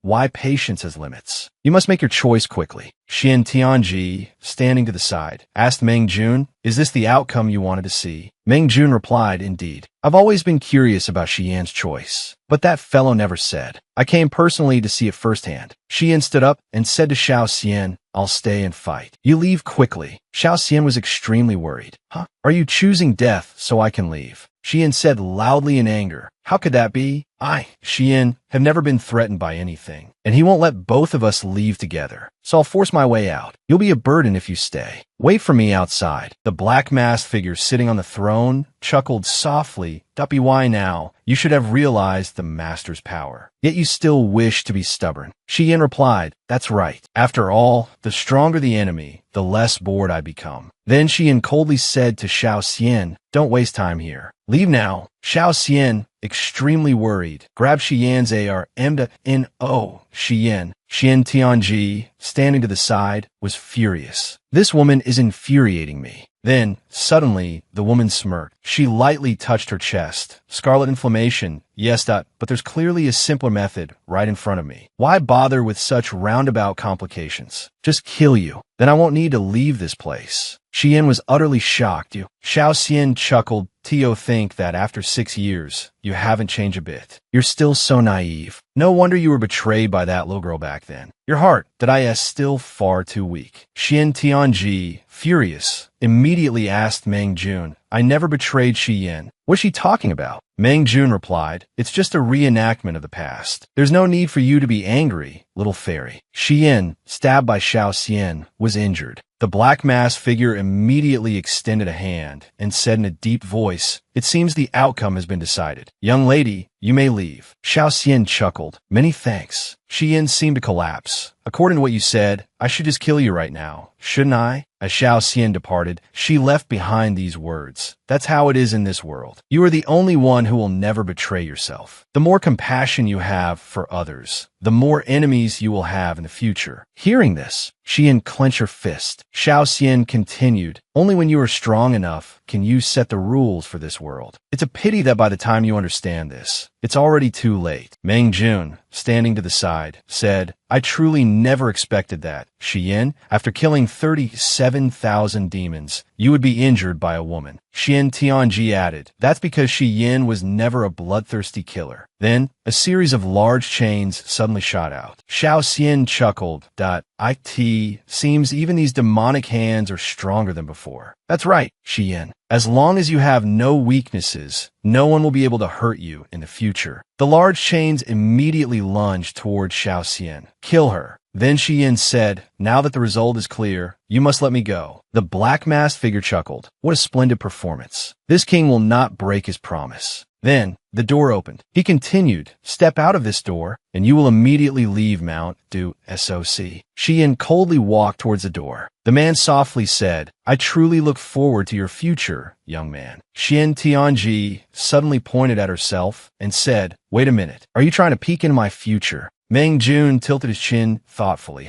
So that's how it is. Indeed, this is a bit more interesting than I imagined. Xian Tianji asked, are we still watching? Meng Jun replied, the one we want to watch isn't Shi Yin. He immediately took Xian Tianji's hand. Looking at her wrist, Meng Jun said, I remember placing a dream insect on that fairy's arm. Where did that little thing crawl off to? Hearing this, Xian Tianji immediately said, so you did that on purpose. Meng Jun laughed. This is a rare opportunity, so let's take a look. I truly want to know why that violent Shi Yin from back then became like this. Xian Tianji immediately pulled her hand away, angrily saying, so you just wanted to watch me and Shi Yin? No way. Suddenly, Meng Jun heard a noise that Xian Tianji anxiously asked, what's wrong? Meng Jun replied, someone has entered the dreamscape without permission. Let me see who has the audacity to disturb the Zhuangzhou butterfly. My dream butterfly, Qin Shuqi, saw Meng Jun appear. She immediately brandished her sword and angrily said, what is this? Go away. Get away from me. Meng Jun looked at her coldly and said softly, look at the sword in your hand. You are a disciple of Xianji Palace. Qin Shuqi immediately lunged at Meng Jun with her sword, furious. Now you know I'm a disciple of Xianji Palace. Why haven't you thrown away this disgusting butterfly yet? Where's Xian Tianji? Where is she? Just as Qin Shuqi asked this, Xian Tianji emerged from within the flower. She looked at Qin Shuqi coldly and asked, what do you want with me? Qin Shuqi immediately flew up, positioning herself level with Xian Tianji. Pointing her sword directly at Xian Tianji, she declared, of course, I'm here to kill you. In the outside world, you're protected by Mo Yanggu and that Qin Xiu Fox. Let's see how you'll find help in this dreamscape. Suddenly, Meng Jun said, hold on. He then extended his hand. The butterflies immediately moved, surrounding Qin Shuqi's sword-wielding arm. Qin Shuqi clutched her arm and cried out in anger. Are you going to help her too? I warn you, let me go. Otherwise, Xianji Palace will not spare you.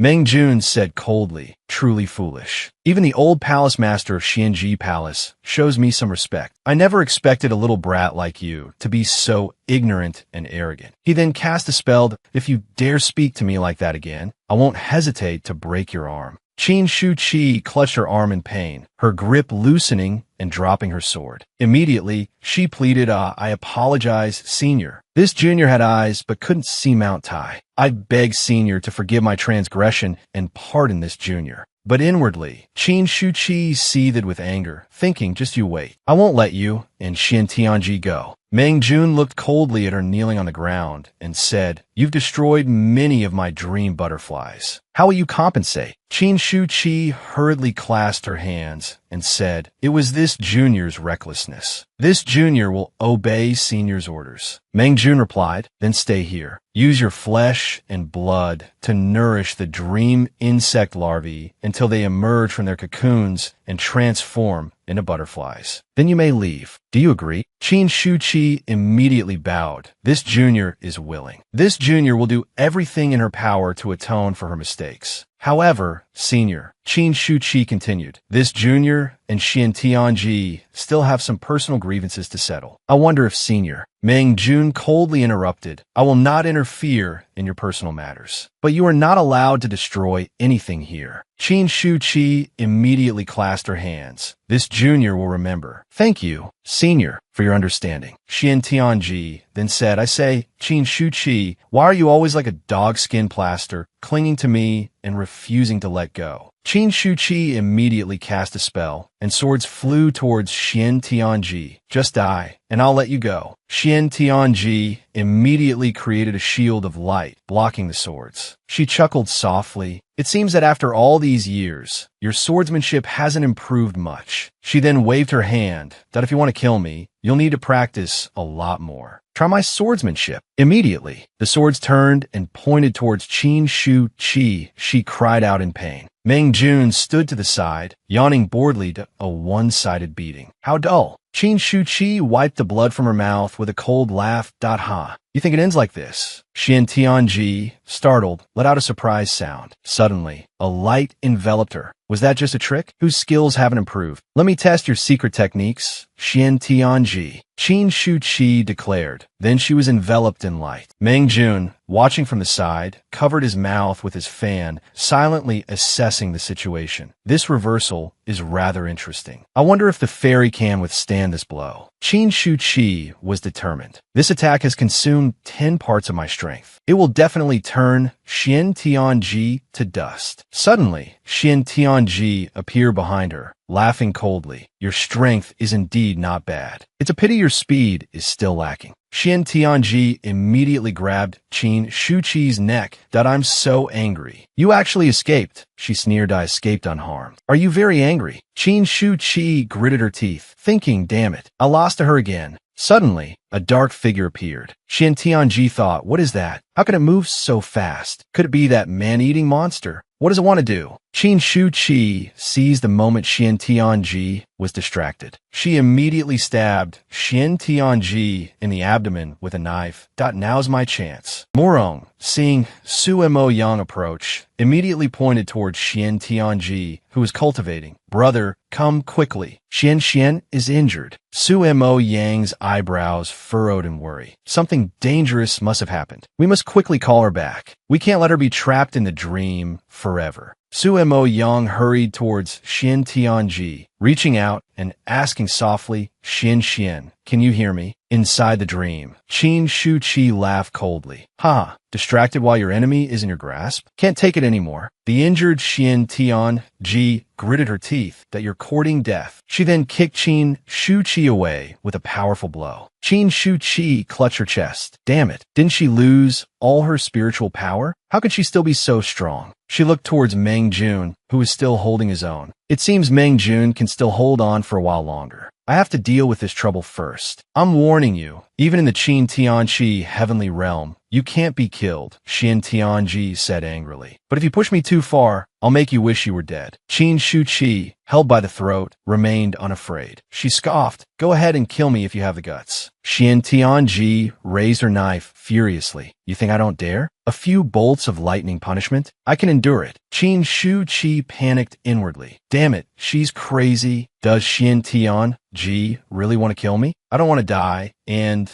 I certainly don't want to die at her hands. As Xian Tianji was about to stab her, a voice cried out, so uncomfortable, right? Let me help you find release. The system anxiously exclaimed, oh no. It's difficult for two hosts to absorb at the same time. If I die now, when will I return to my true form? Suddenly, the system appeared, trying to intervene. Fairy, please calm down. Your body definitely can't withstand the punishment of lightning. Moreover, it seemed the monster was targeting Xian. Seeing this, Xian Tianji immediately turned around. What did you say? She immediately cast a binding spell on Qin Shu Qi. I'll deal with the monster now, and then I'll come back and deal with you. Qin Shu Qi, immobilized by the spell, laughed loudly. Su Mo Yang's voice from outside the dream continued to echo. Xian, come back quickly. Xian. As Xian Tianji flew off to find the monster, she thought to herself, it's Su Mo Yang. They're trying to call me back, but I can't go back now. The Blood Eagle curse works quickly. It's perfect for tracking enemies. She immediately cast the Black Eagle curse to stop the monster. Go. Stop that monster. Meng Jun looked on worriedly. Xian Tianji, your aura is unstable, yet you're using the Blood Eagle curse. Xian Tianji sighed in relief and asked, how is Xian? Meng Jun replied, he's all right. Xian Tianji looked up and softly replied, that's good. Meng Jun then said, it seems the monster came here just for Xian. Moreover, it's very dangerous and difficult to deal with. Xian Tianji replied, it could be a monster from Mount Du SOC. Suddenly, a black monster with a bizarre form appeared. Xian Tianji said, no, this thing, although strange in appearance, doesn't have any demonic energy. It's like a cultivator who has gone into chi deviation. Suddenly, the Blood Eagle was struck. Careful! Xian Tianji cried out. She immediately cast a spell that if the Blood Eagle can't handle you, then let me give you a taste of what it's like to be a wandering ghost in the demon world. As Xian Tianji cast the spell, Su Mo Yang's voice continued to call from outside the dream. Xian, come back quickly. Xian Tianji replied, wait a moment, I can't leave yet. As she cast the spell, she thought to herself, can I break free? Then she immediately instructed Meng Jun, find a way to trap the monster. He replied, understood. Suddenly, Xian Tianji opened her eyes in the real world. I'm back in reality. I found his true identity. Seeing Xian Tianji return, Su Mo Yang sighed. You finally came back. Did that Meng Jun hurt you? Xian Tianji wiped the blood from her mouth and said, no, it wasn't Meng Jun. Su Mo Yang asked, then who was it?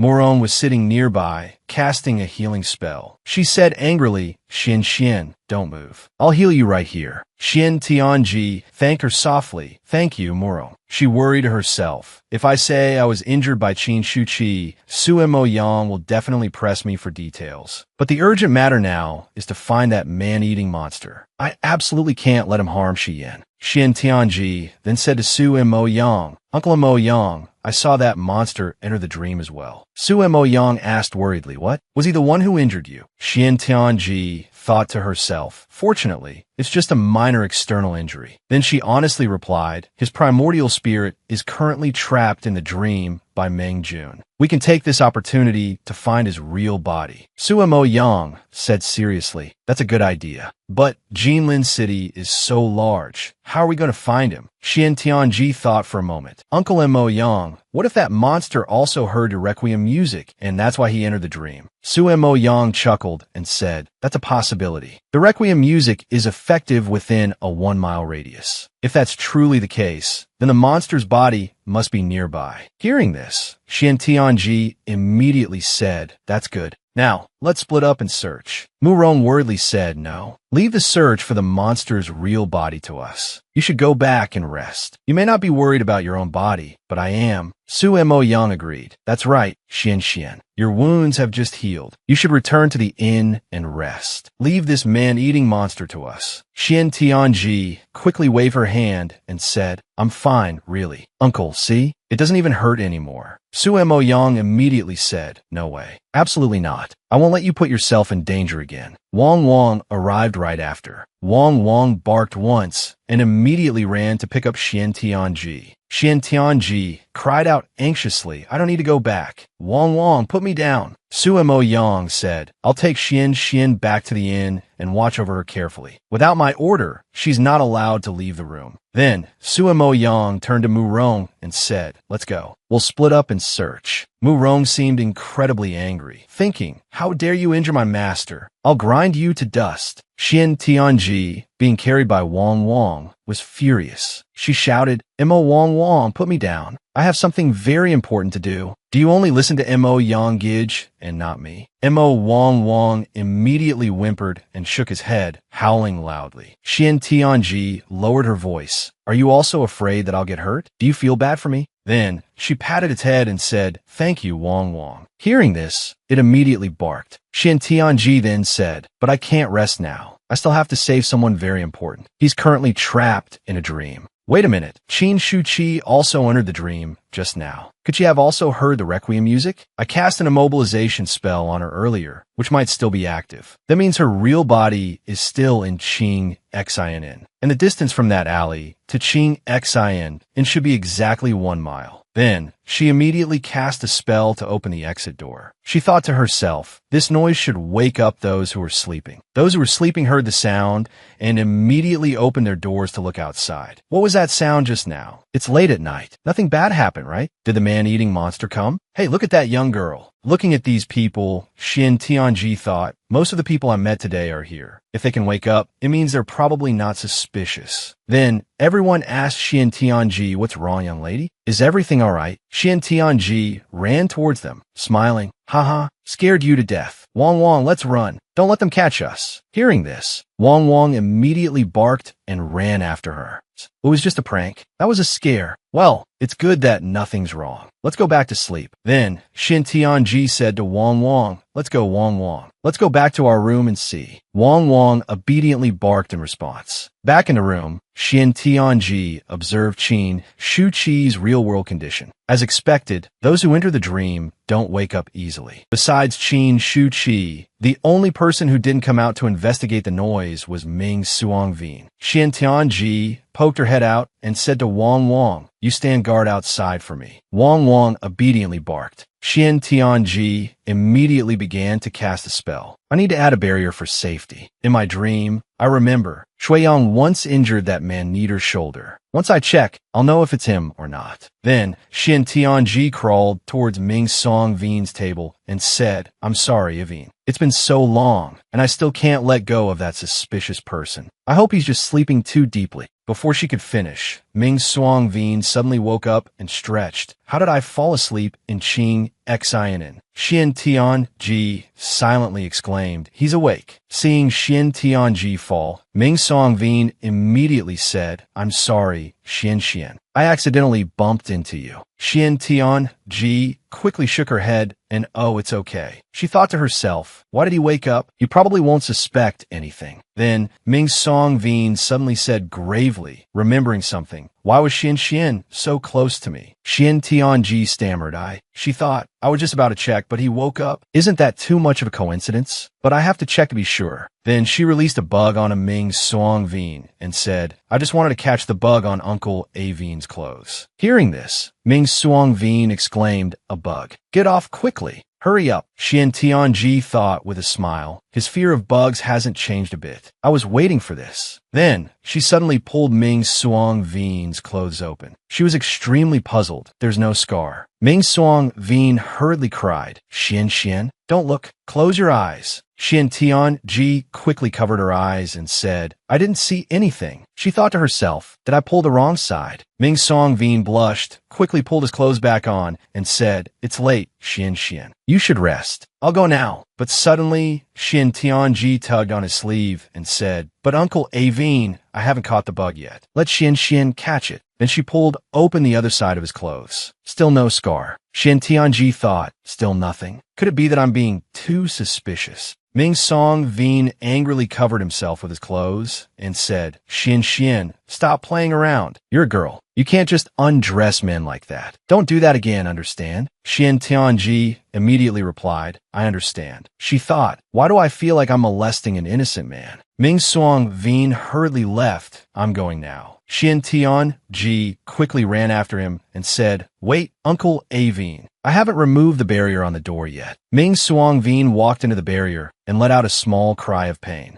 Xian Tianji said, Uncle Avine, don't be angry. Xian will remove the barrier right away. Hearing this, Ming Suang Veen angrily scolded Xian. Spiritual power is meant to save people, not to tease them. Understand, Xian Tianji quickly replied. Xian understands. Then Ming Suang Veen left, reminding her, all right, go to bed early. Xian Tianji sighed and thought, was it all just a joke? I wonder how things are progressing between Mu Rong and Su Imo Yang at the tomb. After Ming Suang Veen left, he thought to himself, that was close. If I hadn't stopped her in time, my identity would have been exposed. Although I used fog to hide myself, if I had been discovered, I wouldn't have been able to conceal it any longer. If things continue like this, even the heavens are helping me. He chuckled coldly. That devil Shi Yin is destined to die by my hand. Xian Tianji, you want to save that Shi Yin and bring him back to reality? I'll give you a chance. If I can't harm him in the dream, then I'll deal with him in reality. The blood debt of the 20 people of the Wen clan, it's time for you to repay it. That night at Qing Xen Inn, now Jin Lu, Xian Tianji angrily said to Wang Wang,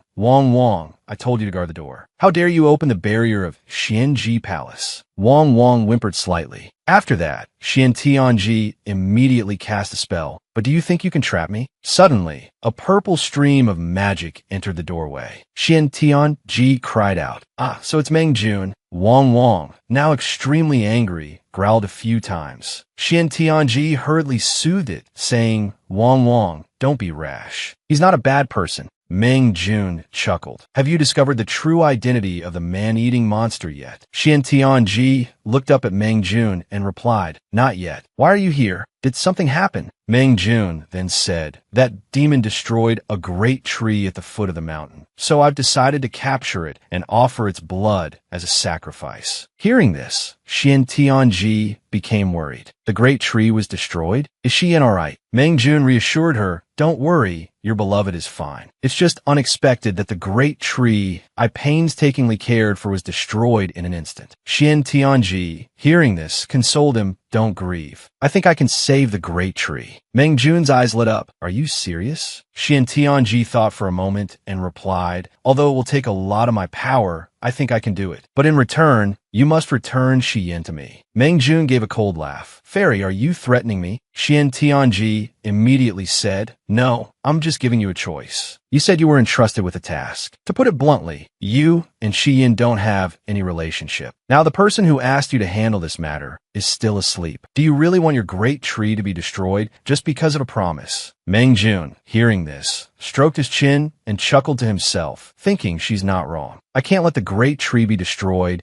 just because of an agreement. Then Meng Jun asked, may I ask, Fairy, if I agree, can you restore the dream to its original state? Xian Tianji replied, I am the celestial physician of the heavenly realm. I can naturally heal all things in this world. It may take a lot of power, but I can guarantee it. Hearing this, Meng Jun immediately cast a spell that, if the fairy can guarantee it, then I will also show some sincerity. Shi Yin was then released. Meng Jun continued, I will release your beloved first. But when the great tree recovers, that's when he will wake up. Do you agree? Xian Tianji immediately replied, yes. She suddenly looked worriedly towards Meng Jun and asked, but before that, I need to see some of Xian's memories. Meng Jun asked, which memories? Xian Tianji said, the memories of Xian fighting that monster. I'm thinking, if that monster's target is Xian, maybe it revealed some weakness during the fight. I want to see that scene. Meng Jun chuckled,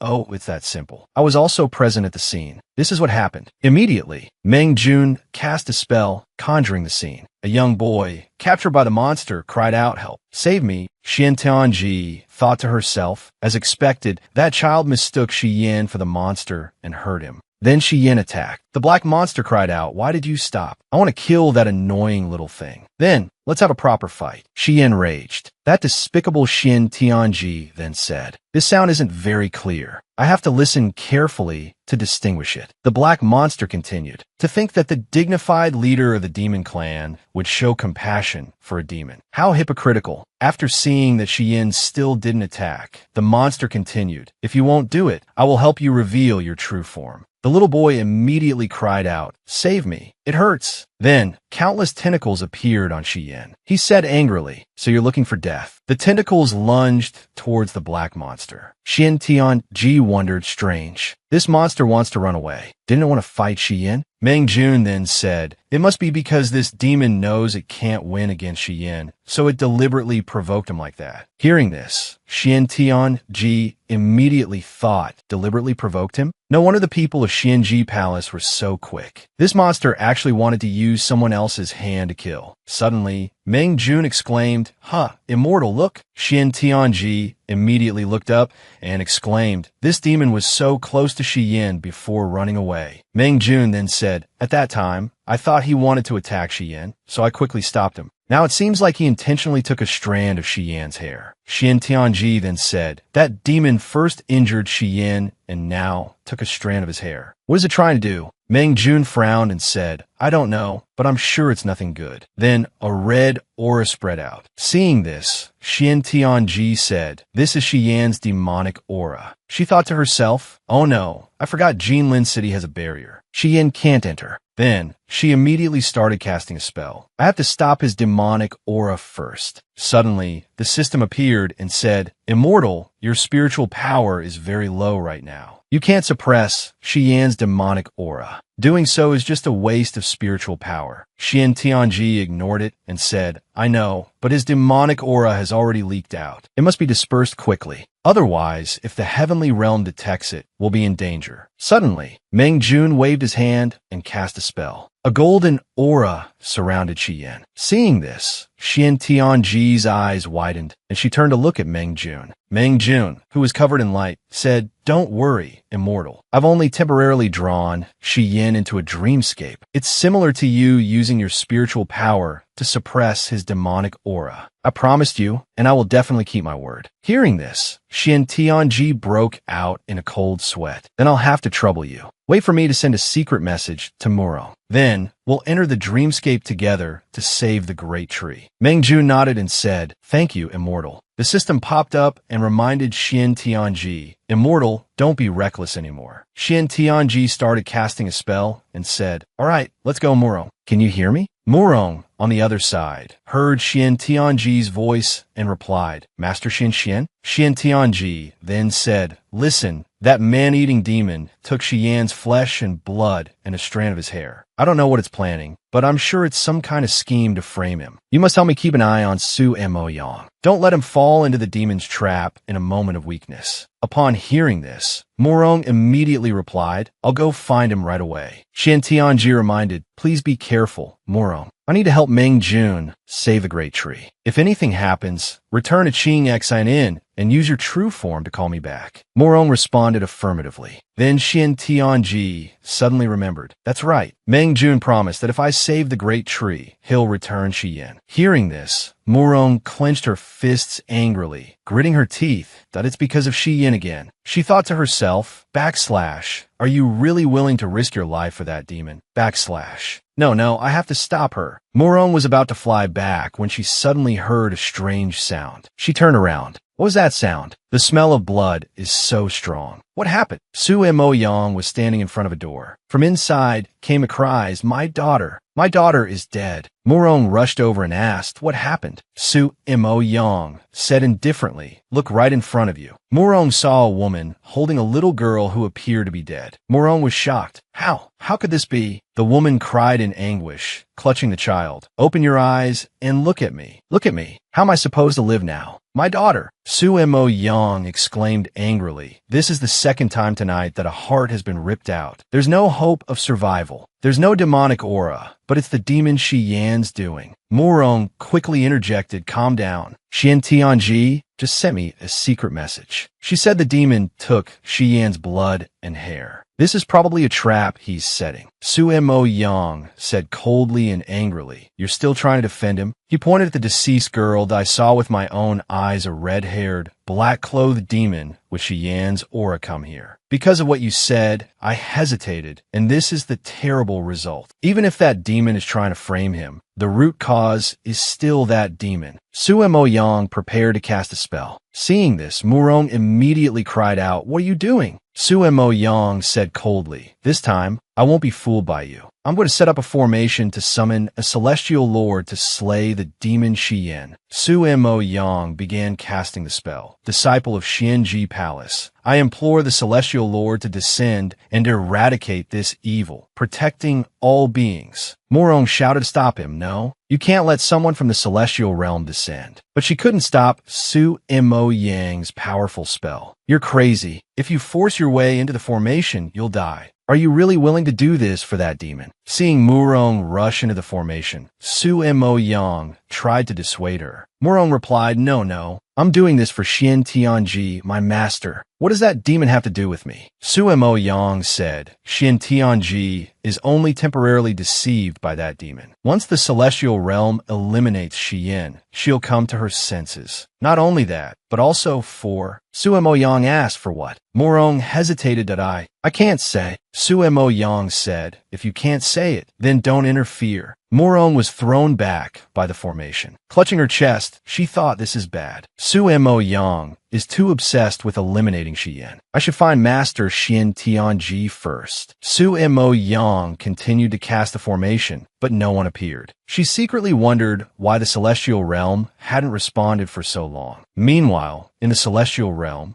a celestial guard stood watch at the palace gates, grumbling to himself. Honestly, all the immortals are at the Queen Mother's meeting. Why am I stuck guarding here? What's the point? Well, I'm just guarding here today. It's not like this martial god is completely clueless. He then promptly leaned against a tree and fell asleep. Suddenly, a voice rang out. The demon Xian is wreaking havoc in Jinlin City. We request a celestial lord descend to suppress him. The celestial guard immediately cracked open an eye, thinking, Xian? Isn't that the demon Xian often mentions? He's a demon that wasn't the demon realm, eradicated by the celestial realm. After a moment, a smirk played on his lips. If it's fate, then I suppose I should descend to the mortal realm. Down below, Su Mo Yang sensed someone preparing to descend and chuckled. Finally, you've arrived. The celestial guard landed and asked, you said a demon is causing chaos in Jinlin City. What proof do you have? Su Mo Yang gestured towards the people behind him. These are the victims whose hearts were ripped out by the demon Xian. After examining them, the celestial guard muttered this. He thought to himself, not bad. It is indeed demonic energy. Could it be that the demon realm wasn't completely destroyed back then? At the Qing Xin, Murong frantically knocked on Xian Tianji's door. Xian, Master Xian, something's wrong. Su Mo Yang has summoned a celestial lord to eliminate Xian. Murong tried to shake Xian Tianji awake from her dream. Master Xian, can you hear me? Come back. It'll be too late. Inside the dreamscape, Xian Tianji heard Murong's call. She cursed inwardly. Damn it. Su Mo Yang must have fallen into that demon's trap. Meng Jun asked Xian Tianji, is there nothing that can be done, celestial physician? Your aura is weakening. Xian Tianji, still trying to save the great tree, replied, my blood can heal it. It'll only take a moment. The system continued to dissuade her. Trust me, don't be stubborn. Overcome by weakness, Xian Tianji fainted. Meng Jun quickly caught her. She opened her eyes slightly and whispered, all right, now it won't wither anymore. After I finish this, I'll go to the celestial realm and get the dew of Ji. That should restore it completely. Meng Jun replied, thank you, celestial physician. Xian Tianji then anxiously told Meng Jun, please bring me back to reality. As for Xian, for his safety, he should stay here for now. Meng Jun nodded.